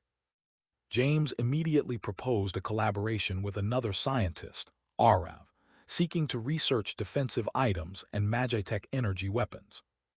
Arav chuckled, accepting the partnership but insisting on a full exchange of research data before setting up a joint center. A woman named Paloma questioned if interacting with other worlds meant physical travel was now possible. Another adventurer, Victor, grinned widely, admitting he was looking forward to the possibility of exploring new realms. Arjun, a fierce warrior, narrowed his eyes, warning that since this was a competition, survival required extreme caution. Raphael, stroking his gray beard, agreed, deducing that the enemy agents who vanished were affiliated with an otherworldly power. Shiro-sen confirmed that the agents all had the same strange mark and materialized an identical cloak right before they disappeared. Sylvester confirmed these observations, noting that they aligned perfectly with Admiral Rudra Deva's prior suspicions. Suddenly, the system announced that Phase 1 selection was commencing. A single slot appeared on the screen, displaying various rapidly shifting symbols representing the different possible modes. The symbols slowed and stopped, revealing the chosen mode, Battlefield of the Mightiest. The notification explained the battlefield was shared with 3 other worlds, including Draconians and Elves, all entering unique tutorials. It detailed that the hub would be an extra-dimensional world, accessible via a new status function, where non-violence laws would apply. The final rule stated that only adventurers of gold rank and above could enter the hub and participate, setting a high bar for entry. The battlefield was set to open on January 1st, urging everyone to train relentlessly, until then to prepare for the coming conflict. Back inside the labyrinth, Almond casually mentioned he had a darkness skill stone for Lily. Lily immediately recognized the potential of dire mist dispersion, noting it would enhance her lethality. Almond confirmed that her high darkness mastery should grant her enough control to integrate the new skill effectively. After a short while, Lily successfully integrated the skill, creating her new weapon art, Raven's Umbral Cascade. The duo then exited the cave, where their 4 gold level 40 spirit wraiths were already waiting for them. Almond quickly dismissed the remaining challenge areas, noting they only offered less valuable epicrank accessories.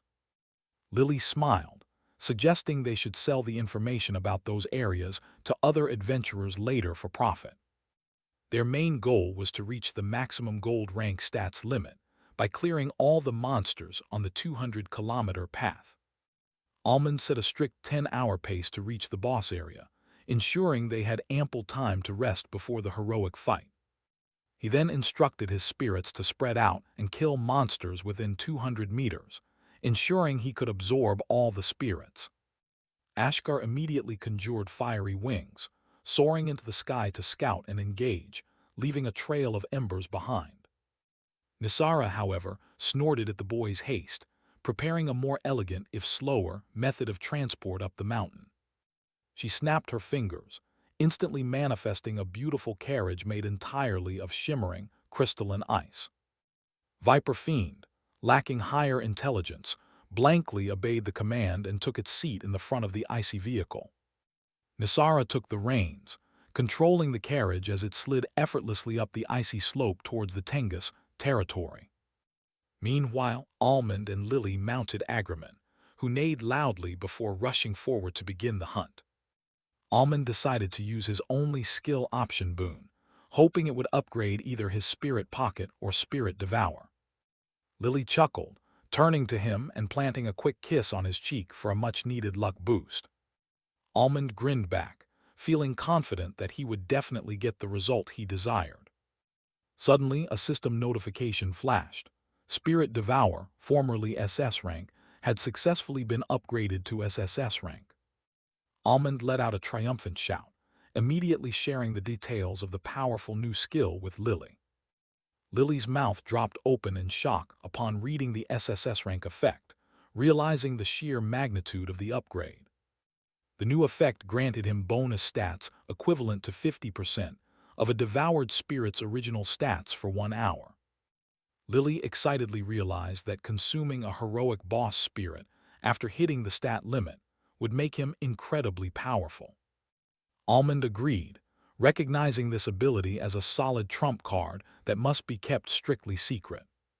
He decided to save all his unassigned stat points, knowing he could rely on Spirit Devour for immediate combat stats instead. Meanwhile, deep within the Infernal Palace, Xavier, Natalia, and Noah encountered a powerful rival party. The rivals, members of the prestigious Fey and Tuscan houses, immediately recognized the super rookies. Noah narrowed his eyes, immediately questioning why the two historically separate powerful families were now cooperating. The rival leader, Raymond Tuscan, grinned, confirming they had teamed up only after entering the labyrinth. They demanded that Xavier and his group summon the floor boss, since they had already secured the required item. Xavier flatly rejected the demand, insisting the boss would only be summoned after the remaining 20 hours had passed. Hua Fei, the other leader, became furious, demanding to know why they were delaying when other groups were already moving. Galvarin, the massive spirit wraith, snorted and mocked the woman, suggesting she watch more television. Hua Fei's face darkened further as she immediately demanded to know the identity of the imposing monster. Galvarin crossed his massive arms and introduced himself as the monster of his lord, Almond crocheted. His majestic draconic wings unfurled, and his broken heavy sword floated menacingly at his side. Galvarin issued his final threat: roll away or get shredded beneath my blade.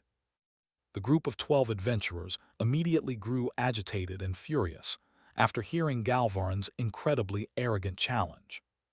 One of the rivals, Raymond, coldly warned Noah to control his pet if they wanted to avoid a wasted and painful trip. Being looked down upon by a monster when they were 12 strong opponents was a serious insult they could not tolerate. Another rival suggested they should just beat the protagonists up, ensuring they avoided any lethal blows. Natalia snorted in response, pulling out her dual revolvers as sparks of fire already began igniting around the barrels. She was determined not to lose to these weak riffraffs, especially after feeling inadequate in the recent heroic raid. Suddenly, Galvarin's aura exploded with heat and power as he strode forward, halting directly in front of the 12 rivals.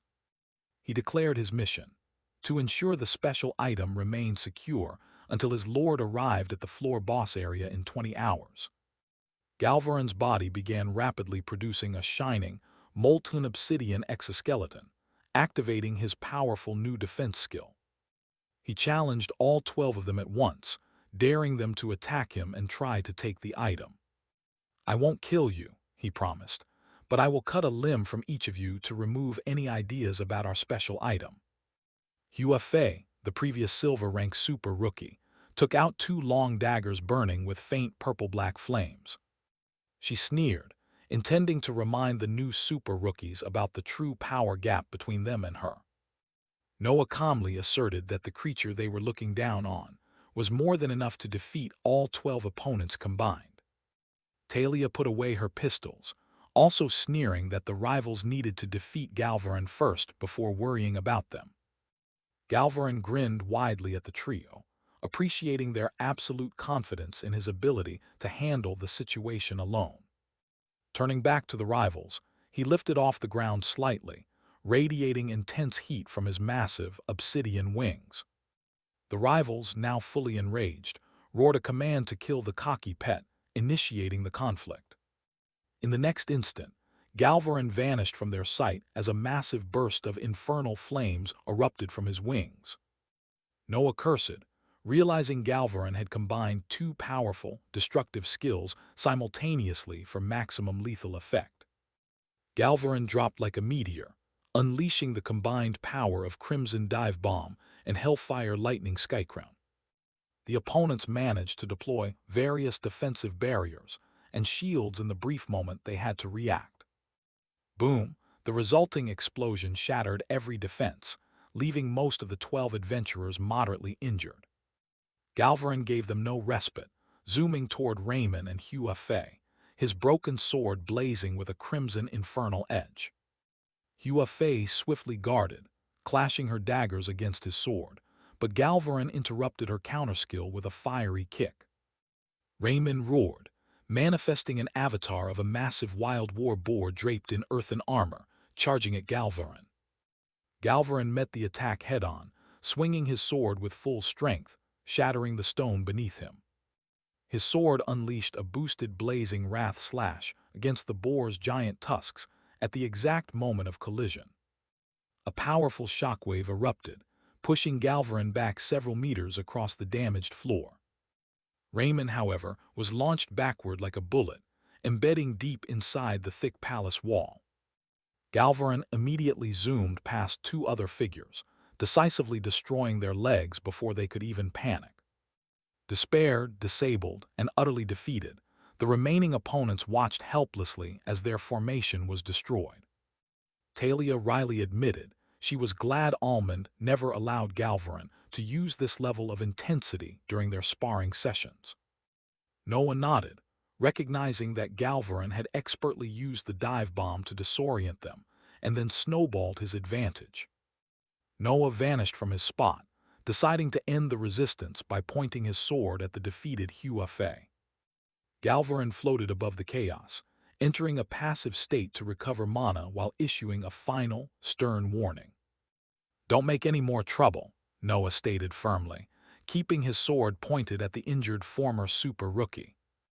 Xavier's rapier glinted as he informed Raymond that the special item was theirs, and they would only summon the boss after 20 hours. Talia clicked her revolvers, which flared up again, giving the opponents a 3-second ultimatum to hand over their healing potions. Galvarin nodded in agreement, pointing his sword down at the group. "You heard the lady. Be quick." After healing the defeated rivals, Noah's group left to search for hidden challenges before the deadline. Meanwhile, Almond and Lily began their patrol through the deadly Tempest-Call Tengus territory with ease. Almond's spirit wraiths patrolled a 200-meter radius, efficiently eliminating all monsters nearby. He absorbed their spirits repeatedly, maximizing his stats while maintaining the spirit forge production. Lily handled any nearby threats, ensuring Almond did not accidentally gain more experience points. As they descended the mountain, they encountered highly varied Tengus, mixing lightning and ice elements. The monsters varied by role: warrior, mage, assassin, and priest, keeping the challenge constantly fresh. Almond maintained his pace, focused solely on collecting spirits and fueling his massive spirit forge operation. He calculated the immense cost needed for a guaranteed legendary forge: 5 legendary items and piles of lower-rank gear. He needed thousands of rare items to sacrifice, expecting to reach his goal after 15 hours of non-stop grinding. Seconds turned into minutes, and minutes into long, exhausting hours of continuous spirit harvesting. Finally, 15 hours later, Almond and Lily arrived at the area designated for the floor boss challenge.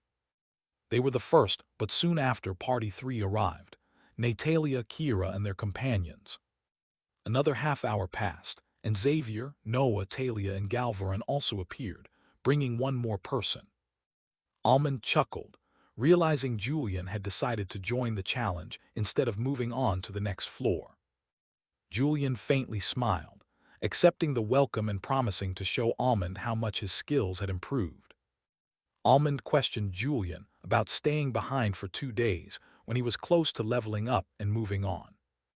Julian explained that Demand's dirty play with item distribution forced him to quit the previous party.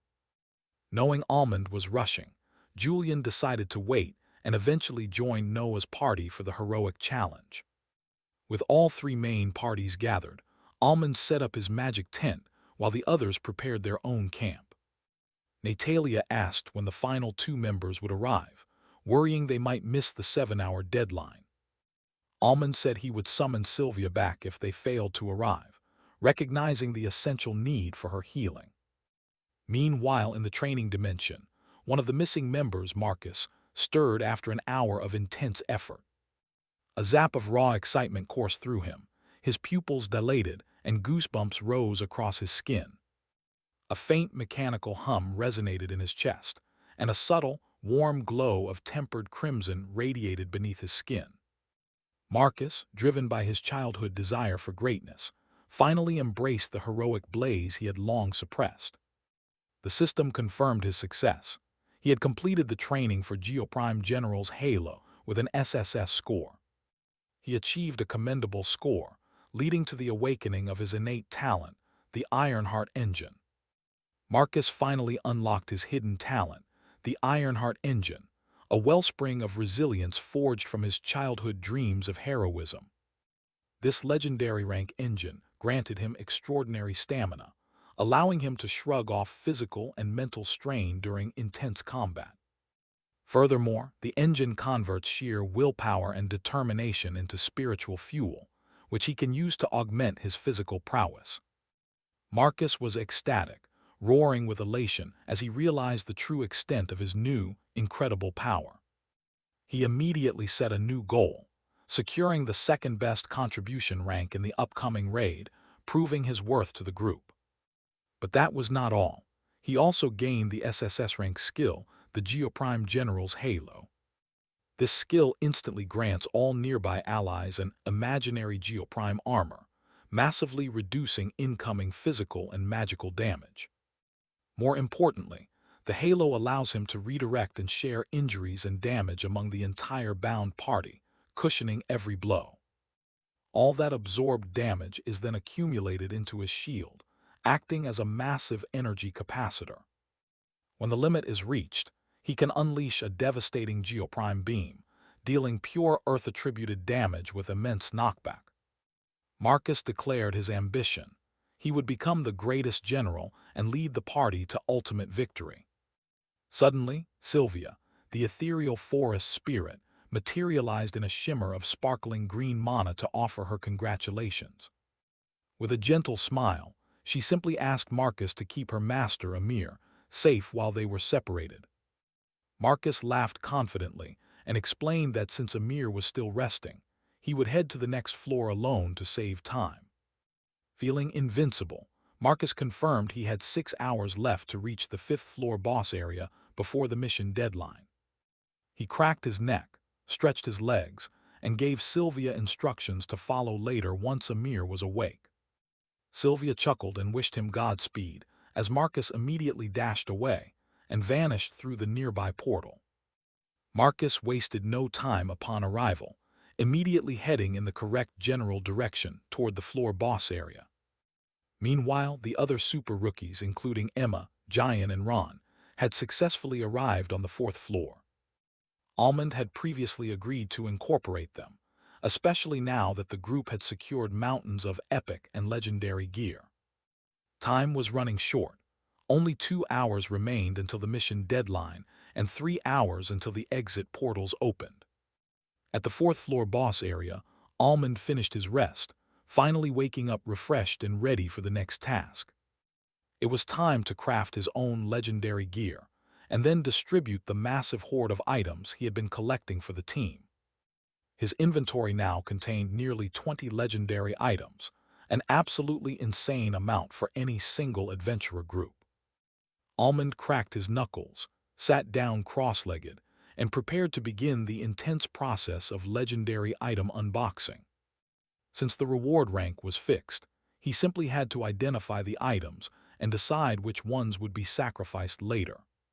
He opened his MVP chest first, revealing the Yaksha's Crimson Rampage set, which he immediately earmarked for Lily. Almond decided to quickly unbox everything, create a master list, and then strategically distribute the gear based on team synergy. The first legendary item listed was the low-tier Yaksha's Crimson Rampage set. Lily's Haul was next, yielding the Shadow Song Amulet, the Phoenix Flame Gauntlet, the Nightfall Edge, and the Seraphic Aegis Plate. Natalia's 3 legendary items included the Thunderleaf Cloak, the Runeforge Quill, and the Abyssal Whisper Wand. Maya's share consisted of the Solar Flare Orb, a one-time use Jade Heart Talisman, and the powerful Starseer Staff. Even the secondary rookies received legendary loot, including Kira's Frostbite Fang Hairpin.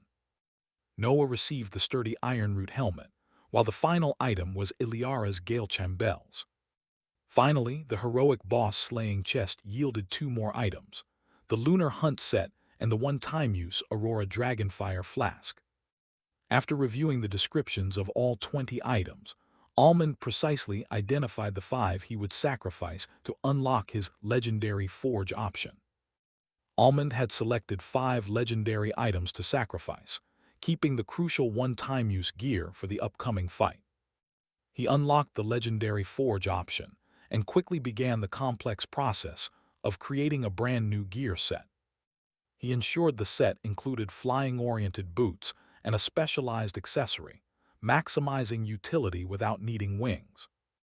Once finished, Almond stepped out of the forge area to find his crew sparring with the spirit wraiths, concluding their rest period. Almond called out, signaling everyone to gather immediately, announcing that it was time for the item distribution. The team immediately stopped their sparring, excited to see who would receive the powerful new legendary gear sets. Just as the team approached, Almond sensed a powerful disturbance through the ground and the atmosphere behind him. An invisible, serpentine white trail shot from his forehead as he instantly activated the second stage of his focus field ability. He quickly identified the figure rushing towards them. It was Marcus, but he was frantically shouting for help. Behind Marcus followed a massive wandering boss and a chaotic entourage of various aggressive monsters. Almond chuckled, realizing he would get some bonus spirits for his spirit pocket after dealing with this unexpected arrival. As the monsters drew closer, Almond's figure crackled intensely with golden lightning, zapping the air around him. He magnetized his body, ascended slightly, and then vanished in a thunderous blast, instantly breaking the sound barrier. Marcus saw a flash of golden lightning and Almond's visage shooting directly toward him, holding an epicrank sword. Almond activated his powerful skill, Espada ad Grimville, expanding his domain to target every single monster in the horde. Flickering blade projectiles, precisely sized to their limbs, appeared simultaneously in front of the boss and 54 surrounding monsters. A long, crisp slicing sound cut through the silence as the unerring energy blades passed through the entire horde. Every monster struck was completely paralyzed and sizzling with golden lightning, rendered helpless by the precise attack. Almond turned away, telling Marcus to kill the paralyzed monsters and level up, which Marcus accepted with a giant grin. Marcus leaped high and brought his enormous golden-brown sword down with a mighty slash, finishing off the wandering boss. Almond checked his status, noting that gaining a few levels would not impact the specialized heroic boss rewards. With the cleanup underway, Almond gathered the group again and began the exciting distribution of the newly forged legendary gear sets. He presented the first set, the Yaksha's Crimson Rampage set, perfectly suited for Lily with its blood element and vitality recovery effects. Lily accepted the powerful gear, while the surrounding rookies watched with intense admiration and envy. Next, Almond revealed the Lunar Hunt set, a light-armored set featuring a slender sword and based on the water attribute. Kiera's eyes sparkled, realizing the set's bonus effects significantly boosted her water mastery and granted huge mana reserves. Almond moved on to the legendary accessories, presenting the Shadow Song amulet, which passively boosted shadow-attributed skills. Everyone was intrigued by the amulet's third effect, the ability to turn the user into a shadow phantom after a fatal attack. Recognizing its utility, Lily immediately suggested giving the amulet to Myra, the only other darkness elemental user. Almond nodded, and the legendary amulet flew from his hand toward Myra, whose cheeks flushed with gratitude and surprise. Almond then revealed the Phoenix Flame Gauntlet, a pair of badass-looking red-golden gauntlets, instantly catching Adrian's intense attention. Adrian, a specialist in close-range gauntlet combat, watched with intense longing for the legendary weapon. Almond confirmed the gauntlets would go to Adrian, noting his specialty in armor break and interrupting humanoid monsters. Almond sharply instructed Adrian to forget about defense and focus entirely on cracking joints and interrupting the boss's attacks. To bolster Adrian's risky role, Almond also gave him the Jade Heart Talisman, a one-time use item for evasion and defense. The talisman would increase Adrian's speed by 200% for 30 seconds and create a protective Jade Heart to save him from one fatal attack. Almond reminded everyone of the overall strategy.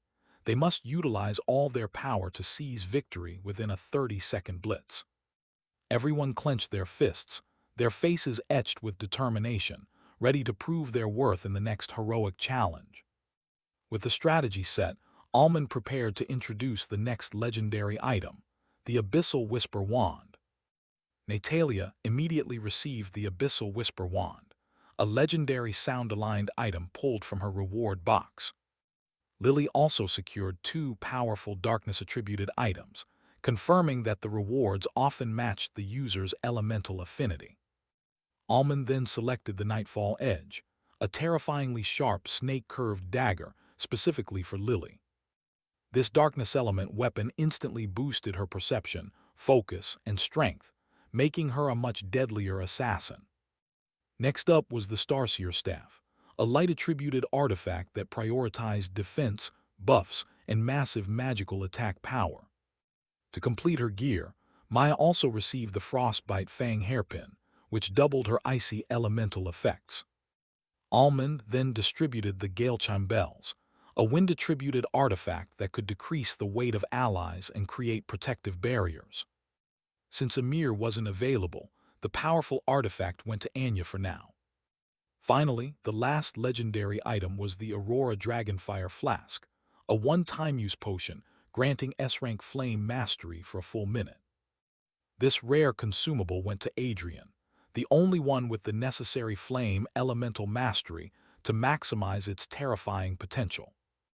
With all the legendary gear distributed, Almond focused on outfitting the super rookies with high-tier epic rank sets. Just as he finished, Sylvia's presence was suddenly felt nearby. Moments later, Sylvia emerged from the ground, surrounded by vines, having traveled hundreds of kilometers using her evolved flora elemental power. Amir then burst out of a vine cocoon, finally joining the group and ready for the impending battle. Almond immediately gave the final instructions: use any cooldown-ready items and familiarize themselves with the new gear. But first, they had to deal with the three parties who were currently observing them from hiding. Almond knew they possessed the remaining three special summoning items needed to call the floor boss. Enhancing his voice with mana, Almond's command reverberated through the silent clearing. "Come out, there's no need to hide anymore."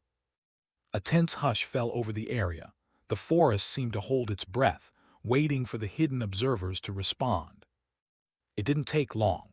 5 figures emerged from behind the massive roots of an uprooted tree, weapons lowered but ready. This was the leader and members of the first-ranked Proximax Guild, their leader acknowledging Almond's awareness with cautious respect.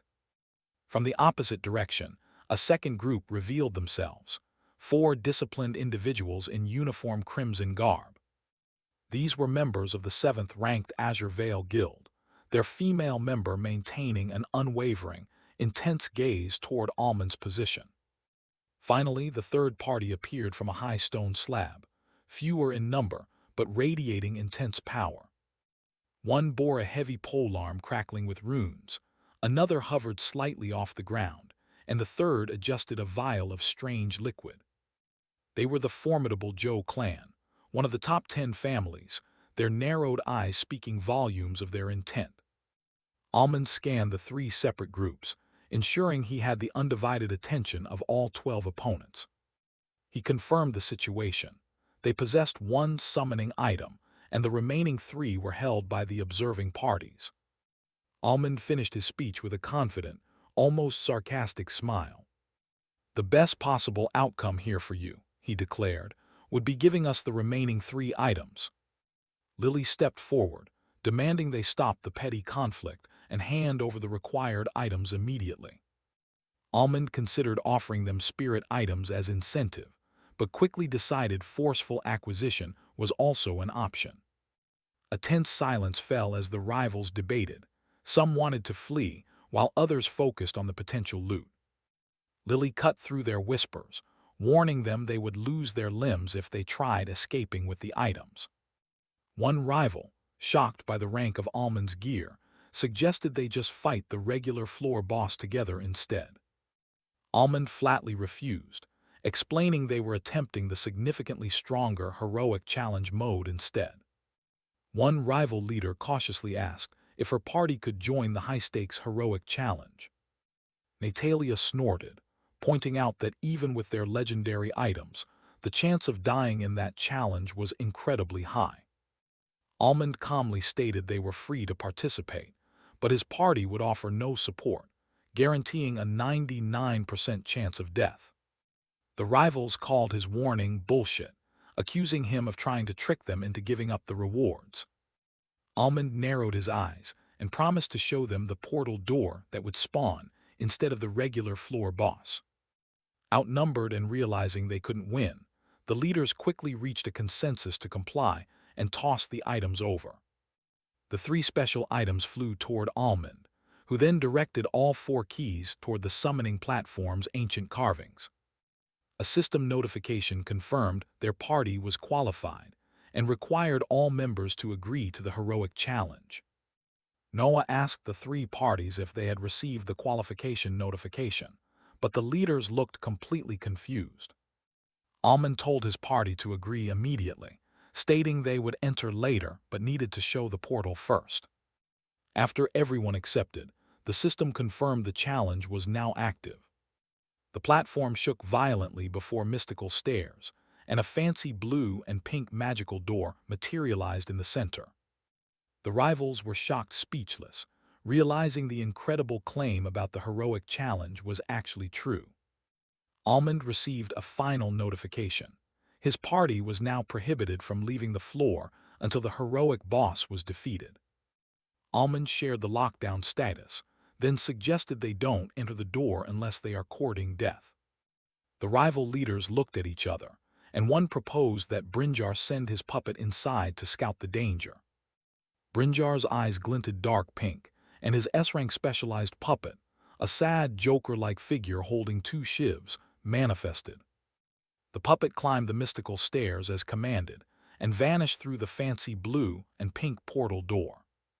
Brinjar, seeing through his puppet's eyes, described a small meadow, barely 300 meters wide, with a magical pond at its center. He noted the green plants had magical dark pink patterns and glowed eerily, followed by a 1-minute countdown notification. Natalia wryly commented that the environment sounded troublesome, while Marcus grinned, ready to protect everyone no matter what appeared. Suddenly Brinjar exclaimed in shock. The heroic spirit boss had appeared, and its stats were impossibly high. Before he could process the information, the puppet died. Brinjar hadn't even seen the boss's attack properly. Brinjar opened his somber eyes, reciting the terrifying stats. Strength 2,000 and mana 7,000, all contained in a humanoid boss. The rivals panicked at the impossible numbers and immediately decided to abandon the floor advancement trial. Brinjar frowned, revealing that he had also received the lockdown notification and could no longer leave the floor. Almond coughed to regain control, stating that they were now going to spar and practice before entering the challenge in 2 hours. He warned them to stay put, adding that if they ignored him, they might serve as useful meat shields to attract the boss's attention. Almond swept his glance over his team, calling for an intense sparring session to familiarize themselves with their items and control strategies. The practice session began, but the other three parties were already debating whether to participate in this highly dangerous heroic challenge. Their leader, Brinjar, quickly decided they were out, still spooked by how quickly his testing puppet was obliterated by the unseen boss. He explained that the heroic boss was simply too fast and too intelligent. Even with full focus, they couldn't react properly. The others noted that the rewards Almond's party received were impossible to get elsewhere, proving the value of this insane challenge mode. Meanwhile, they watched the combat in awe, realizing the rank 1 rookie, Almond, was an absolute monster. Nobody could touch him, and his stats, thanks to his legendary gear sets, were completely broken. Even his summoned spirit wraiths were powerful enough to solo a normal floor boss without his help. They all agreed that the GAA organization was about to gain another terrifying powerhouse very soon, based on his progress speed. Despite the immense power on display, the observers noted that Almond's face remained somber, showing how truly difficult the challenge was. Not wanting to disturb the intense training, the three parties activated their normal floor advancement trials and began leaving the area one by one. Only Brinjar remained, watching until Almond and the others finally took a break after 10 grueling minutes.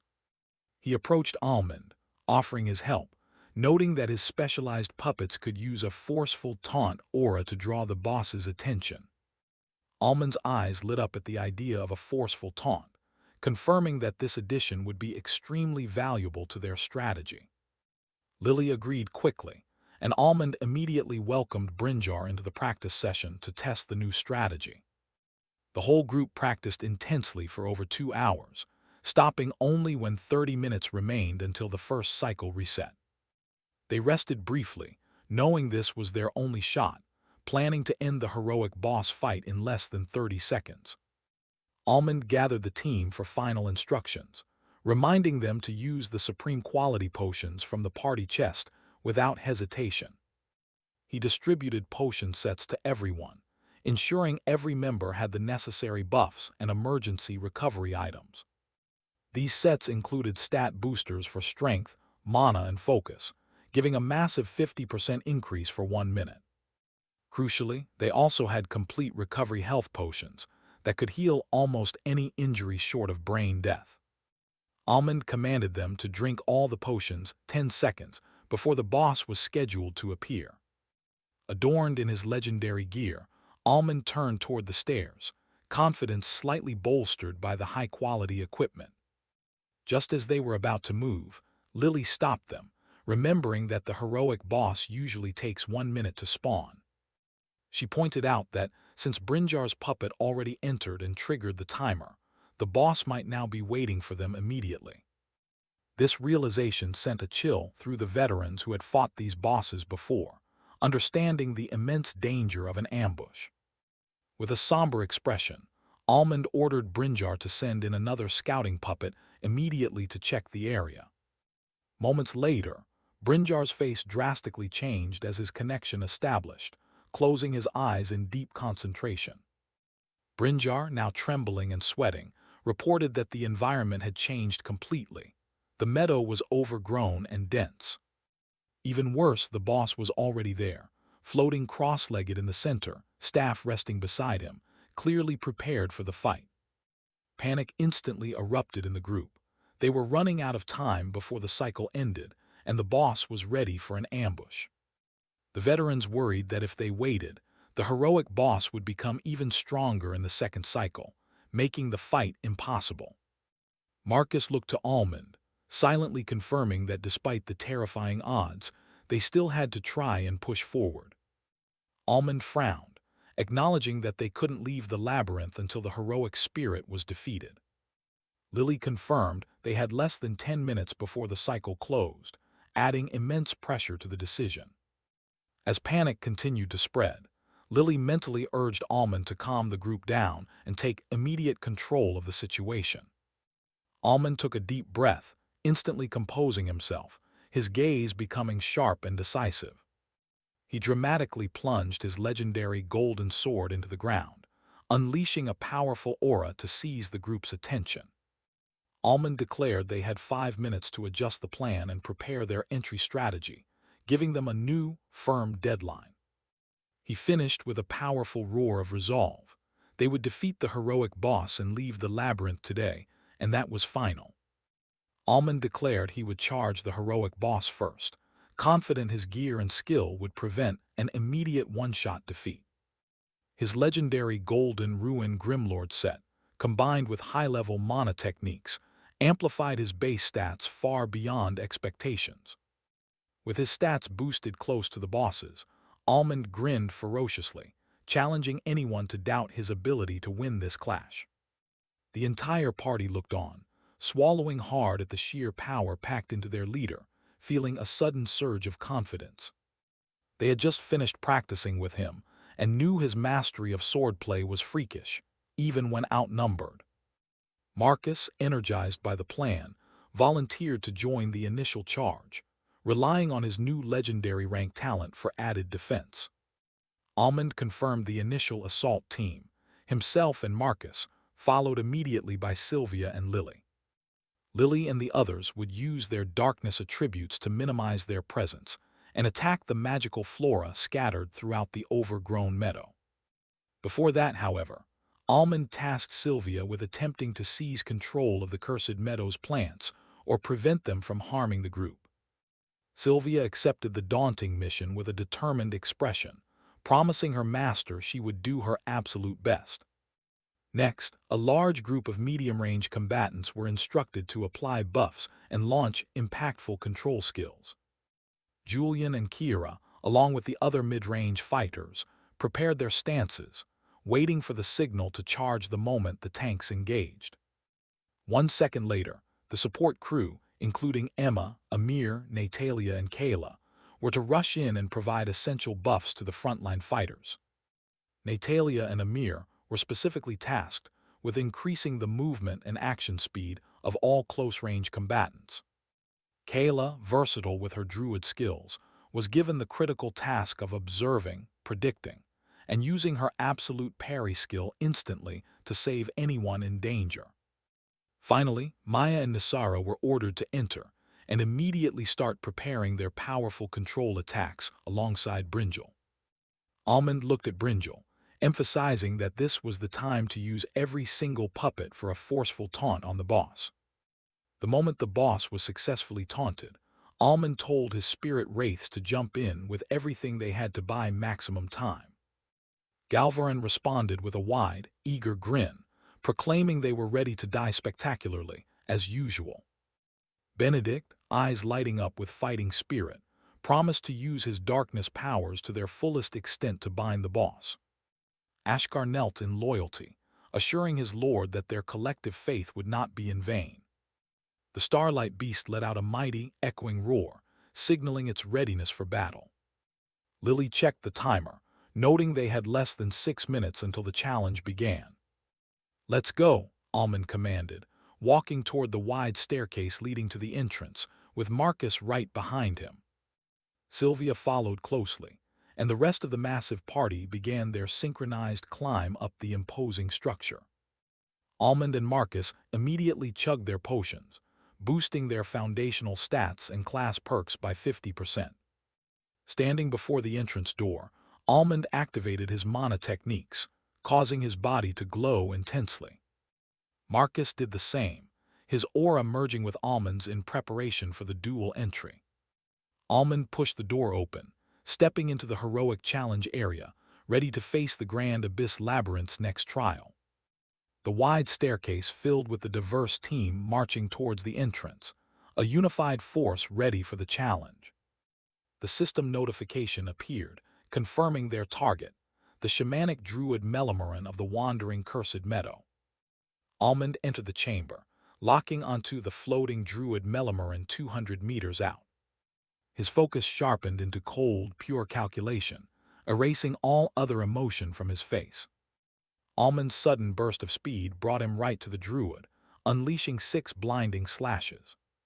The first 5 strikes were instantly blocked by a hazy, sparkling green energy barrier. The 6th strike was barely stopped by a thin, wide wooden shield that materialized just in time. The druid countered instantly, launching 2 spiky, drilling vines from the ground at high speed. Almond whirled on top of the vines, shredding them into pieces while dodging 5 green orbs shot from the druid's fingers. Nearby, Marcus provided crucial support, boosting Almond with powerful combat enhancements and defensive skills. Behind them, Sylvia, the spirit wraith, entered and rooted herself firmly into the ground of the meadow. Sensing the chaotic flora, Sylvia exerted her control, instantly halting the aggression of the various plant monsters. Almond seized the opening, seeing the druid momentarily distracted by Sylvia's intervention. "Eyes on me, druid," Almond commanded, noticing the boss's amused and excited expression. Melamoran decided to change the battlefield, causing the entire cursed meadow to rapidly wither and die. As the field retracted, mysterious glowing patterns appeared all over Melamoran's staff and robe, increasing his power. Lily Darkwood and Myra adapted immediately, with Lily preparing her Dreadspare call to summon her powerful Shadow Wolf. Almond launched 3 rapid golden sword slashes at the preparing boss, aiming for a swift interruption. But the attacks withered and turned dark green, disintegrating harmlessly just before reaching Melamoran's new defense. The druid laughed, confirming that normal attacks would no longer bypass his solidified defenses. Suddenly, a torrent of high-speed, razor-thin, poisonous wooden splinters erupted, flying at Almond from every direction. Danger bells rang, but Almond's expression remained flat and cold, assessing the impossible threat in milliseconds. With barely a flicker of movement, Almond executed a spatial swap, instantly trading places with the druid. Melamoran was instantly struck by his own volley of splinters, but he absorbed the poison back into himself. The close combatants arrived, rushing forward while activating their various targeting and aura-type buff skills. Almond, now safe, began rapidly preparing his ultimate attack, manifesting over 200 void-bound rifts across his personal domain. The massive berserker giant led the charge, leaping like a wild beast at breakneck speed toward the druid. Melimurin flicked his finger, launching deadly spikes aimed right at the berserker's head in greeting. Giant used his high-tier gear, manifesting a thick, dark pink rubbery shield that bounced the lethal spikes back. He crashed into the boss's defense shield, momentarily pushing Melimurin back from the sheer momentum and impact force. But the druid retaliated with a giant wooden punch, slamming the berserker onto the ground, spitting blood and suffering damage. Meanwhile, Kira Rugiri initiated the next phase, unleashing a flurry of penetrating slashes enhanced by water element magic. Melimurin conjured giant wooden palms and manifested a 10-armed, poisonous wooden avatar from his back to meet the assault. The chain assault continued as Noah and his allies launched their steel combo attacks, aiming to shatter the wooden exoskeleton. Melimurin laughed maniacally, fully intending to receive the combined assault and slaughter every single fighter. The initial attacks from Iliara and Noah were instantly blocked by the boss's wooden avatar. Iliara formed an iron fortress midair and released corrosive metallic shards towards the shamanic druid. Melimurin shielded himself from the shrapnel while his avatar swept a massive, poison-laced wooden shield. Ron intervened, launching his infernal chakrams to shatter the wooden shield and buy them crucial seconds. Xavier finished charging his strongest light-piercing rapier, unleashing a blinding golden beam. The boss sneered, conjuring a slick, hazy, dark pink flower shield that instantly absorbed the piercing light. In a timely save, Kayla, in her majestic griffin form, swooped down and deflected the returning laser. Finn used his Epicrank Thunder Hammer set to gain lightning speed and appeared right above the boss's head. Melimurin's wooden avatar reacted instantly, raising two spiked weapons aimed directly at Finn's face and chest. Adrian, glowing with Aurora Dragonfire, ignored the threats and prepared his final move. He unleashed his strongest skill, Impact of a Million Smash, sending giant, Dragonfire-infused fist projectiles. The powerful impact shattered all the wooden defenses and smashed Melimurin onto the ground, cracking his exoskeleton. Suddenly, a powerful gust of wind swept past everyone, saving Finn from the impending lethal strike. Julian used the wind domain to dodge, while unleashing a powerful slash projectile to cut Melimurin's retaliating vines. Amir maintained the wind domain, controlling the gusts to increase the action speed of the entire team. Natalia, with her shorter-range buffing skills, ran toward Almond to ensure he was fully prepared. Amir then focused the artifact's power, sending a massive wave of wind gusts to keep Melimurin smashed against the ground. Melimurin laughed despite the damage, announcing that his vitality was still at 100%, and his staff vanished into the earth. Suddenly, giant mushrooms with massive, gaping mouths sprung up near every team member. Before Melimurin could escape, Almond's powerful spirit wraiths pounced, forcing him to focus on them. Benedict lashed out with shadow whips, instantly binding all of Melimurin's limbs. Galvarin roared and dive-bombed the boss, shattering the 10 wooden hands forming a defensive wall. The mushrooms burst, releasing thick poisonous gas that instantly caused dizziness and fogged the minds of the combatants. Brinjal quickly deployed all 4 of his puppets to assist the spirit wraiths and keep Melimurin pinned down. Sylvia rooted herself, turning into a giant tree to absorb the toxins, while Emma stored the exotic poison. Even with Gemma's widespread cleansing and recovery skills, everyone's vitality was dropping rapidly.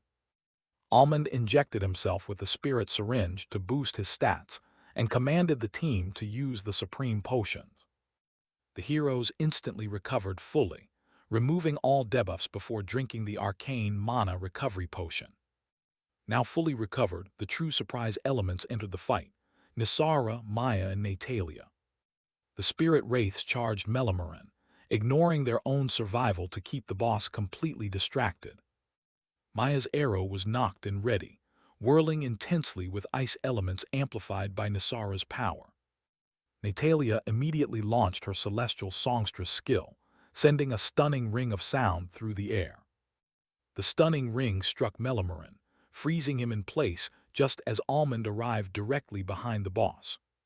The boss's staff sprang up seemingly on its own, attempting to block the pure destructive attack, but it instantly shattered. The catastrophic slash struck Melimarin's waist, disintegrating everything below it and removing 68% of his vitality. Melimarin was shocked but quickly shifted his hypertension, realizing too late that a new threat was approaching. Maya's piercing arrow struck him, instantly bursting into a massive, freezing wave of ice. Almond had anticipated this move and placed a spirit nuke right against the frozen boss before the ice block could fully form. The explosion detonated, and Melimarin's final words echoed just as the lethal mushrooms exploded. The notification of completing the heroic challenge rang out, but Almond's pupils shrank at the scene of pure, lethal terror. The massive mushroom explosion instantly filled the area with a potent poison, affecting every single person, including Almond. Feeling his nerves begin to paralyze, Almond quickly pulled out a supreme quality healing potion and chugged it down, narrowly recovering himself. A few others, like Lily, Maya, Marcus, and Natalia, also managed to react quickly enough to save themselves from the immediate effects. Lily immediately urged the recovered group to distribute their remaining potions to the allies nearest to them. But the real problem was the lingering poison gas. Almond realized he needed to clear the entire area immediately. He was attempting to use his most powerful technique without the necessary class source support, pushing his understanding of space manipulation to its absolute limit. Meanwhile, the spirit wraith Sylvia was also struggling, injecting her roots into the affected allies to try and draw out the toxic substance. The recovered group quickly distributed potions, but they soon realized the dreadful truth. They had very few supreme quality recovery potions left. Several flying allies were caught off guard. Kayla, in her griffin form, fell hard and reverted to human form, completely paralyzed. Iliara, who was right next to an exploding mushroom, suffered the worst dose and lost consciousness immediately. Lily and the others had to quickly loot the storage pouches of the unconscious allies just to recover them, using up precious resources. Even after saving those four, only 3 potions remained, which they used to save Julian, Adrian, and Myra. Lily confirmed that the supreme potions offered temporary immunity and instructed Sylvia to focus solely on the 5 most critically affected allies. Amir used his wind abilities to create a protective barrier, keeping the remaining toxic gas from reaching the vulnerable group. With the portal to the next floor now open, Lily told the rest of the recovered adventurers to leave while she and 2 others stayed back for support. Suddenly, a loud, broken roar echoed across the meadow, drawing everyone's attention to Almond, whose aura was wildly unstable. He was desperately trying to recall and grasp the feeling of controlling space, forcing his damaged mind to enact the phenomenon he usually performed effortlessly. His Riftvel eyes couldn't handle the strain. Blood gushed out as he tried to peer through the layers of space to cut them open. Despite the agony, Almond forced himself to drown in the sensation of absolute spatial command, sensing everything through his force field. He swung his sword in a blur, and in that moment, a sudden, protective clarity pierced through his pain. A massive wave of power swept outward from his blade, instantly draining 90% of the arcane mana he had just recovered. As the power traveled, the space above the meadow violently cracked open, revealing terrifying, eye-shaped, pitch-black rents in the sky. Simultaneously, everyone, including the spirit wraiths, was enveloped in a hazy black-silver protective bubble created by Almond. The powerful suction force from the black rents above devoured all the poison, plants, and debris in mere seconds, clearing the air completely. Ignoring the system notification about his connection to space, Almond stood up and walked toward the injured group. Sylvia looked up at her master with deep concern, seeing his bloodied face as she continued her futile efforts to draw out the poison. He observed the 6 critically poisoned allies, noting that their vitality was still steadily dropping despite Sylvia's best efforts.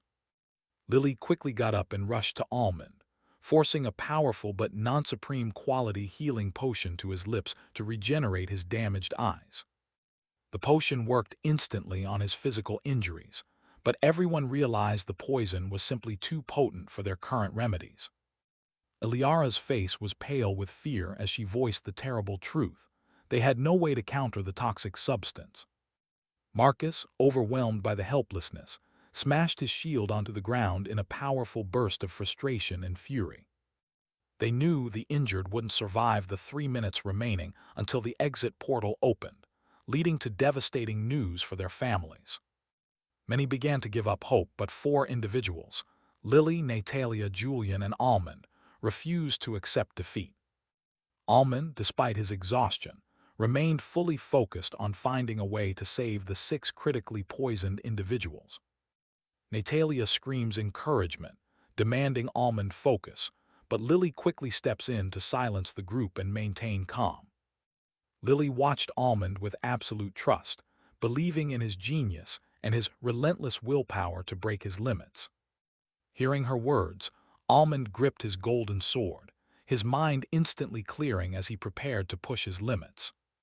His eyes flared with intense golden light, straining his vision to see every single harmful attribute afflicting the poisoned group. Almond's vision shifted, allowing him to perceive the dark, corrupted spots eating away at their health and vitality.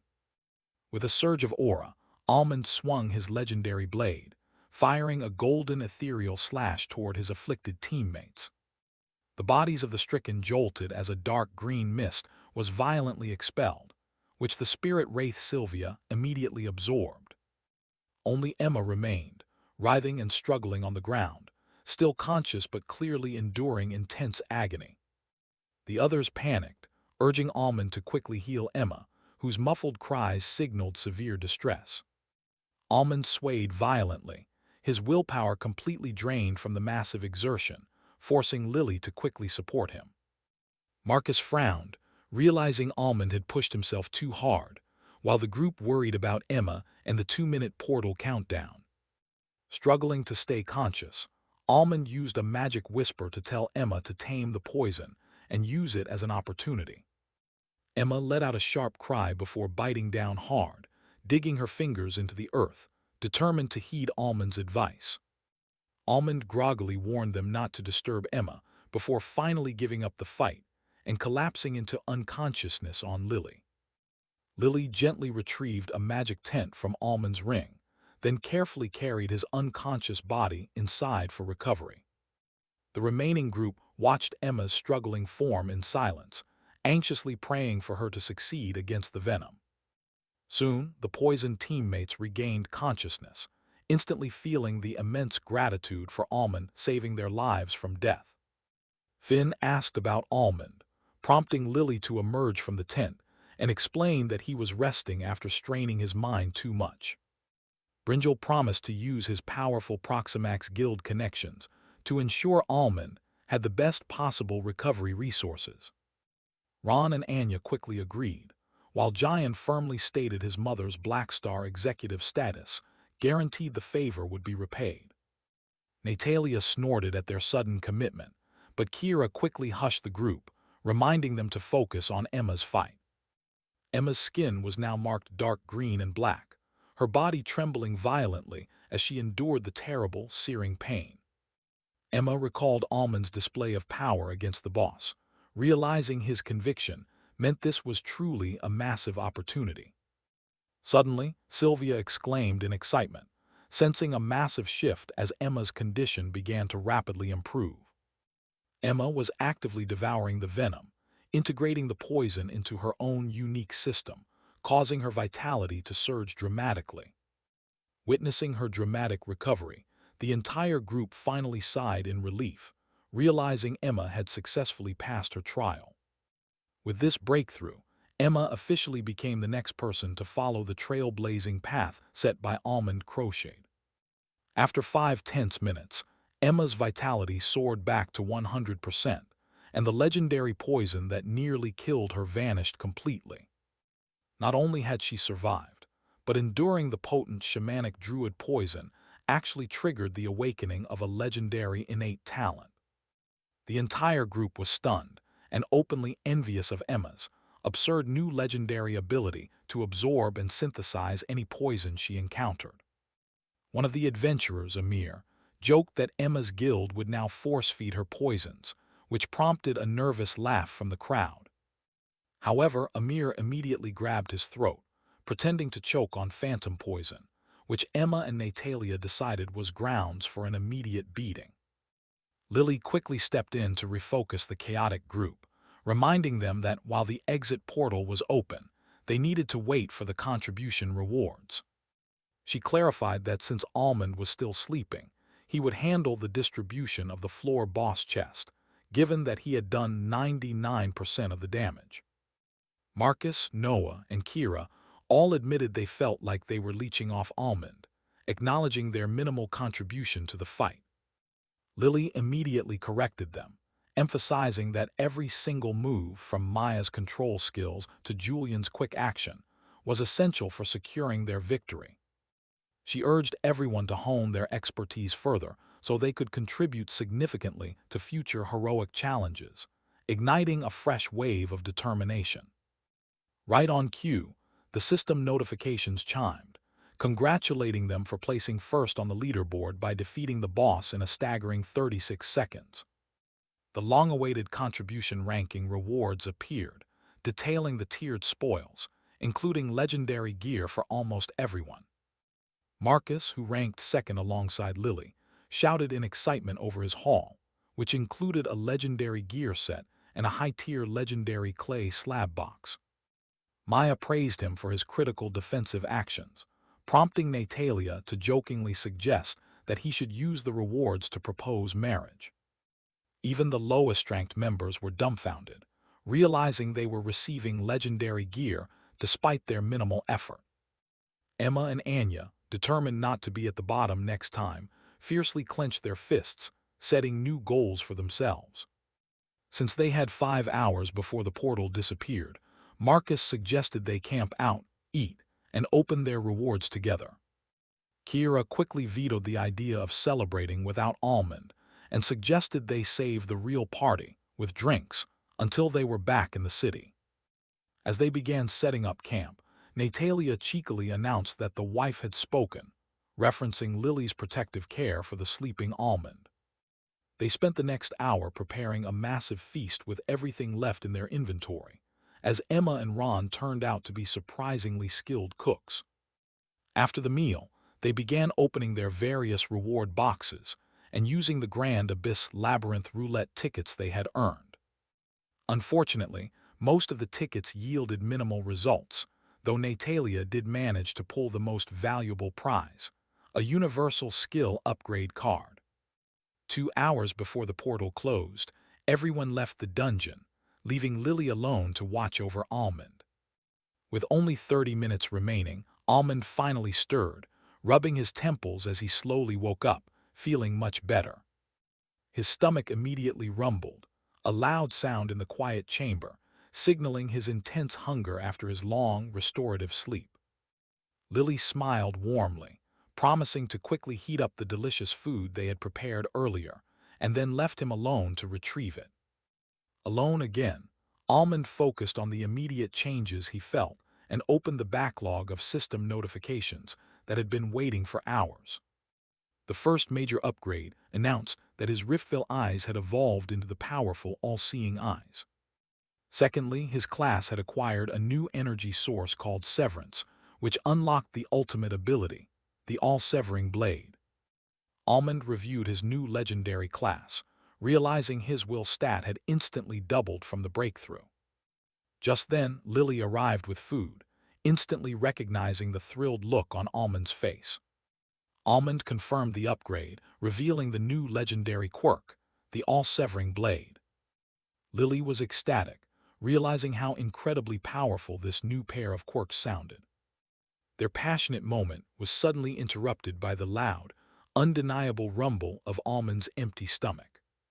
They sat down to eat and checked the final notification, revealing a startling message box and a fancy leaderboard.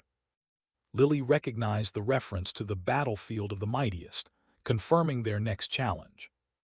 Almond noted that all the related global details would only surface once they finally left the current labyrinth. Lily's excitement reached a new peak, fueling her resolve to stand shoulder to shoulder with Almond in the coming challenges. The system clarified that this exclusive leaderboard was reserved only for those who broke the will barrier through sheer, ardent desire for power. Almond was now officially the 437th person to enter the ranking, and currently the 137th living champion. A new protocol activated, warning Almond that 3 other champions would be participating in the same Phase 1 event. The ultimate reward for eliminating another champion was the mysterious blessing known as #S-Touch. Meanwhile, on the highly technological Cyberterra planet, adventurers eagerly awaited the start of the battlefield of the mightiest. Far above the colorful cyber cities, the champion known as Neo Elvergard sat in his high-tech metallic pavilion. Though appearing middle-aged, Neo was an octogenarian, half of his body augmented with nanotech and magic. As nano-patterns flickered in his augmented eye, Neo noted the presence of one more champion entering the ranks. He smiled faintly, anticipating the arrival of greater waves and more intense conflict. Next on planet Empiridrake, a world ruled by powerful draconian clans, another champion was stirring. Away from the clans, the massive disaster dragon, Kexel the Cursed Vagabond, lay sleeping on a lonely obsidian peak. His shining black scales were covered in sizzling, glowing scars, markers of his defective nature and constant battles. Abandoned and hunted, he had survived the efforts of the most powerful dragons and draconians.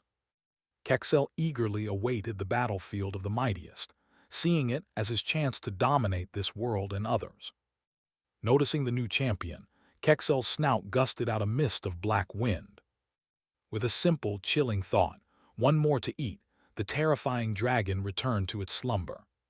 Finally, on planet Eldoran, home to powerful elven races, the last of the detected champions was revealed. In the Midnight Elves' Empire, their king, Xanathriel Umbraris, sat meditating beneath a unique, unnervingly black tree.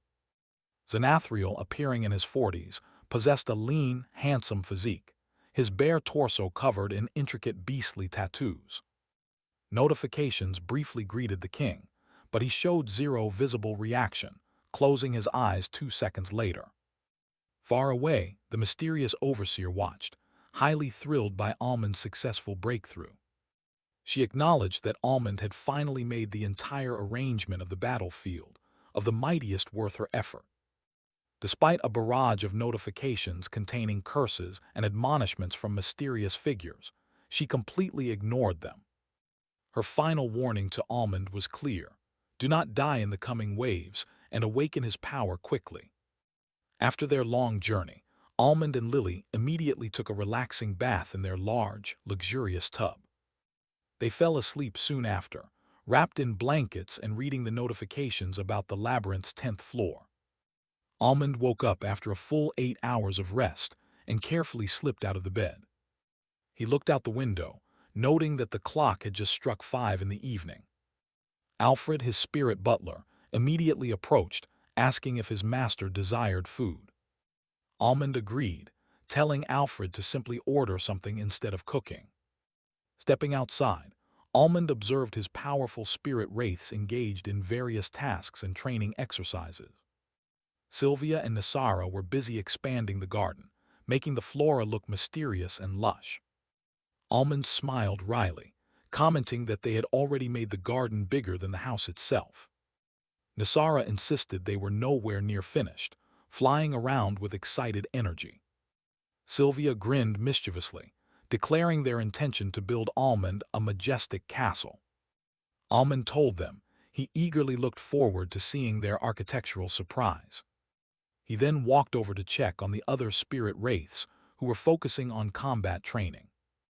Thinking of a way to upgrade his forces, Almond pulled out an SS rank skill scroll, Infernal Maw. He handed the scroll to Galvarin, asking if he could learn and master the ability. Galvarin took the scroll with interest, promising his lord that he would quickly master the new skill. Benedict and Ashkar then approached, eagerly asking if Almond had any new gear for them. Almond promised he would find suitable items for them once he acquired more resources. Suddenly, the massive starlight beast nudged Almond, demanding to engage in a spar. Their definition of play was an all-out, brutal training battle that few gold-rank adventurers could survive.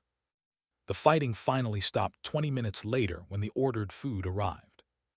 Almond went to eat at the elegant, open crystal dining pavilion Nasara had created. A massive screen was set up nearby, so even the largest spirit wraiths could watch television while resting. After dinner, Almond went back inside and activated his communications wristwatch. Seeing messages from Admiral Rudra, he initiated a direct holographic call. A few seconds later, the Admiral appeared in the hologram, looking imposing in his iconic suit and beard. Rudra immediately remarked that Almond had experienced one hell of a journey in the Labyrinth this time. Almond confirmed the rumors about the items and clarified that his presence was the condition for the heroic challenges. Rudra raised his eyebrows, nodding slowly as he realized the leverage Almond now possessed. Almond revealed his plan to auction off every epic and legendary item to drain gold before the next event. Rudra's eyes glinted, appreciating Almond's genius for leveraging the groups who entered the labyrinth. Almond explained that his gear had a fatal flaw, requiring him to replenish its durability and duration. Rudra chuckled, mentioning that one patriarch was furious his grandson wouldn't share the secrets with him. Almond laughed, confirming that anyone who wanted future rewards must follow his lead. Rudra then shifted to the main topic, a high-level meeting in 7 days concerning the new 10th floor area. The Admiral warned Almond that security had been increased, but the enemy rats were still persistent. Almond accepted the warning, noting he would soon create a powerful spirit wraith from a heroic boss spirit. They ended the call, agreeing to proceed with the grand auction to empty the coffers of the major guilds. Immediately, Almond began writing an invitation email to all the participating adventurers. He emphasized his leadership, demanding their items in exchange for superior, tailor-made legendary gear sets. Almond decided it was finally time to sort through the massive pile of real rewards he had accumulated from his recent conquests. He released a mana thread into his ring, and the space in front of him instantly became covered in exotic treasures and materials. The inventory included dark phoenix feathers, 4 insight stones, hundreds of millions in gold, and numerous legendary crafting components. Almond still had the gold rank class breakthrough waiting, but he needed to consolidate his current powers before proceeding. He decided to save the major MVP and floor boss chests to open in front of his entire party the next day. Showing off big rewards was the best way to secure their loyalty and build the powerful force he needed for the grand scheme of things. Especially now, with the massive threat of the battlefield of the mightiest soon descending upon their world. He realized he had to catch up to the 3 world-level monsters and build a solid arsenal of combat power immediately. He focused on the 2 level-up boons he received at gold level 50, desperately hoping one contained a skill option. A second later, his eyes glittered in pure triumph. A skill option had appeared in one of the boons. Almond knew he needed all his primary class skills at SSS rank to unlock the requirements for his main class evolution. He chose the option and instantly upgraded his most crucial ability, Spirit Pocket, from SS to SSS rank.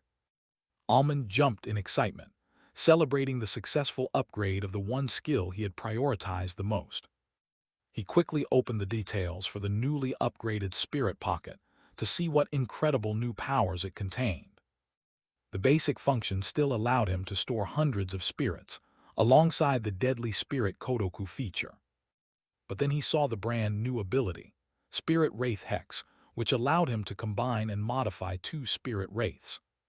This feature consolidated their power source and evolution path by consuming 1,000 captured spirits. Almond was initially dumbfounded by the sheer power of the hex, then immediately thrilled by the strategic possibilities. He realized exactly what he needed to do next, and that it required immediate and specialized help from high up.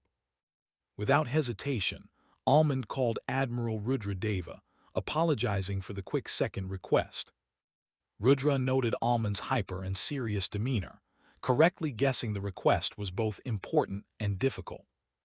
Almond confirmed it would be very difficult, linking the request to the recent clearance of the 10th floor. He knew that clearing the floor would have instantly spawned a new batch of S-rank dungeon gates across the territory. Admiral Rudra confirmed that 5 new S-rank dungeon doors with high energy readings had indeed been detected. Almond stated directly, with severe intensity, that he absolutely needed access to all 5 of them. The Admiral was momentarily speechless, pointing out that 4 were already claimed by powerful monsters and guilds. Almond countered that he didn't need possession, he just needed to go in first, which should be easier to arrange. Rudra slowly agreed that arranging first access wasn't impossible, but it would require paying a hefty price. Almond's expression turned thoughtful, realizing he needed to reveal his biggest hidden card as leverage for the negotiation. He decided to reveal his ability to craft legendary gear, asking Rudra about the potential global impact of the skill. Rudra was completely dumbfounded, recognizing the sword as a high-tier legendary item that was part of a set. Before Almond could finish explaining, Rudra interrupted him, realizing the strategic weight of this secret power. Rudra's eyes glinted with a lapis blue hue as he instantly began constructing a plan to utilize this card safely. He warned Almond that revealing this power would immediately attract assassination or abduction attempts from hostile forces. Rudra promised to prepare a counter-strategy and carefully release the information to minimize the negative impact of the reveal. Almond felt reassured, sensing the Admiral was already cooking something masterful to protect him and utilize his power. To help Rudra, Almond decided to provide more ingredients by revealing his current combat level. His final hidden cards included his new weapon art token and the immense potential of the Spirit Wraith Hex. With the strategy set, Almond concluded, ready to commit fully to the partnership and the coming challenges. Almond explained that if the Admiral knew his current power level, planning for the coming challenges would be much easier. The Admiral was intrigued, asking exactly how the brat planned to demonstrate his true combat abilities. Almond revealed the new trick he learned, a mana technique called memory slip, which imprints visual memory directly. Admiral Rudra was genuinely surprised by this completely new piece of information about memory imprinting. This powerful technique was only unlocked after Almond defeated the 5th floor boss, allowing someone to experience memories firsthand. Almond confirmed he knew the method, though it required extremely high perception and focus stats to even learn. Based on the complexity, Almond estimated he could master the memory slip technique within 2 hours. Rudra grinned and immediately issued a challenge, send him the method so they could race to learn it. Almond laughed, recognizing the Admiral's competitive spirit immediately and accepting the race. Rudra urged him to hurry up, sensing that this new knowledge would open up even more possibilities for mana mastery. Almond suddenly realized the potential danger. Rudra was already a mana genius who founded his own techniques. Sharing the method of fiddling with mana and the deep mind would only make the old monster stronger. Grinning, Almond agreed to write down the complex method and send it over in minutes. After ending the call, Almond waved his hand, conjuring a magic page and a specific magic pen out of pure mana. His current proficiency and 200 will stat allowed him to create tangible objects with unique magical aspects. He understood that 100 was the normal will limit, which he had successfully broken through to achieve this incredible level of power. He knew Lily's will was 89, but he kept that information secret, wanting her to progress naturally. Because of his 200 will, his mana transmutation was arguably stronger than the Admiral's, creating magical properties at will. The piece of paper looked like an ancient scroll, and the pen became an aesthetic quill with dreamy black ink. Almond finished writing the method, rolling up the scroll with a mysterious, complex locking pattern and seal. He clapped his hands together, and the physical scroll instantly dissolved, reforming into a tiny digital mail icon. The wristwatch used mana signals traveling through arcane towers, allowing him to send this advanced magical object digitally. However, when he first tried to place the icon into his wristwatch, nothing happened. Almond activated his all-seeing eyes, immediately dissecting the wristwatch's signal structure and the conflicting magic frequencies. Grinning, he quickly adjusted the frequencies, successfully placing the mail into the device and preparing to send it. He then sent the mail to Rudra, adding a cheeky challenge about the scroll's hidden puzzle lock. Moments later, Admiral Rudra received the digital mail and laughed heartily while reading Almond's competitive note. But 5 minutes later, the laughter stopped. Rudra was cursing, unable to interact with the magic scroll inside the mail. Rubbing his temples in frustration, the Admiral activated his focus field to begin a deep, intense dive into the puzzle. He realized the brat had created something truly difficult, and muttered that this challenge would take much longer than a few minutes. Almond finally snapped out of his trance after completing the first successful memory slip. He checked the time and realized the process took 2 hours and 14 minutes, which was too slow. He muttered that he should have finished the technique in under 2 hours, feeling dissatisfied with his performance. Then he saw a notification from Admiral Rudra, sent almost half an hour ago. The Admiral had already mastered the memory slip and was already on his way to Almond's location. Moments later, Admiral Rudra arrived, ready to analyze Almond's combat memories. Almond asked permission to check the Admiral's status, citing pure curiosity about his stats. Rudra readily agreed, allowing Almond to open the status screen. The status screen showed Admiral Rudra at SSS rank, level 150, with shockingly high foundational stats. Almond was completely dumbfounded, especially seeing focus and perception maxed out at 400. He wondered how all of Rudra's foundational stats were so close to the absolute limit. Rudra laughed, revealing that stats weren't only increased by consuming magical fruits. He explained that all old monsters use much harder specialized training methods to reach the foundational limit. These individuals are constantly training to increase their stats and improve themselves, staying out of the public eye. Rudra added that they skipped the first Labyrinth cycle entirely, going straight into the second. Almond's eyes shone with interest, immediately asking what kind of training methods they employed. Rudra laughed again, stating that the training is personal and uses mana to explore and train the body and mind.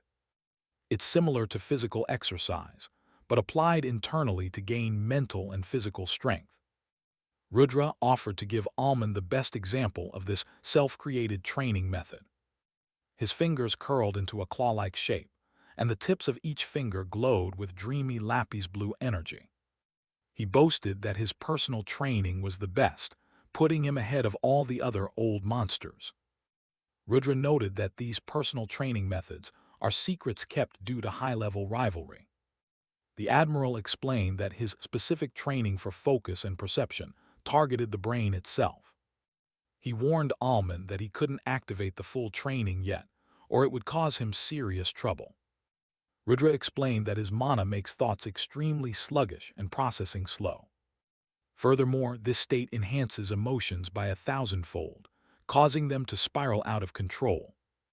Despite this mental chaos, the user must focus intensely on a single task to increase focus and perception. Rudra stressed that this training must be done in a dungeon, because the user inevitably loses control. Almond gave a wry smile, recognizing the sheer insanity of the training method. The state of mind after returning to normal directly influences the stat changes, potentially causing a reduction. Almond asked if Rudra had ever experienced a stat reduction, to which the Admiral confirmed, but only once. Rudra then dismissed the topic, stating that Almond didn't need to bother creating such difficult methods. Almond grinned, saying the information was incredibly valuable and opened an important door for him.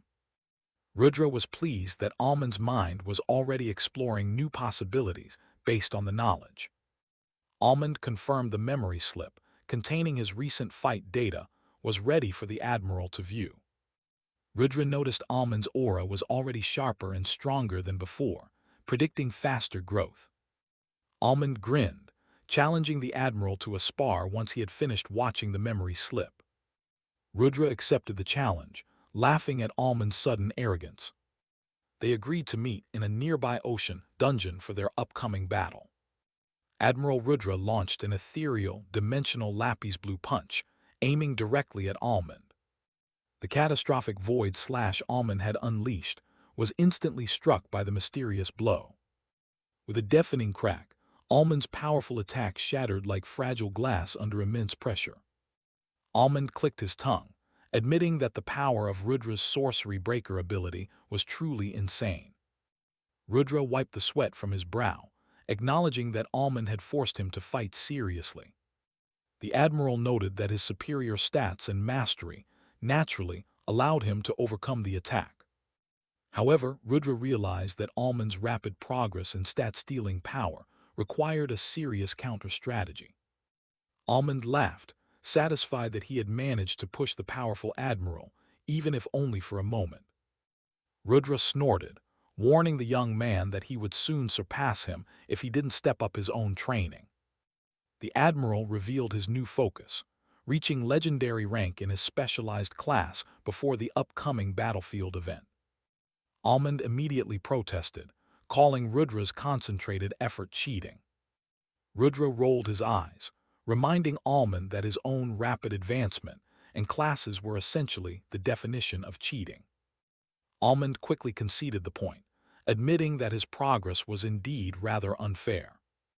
Admiral Rudra didn't linger and quickly departed on his private jet, retrieved from his storage ring.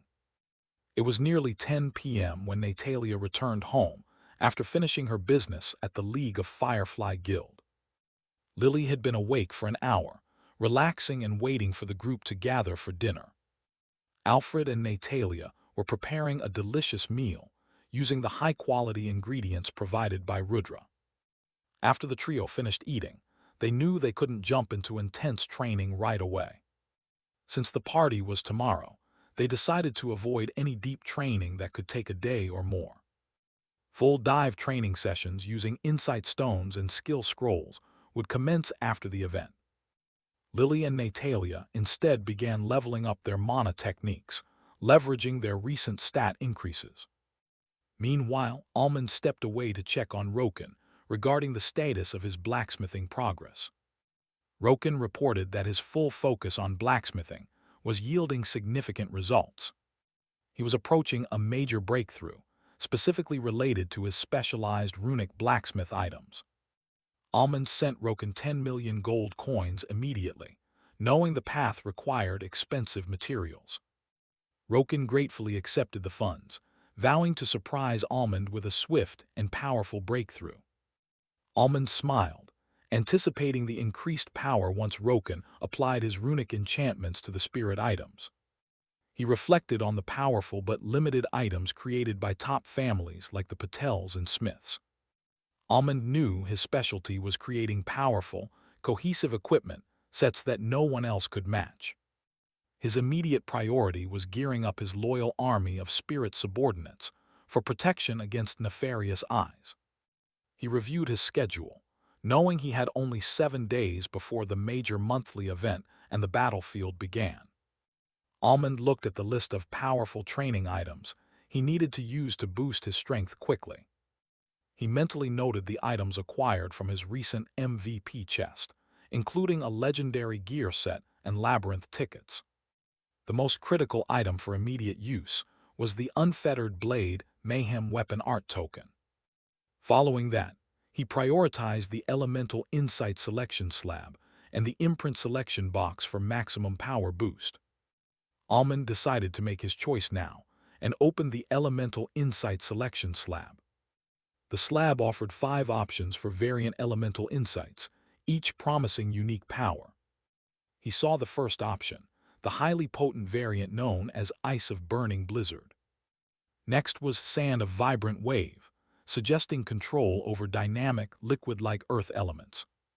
The third choice was Stone of Dancing Mirage, hinting at illusory or agile earthen power. Then came Wind of Lunar Tide, implying control over air influenced by celestial gravity or cycles.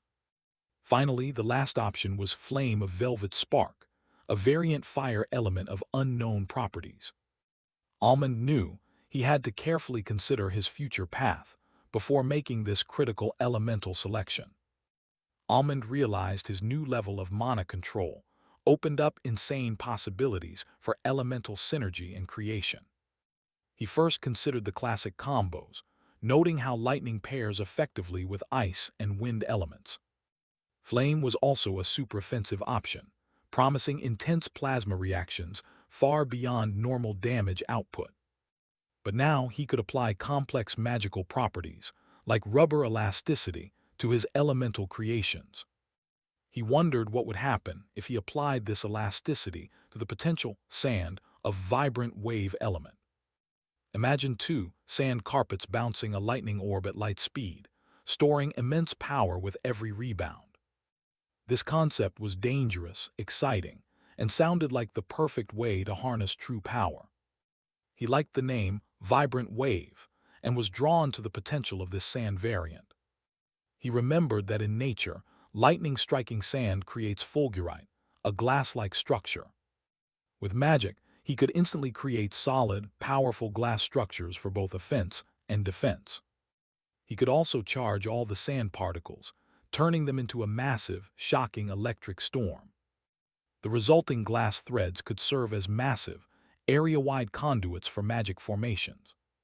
He could even make unique glass structures to concentrate and redirect lightning into crazy laser attacks. His excitement peaked.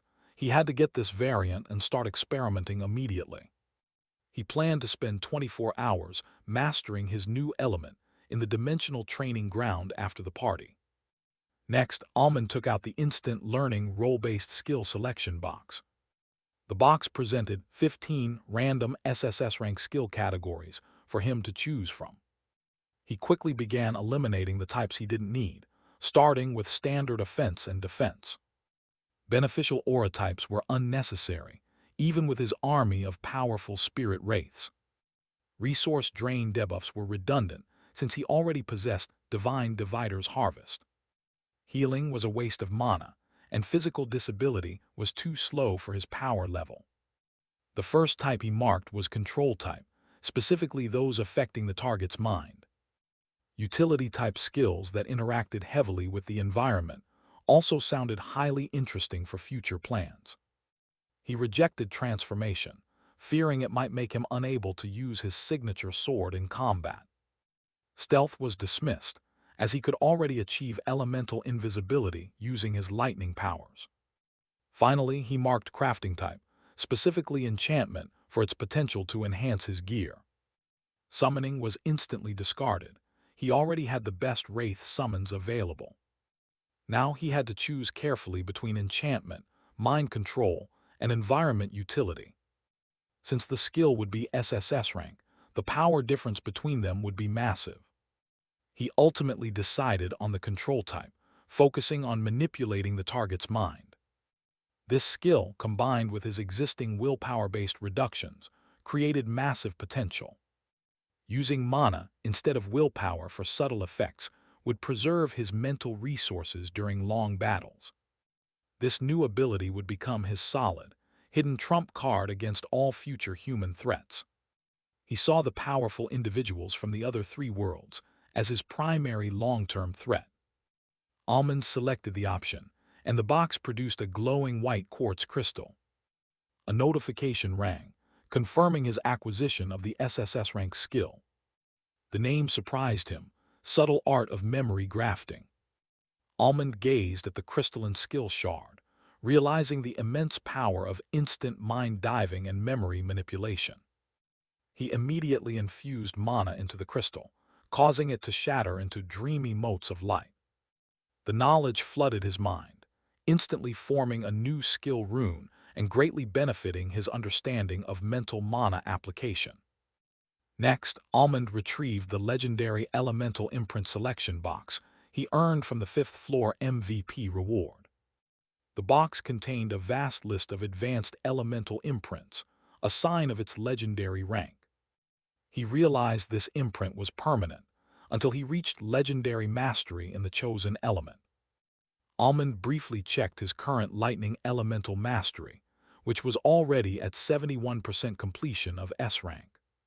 He questioned whether the higher ranks would offer significant new applications, since S rank already covered everything he needed. He determined he must choose an imprint that would allow for rapid growth and maximum combat enhancement.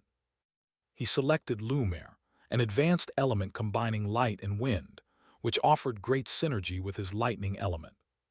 The choice was perfect, ensuring he would eventually gain individual mastery over both wind and light as well. With the imprint settled, he finalized his training schedule, starting with the unfettered blade mayhem weapon art. Next on the list was the 24-hour dive into the sand of vibrant wave slab, but he suddenly had an idea. He pulled out his 2 insight stones, believing he could influence the mysterious dimension they accessed. If he focused on the sand element while activating the stones, he might gain preliminary insight before using the slab. This preparation would maximize his short window of time and increase his chance of mastering the variant sand. After the sand training, he planned to learn the growth skill, whispering knowledge, which sounded highly esoteric. He then went outside to distribute the remaining skill scrolls to his spirit wraiths. He gave the Waves of Frostheart Ocean advanced skill scroll to Nisara, the Winter Sun Lady. Nisara's eyes lit up immediately at the prospect of gaining new power to better serve her master. Almond explained that while she would definitely learn the skill, she must focus to achieve the highest starting rank and potential. Nisara solemnly vowed that she would not disappoint him, accepting the challenge with determination. Almond smiled and patted her head, assuring her that he would be satisfied with her best effort. She resolved internally to surprise her master by doing her absolute best in the training. Afterward, Almond sat down in the pavilion, contemplating the final skill scroll dancing above his palm. The skill, Chrono Pulse of Radiant Heart, was frustratingly vague, implying both time manipulation and some conceptual element. He debated whether to learn it himself or use it as a grand finale item in an auction. After a few minutes, he decided against giving the skill to a random person and resolved to learn it himself later. Since it was night and he wasn't sleepy, Almond announced it was time to start the heavy training immediately. He took off, flying rapidly towards the nearby beach to begin his intensive regimen. Galvarin, the Crimson Skylord, shouted that he needed 10 more minutes to finish his show. Almond simply commanded him to move his massive body immediately. Benedict, the Dark Pope, snickered, warning Galvarin that slacking would get him abandoned by their master. Sylvia, the Forest Maid, agreed, telling Galvarin he better pick up the pace or she would outpace him. Dismissing the foolish brats, the haughty Galvarin rumbled as he dive-bombed straight toward Almond to begin training. The next morning, Almond and Lily awoke, completely refreshed in both body and mind after a much-needed night of passionate rest. By noon, everyone had arrived for the celebration, gathering around a large, ornately carved wooden table. The party officially began with cheers, and everyone was surprised to find that Marcus, the sturdy warrior, was actually a surprisingly skilled bartender. After discussing their guilds, reactions, and other matters, Almond tapped his glass, infusing mana to capture everyone's attention. He grinned and announced that before the important discussion, It was time to open the rewards they earned from slaying the fifth-floor heroic boss. The sheer size and intricate design of the heroic boss slaying chest immediately raised anticipation among all the adventurers. Almond opened the chest without fanfare, instantly revealing a dizzying array of legendary gear, gold, and powerful artifacts. The rewards included legendary gear sets, a Tier 3 artifact box, and a highly coveted universal skill upgrade card. "Holy Grail in smokes," one of the adventurers exclaimed, while Maya simply noted that the rewards were crazy as always. Another adventurer licked his lips, dreaming aloud about getting the universal skill upgrade card. Lily quickly shut him down, stating that everyone knew the card belonged to only one person among them. While the party was still processing the shocking main rewards, Almond efficiently opened the secondary party chest. A notification appeared in everyone's minds, detailing the party rewards, including advanced skill scrolls and 1,000 heroic points. Natalia laughed, super stoked to learn the skill she would acquire from her advanced skill scroll, noting the promising name it held. The adventurers discussed how they hoped to receive passive-type skills, or growth-type skills that could evolve rapidly. Almond then brought the focus back to himself, explaining that he had already opened his MVP box, but its contents were too sensitive to share publicly. He announced he had something important to discuss, and the entire room immediately fell silent, sensing the sudden change in the atmosphere. Almond began with a sharp question, asking if anyone currently wished to leave the party. He immediately followed up, declaring that from this moment forward, they would operate as a proper, structured party with strict rules everyone must obey. Almond waved his hand, and a large, dreamy blue chart materialized, displaying the condensed golden words of the rules he had already prepared. The first rule was the most crucial. Everyone must sign a spirit contract of absolute secrecy. He explained that any secret information learned while with the Grim Breakers must never be disclosed to outsiders, under any circumstances. The price of breaking the contract was steep: forced memory manipulation, deletion of crucial memories, and severe mental consequences. Upon hearing the terrifying consequences, many of the adventurers gulped, feeling a deep chill run down their spines. However, the core members like Julian, Marcus, Maya, Natalia, and Lily remained calm, having already been informed about the contract's existence. The second rule established that Almond held sole authority over the distribution of all acquired items, rewarding exceptional performance at his discretion. Almond then presented his third rule, which was his commitment to provide and maintain the highest quality legendary gear for every party member. The fourth and final rule was a demand for consistent hard work and improvement, threatening removal and memory alteration for those deemed unworthy. This rule was a calculated intimidation factor, designed to check the resolve of every adventurer present. Breaking the silence, one of the female adventurers, Emma, immediately declared her intention to sign the contract. She stated that she had no reason to betray him and was fully committed to acquiring power under his leadership. Almond snapped his fingers, and a spirit contract shimmering with mana instantly materialized before her. She signed without hesitation, feeling the binding rune formation settle into her source space. Marcus then spoke up, deciding to sign the contract again with the others to show solidarity and commitment. Maya calmly nodded her agreement, followed by Natalia, who playfully urged the remaining adventurers to think carefully. With the core group setting the example, Almond conjured contracts for Julian, Marcus, Maya, Natalia, and Lily. The core group quickly infused their mana and signed the new spirit contracts, binding themselves officially to the rules of the Grim Breakers. Almond then rested his chin on his hands, surveying the remaining adventurers with a sharp gaze. He issued his final challenge: make your decision now and set your path forward. Kira was the first to commit, pointing out she had everything to gain and nothing to lose by staying in their newly formed party. The rest of the powerful figures quickly followed, confirming their loyalty and resolve for their shared, powerful future. Only Brinjal hesitated, explaining that his existing guild ties meant he couldn't hide the information he would soon gain from the group. Almond accepted his reasoning calmly, noting he would miss Brinjal's taunting puppets but respecting his position. Brinjal gave a final warning. The other major guilds were already moving to trigger the next heroic challenge, knowing the information would soon spread. Almond simply chuckled, wishing the competition good luck before retrieving his massive gold coin pouch and gear sets from his spatial ring. He laid out the dazzling loot, including 1 billion gold coins and powerful upgrade materials, ready to be won by the group. Now the real fun began. It was time to open the stack of random boxes, starting with the mysterious SSS-rank treasure. The group erupted in excitement, chanting dice, as they prepared for the luck-based distribution game. Kira, eyes fixed on the boxes, eagerly noted that she could finally participate in the luck-based rolls.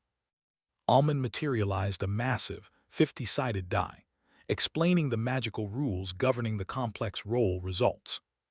The party gathered in a wide circle, preparing to roll the dice one by one to see who would win the first, most valuable prize. To everyone's surprise, the winner of the first round was the unexpected lucky underdog, Julian Ranford. Natalia immediately snorted, unable to believe the kid was actually the one with the winning luck for the SSS prize. Almond twirled his finger, sending the SSS mystery box flying toward the newly announced winner. Pressing the button, the mystery box burst with colorful sparks, revealing a miniature model of a striking, crystal metallic ship. The design was akin to a pirate ship, but with large, horizontal wings attached to the sides instead of traditional sails. The rest of the group recognized the unique design and quickly realized they were looking at a massive, SSS-rank flying ship. Almond grabbed the model, threw it high into the air, and infused it with mana to activate its full size. The ship rapidly enlarged, becoming a majestic 100-meter-long vessel with huge blue magic wings spanning 50 meters across the sky. The entire group was left speechless by the sheer scale and luxurious design of their crazy new ride. While other powerful entities had flying ships, nobody had ever acquired a legendary SSS-rank vessel until now. Almond internally noted that this ship would be essential for traversing the vast battlefields of the 10th floor and beyond. He smiled, shrunk the ship back down, and swiftly put it into his storage ring to resume the box opening. Almond rolled his own dice, getting a 17, but before the next round could proceed, he received a private chat message. Admiral Rudra demanded he bring the airship immediately to the GAA headquarters for research and structural scanning. Almond realized the Admiral's intense security measures had immediately detected the massive ship's brief appearance. Rudra also shared good news. 2 new S-rank dungeons had spawned, one in their territory and one near Proximax Guild. Almond requested the schedule, ensuring he could hit all 5 available S-rank dungeons one after the other to maximize his gains. Since he was busy powering up, Almond refused to travel, telling Rudra to send someone to pick up the ship in 2 hours. As the chat finished, the dice rolled again, and Anya won the chance to open the next item. Almond sent her the Tier 3 random artifact box, watching with anticipation to see what powerful object they would find. Anya opened the box, and a futuristic glowing orb patterned with blue and dark violet light popped out. Before anyone could identify the artifact, Almond swiftly snatched it and stored it away in his ring. He gave a playful smile, declaring that the artifact's effect would remain a secret until he decided when and how to use it.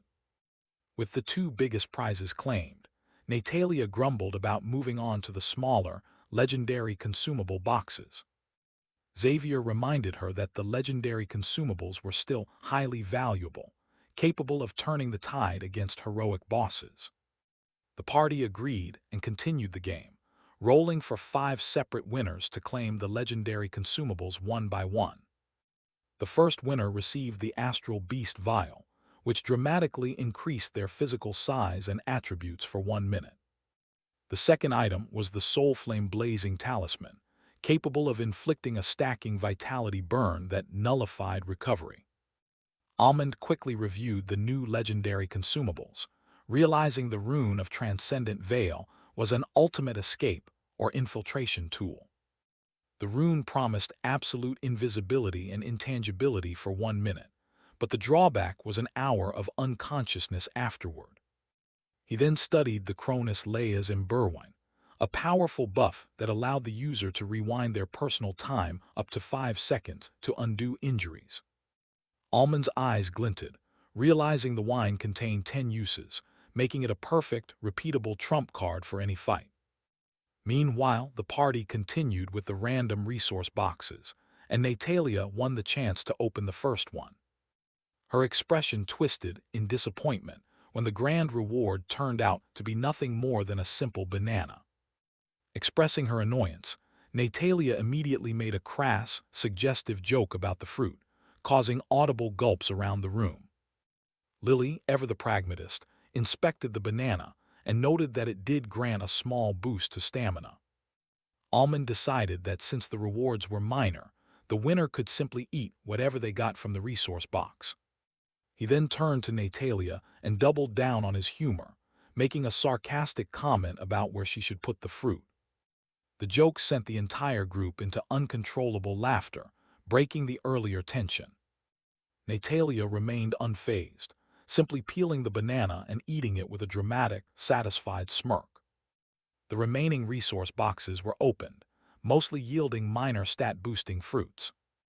Almond won one of the final boxes, which contained an apple that yielded the highest boost, 20 points in strength. Since he didn't need the physical strength boost, Almond immediately offered the apple to Lily. After the resource box segment, the focus shifted entirely to eating and drinking, and soon the party devolved into chaos. Julian, completely red-faced and wasted, loudly declared his intention to surpass Almond, shattering his glass dramatically. Noah, equally drunk, sternly drew his sword, insisting that he would be the one to achieve victory. Xavier howled his agreement, barely able to stand straight, adding his own slurred challenge to the mix. Natalia, now completely intoxicated, made a vulgar suggestion, inviting the ladies to join her in some hanky-panky. Kira Ruggieri watched the unfolding madness with a look of absolute disbelief and speechless exhaustion. The situation escalated quickly as several other girls, including Kayla and Talia, started trying to undress themselves. Then Iliara, another figure, suddenly lashed out, attacking the rest of the party members in a drunken rage. Amidst the drunken anarchy, Emma sat at the table, calmly chugging her glass, completely unaffected. She pondered her innate physique, which automatically absorbed the alcohol effect, leaving her unsure if she should be happy or sad about it. Lily, seeing the level of destruction, approached Almond, suggesting they needed to make everyone sober immediately. Almond then turned to Emma, hypothesizing that her anti-poison physique should allow her to create an anti-drunkenness remedy. Emma's eyes glinted with understanding. She stood up, ready to test the limits of her powers. She spent several minutes channeling her mana, analyzing the alcohol and formulating the counter-property. Emma then created several fine mana needles, ready to drain the intoxication from the partygoers. She rapidly injected the needles into the drunken figures, immediately draining the alcohol effects from their bodies. A moment later, the entire group was instantly sober, looking around with confused and mortified expressions. Laughter soon erupted again, this time fueled by embarrassment and the realization of their collective drunken stupidity. Almond called for attention, making everyone sit back down as he had a serious announcement before they departed. He revealed the plan. They were challenging the 6th-floor heroic boss on December 27th, only 9 days away. The rest of the group was dumbfounded, looking shocked by the sudden, high-stakes time constraint.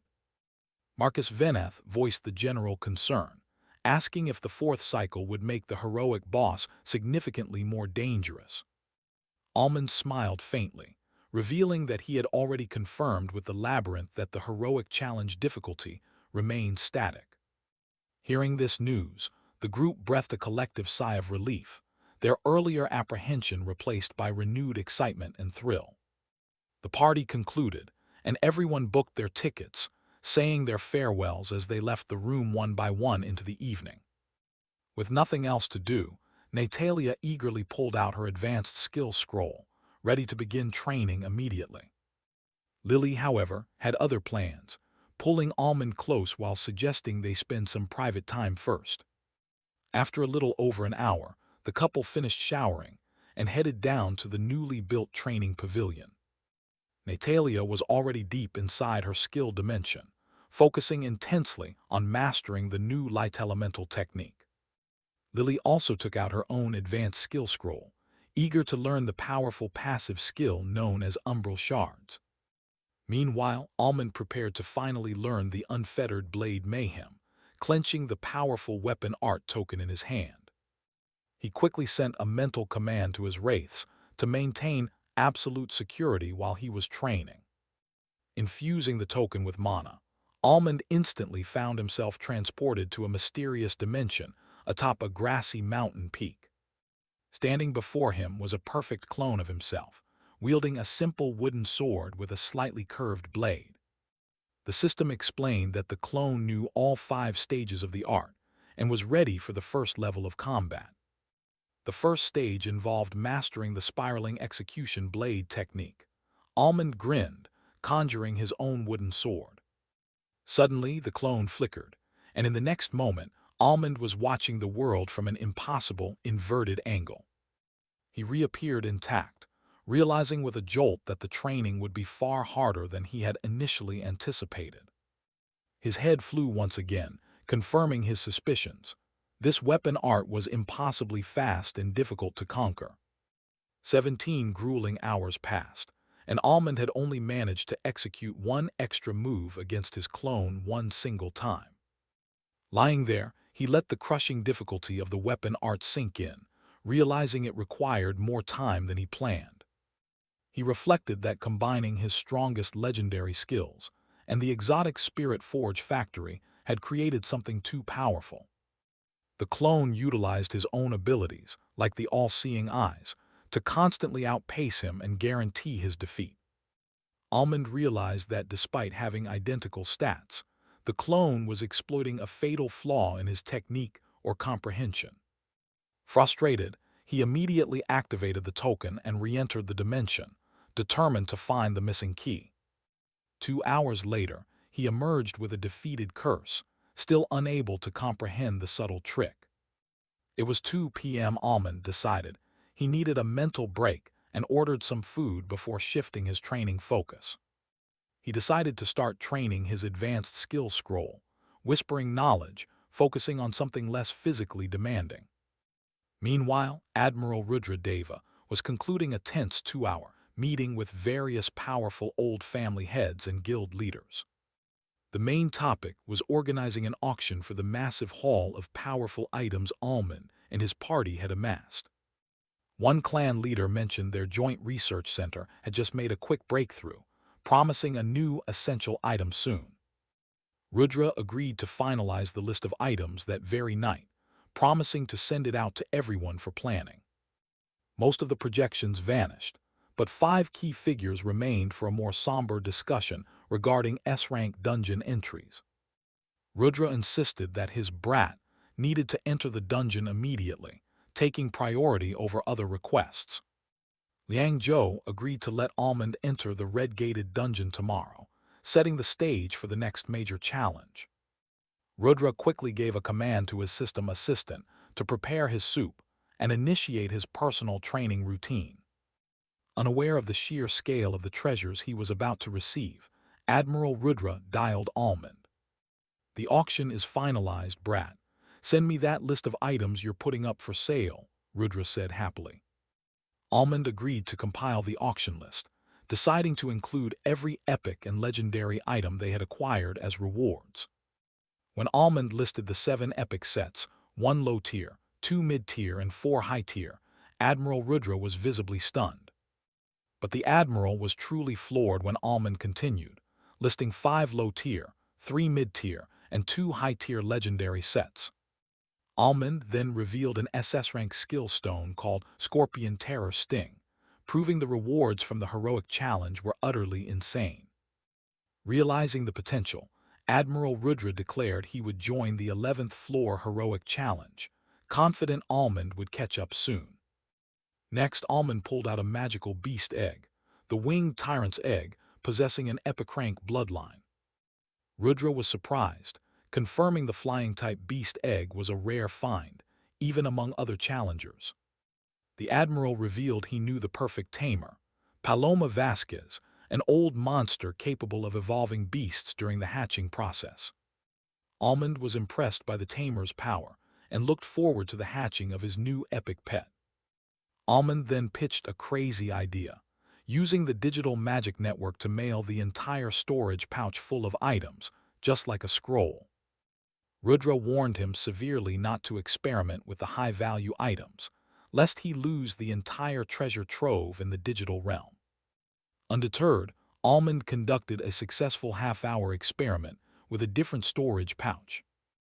Moments later, the test pouch popped out of Admiral Rudra's digital mail, confirming the impossible technology worked. Wasting no time, Almond sent the massive package of auction items, the skill stone and the precious beast egg. Admiral Rudra confirmed receipt and immediately asked Almond to set the entry time for the S-rank dungeon tomorrow. Knowing he had to spend time mastering the whispering knowledge skill, Almond calculated the timing needed. He set the S-rank dungeon entry for 7 p.m. the following day, giving himself 28 hours to prepare. Admiral Rudra signed off, and Almond returned to the castle, sitting down next to Lily on a meditation mattress. He took out the advanced skill scroll for whispering knowledge and immediately dove into the training process. Almond's mind avatar was immediately confronted with the first stage requirement, reading 10,000 books of random information. He realized this passive skill training would take a massive amount of time, likely surpassing the efforts of his teammates. Determined to start, he spread out mana strings, pulling dozens of books simultaneously from the shelves and onto the table. Using his photographic memory, high perception, and focus, Almond began to read pages instantaneously. He finished the first book in a single second, only to be left speechless by the content. The title of the profound knowledge he had just absorbed was, surprisingly, The 10 Ducks Who Went Through Nirvana and Became Bards. As December 20th hit 7 p.m., Natalia opened her eyes, watching the advanced skill scroll in her hand vanish.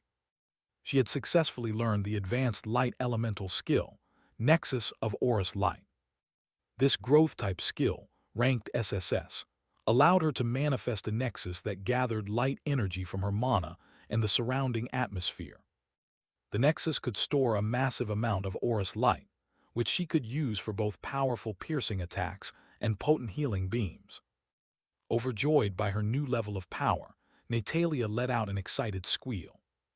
Immediately, a mystical nexus structure, featuring a spinning golden crystal core, appeared near her, instantly gathering light energy. She realized that the presence of the sun was quickly accelerating the nexus's charge rate. She spotted Benedict sitting on a beach chair nearby, his dark wisps patrolling the northeast side of the island. Natalia aimed her hand like a pistol at one of the unfortunate shadowy figures. Consuming a small portion of the stored aurous light, she fired the aurous lightburn pierce. The piercing light instantly struck and dissipated the dark wisp. Benedict groaned in pain, asking why she destroyed his puppies. Natalia replied that she was just testing the skill, pointing out she had only used 1% of its potential power. She then cheekily offered to heal Benedict with her new aurous light healing beam, which left him speechless.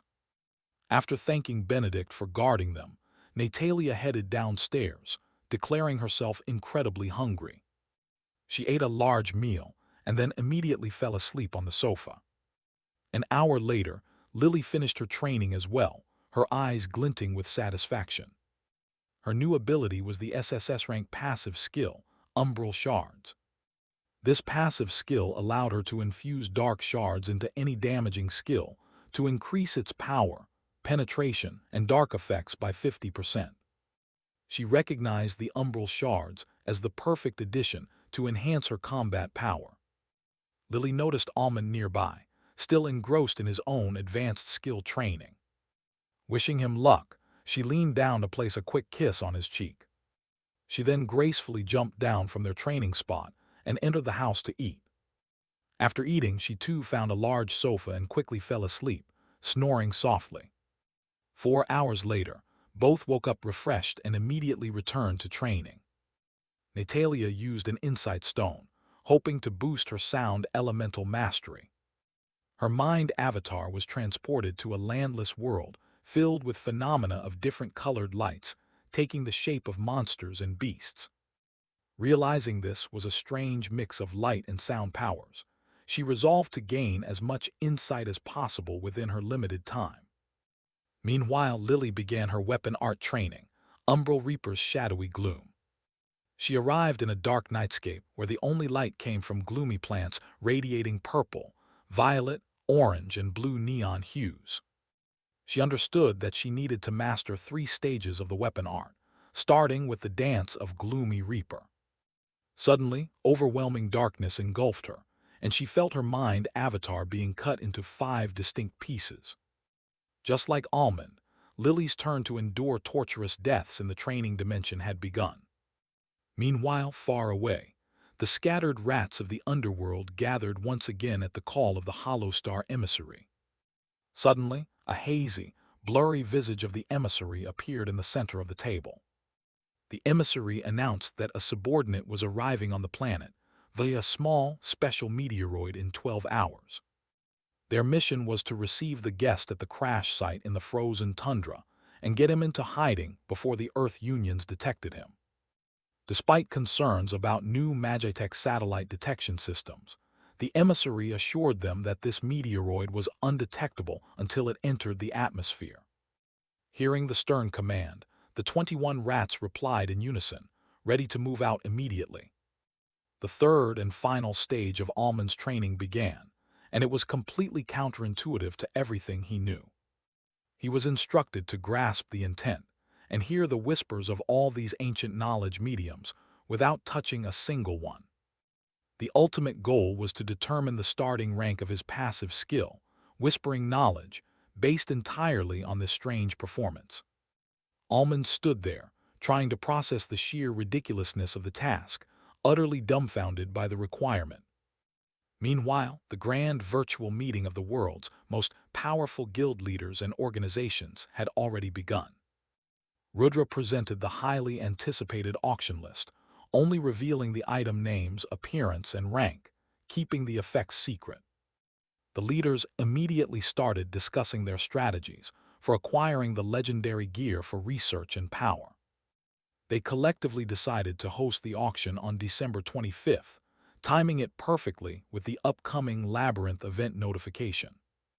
The moment Rudra posted the full list, the sudden silence among the world leaders was deafening. The sheer volume of legendary gear sets and the presence of an SS-rank skill stone instantly stunned the powerful figures. Their shock quickly turned to intense greed as they realized the heroic challenge rewards were far more bountiful than they ever imagined. They immediately shifted focus, demanding Rudra share the secret for invoking the heroic challenge. One leader tried to appeal to their old friendship, while others insisted the information should be public knowledge. Rudra calmly explained that only Almond's party received the invitations, but the leaders wanted the specific trigger conditions. To answer their demand, Rudra conjured an item made of pure mana, an ornate, glowing envelope. He announced that the information on how to invoke the heroic challenge would be sold inside this envelope at the auction. When the leaders protested the move, Rudra dramatically crushed the glowing envelope in his powerful fist. He then challenged the generous leaders to buy the information themselves and release it publicly. The meeting was instantly adjourned, leaving the furious leaders calculating their next greedy moves. Rudra immediately checked in with his AI, Astra, regarding the progress on Almond's mysterious flying ship. Astra reported that a rough blueprint was complete, and structural analysis would take about 19 more hours. Prioritizing his team, Rudra instructed the AI to ensure the researchers got enough rest, even if it caused a slight delay. Suddenly, an urgent, piercing red alarm blared through the facility, overriding the previous silence. Astra's voice announced a massive, high-velocity meteoroid had just breached Earth's mesosphere. The object was hurtling towards the frozen tundra sector and was calculated to crash in approximately 62 seconds. The impact was expected to shatter the frozen landscape and cause massive tsunamis and environmental devastation globally. Rudra demanded to know why this unprecedented event was not detected sooner, sensing that something was deeply wrong. The timing and location made interception impossible, leaving them helpless to stop the impending crash. Meanwhile, far below, the shadowy organization known as the Rats had already infiltrated the frozen tundra. Following specific instructions, several figures were frantically digging holes into a remote, snow-covered mountain peak. They were excavating the site, seemingly anticipating the very object Rudra's systems had just detected.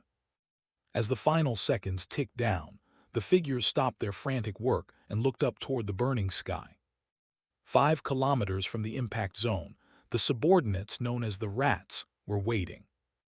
One of them finally located the hidden box the Hollow Star emissary had promised them. They wondered how their mysterious leader managed to deliver the package here undetected. Inside was their escape route, a miniature model of a dark, ominous SSS-rank flying ship. The ship bore the emissary's symbol, confirming its powerful origin and purpose. They quickly urged the finder to activate it, desperate to escape the intense, magical cold. Suddenly, they noticed the incoming meteoroid changing its trajectory directly towards them. The escape ship immediately expanded, forming a protective violet-black barrier just in time. The massive impact hit instantly, shattering the entire mountain peak around them. The destruction negated all previous AI calculations about the impact zone. The ship stabilized a few kilometers away, but everyone inside was severely rattled. Checking the roster, they realized one of their members, Andre, was missing. He must have been caught outside when the meteor struck. He was definitely dead. A powerful, oppressive pressure suddenly descended upon the ship's deck. A rude, booming voice demanded, "Hey, insects, come out and greet your new leader." The Rats frowned at the condescending tone, but quickly made their way onto the deck. The figure waiting for them was not human. He was a terrifying, muscular monster. He had curved horns, shining bronze teeth, and wore dark gold metallic chest armor. An alligator-like tail, approximately 2 meters long, extended powerfully from his back. "I am Lurkian Denikin. Address me as Captain Lurk with respect." He assessed his new team, declaring himself utterly unsatisfied with their weakness. He promised to train them, evolving them from maggots into decent dogs. A powerful, overwhelming aura erupted from him, crushing the Rats instantly. They fell to their knees, struggling desperately to withstand the sheer force of his power. "Where's your response?" he roared, demanding immediate, perfect obedience. Shaken and terrified, they quickly submitted, shouting, "Aye, aye, Captain Lurk." As the ship began flying, Lurkian stood at the notch, overlooking this new world. He mused that planetary restrictions had suppressed his power to platinum rank. He received a vibrating signal from a small, semi-biological device in his ear. He confirmed his safe arrival and reported his plan to the Hollow Star emissary. The emissary commanded him to remain a continuous menace without taking excessive risks. Lurkian grinned ruthlessly, promising to make this world fall on its knees first. Meanwhile, Admiral Rudra Deva watched the enhanced meteoroid footage on a huge screen. Astra AI highlighted the figure embedded in the meteor, confirming individual control. Rudra was shocked, realizing a powerful, non-human entity had just entered their planet. he deduced that the individual's raw physical strength and mana reserves surpassed his own. Suddenly, a notification spread worldwide, imposing a planetary power restriction. Foreigners' power would be capped at the rank of the planet's top 100 individuals. Rudra instructed Astra to calmly relay the news to the public, ensuring confidence. The admiral then gave the final critical command: contact party number A1. It was time to schedule a stroll into the recently opened 11th floor.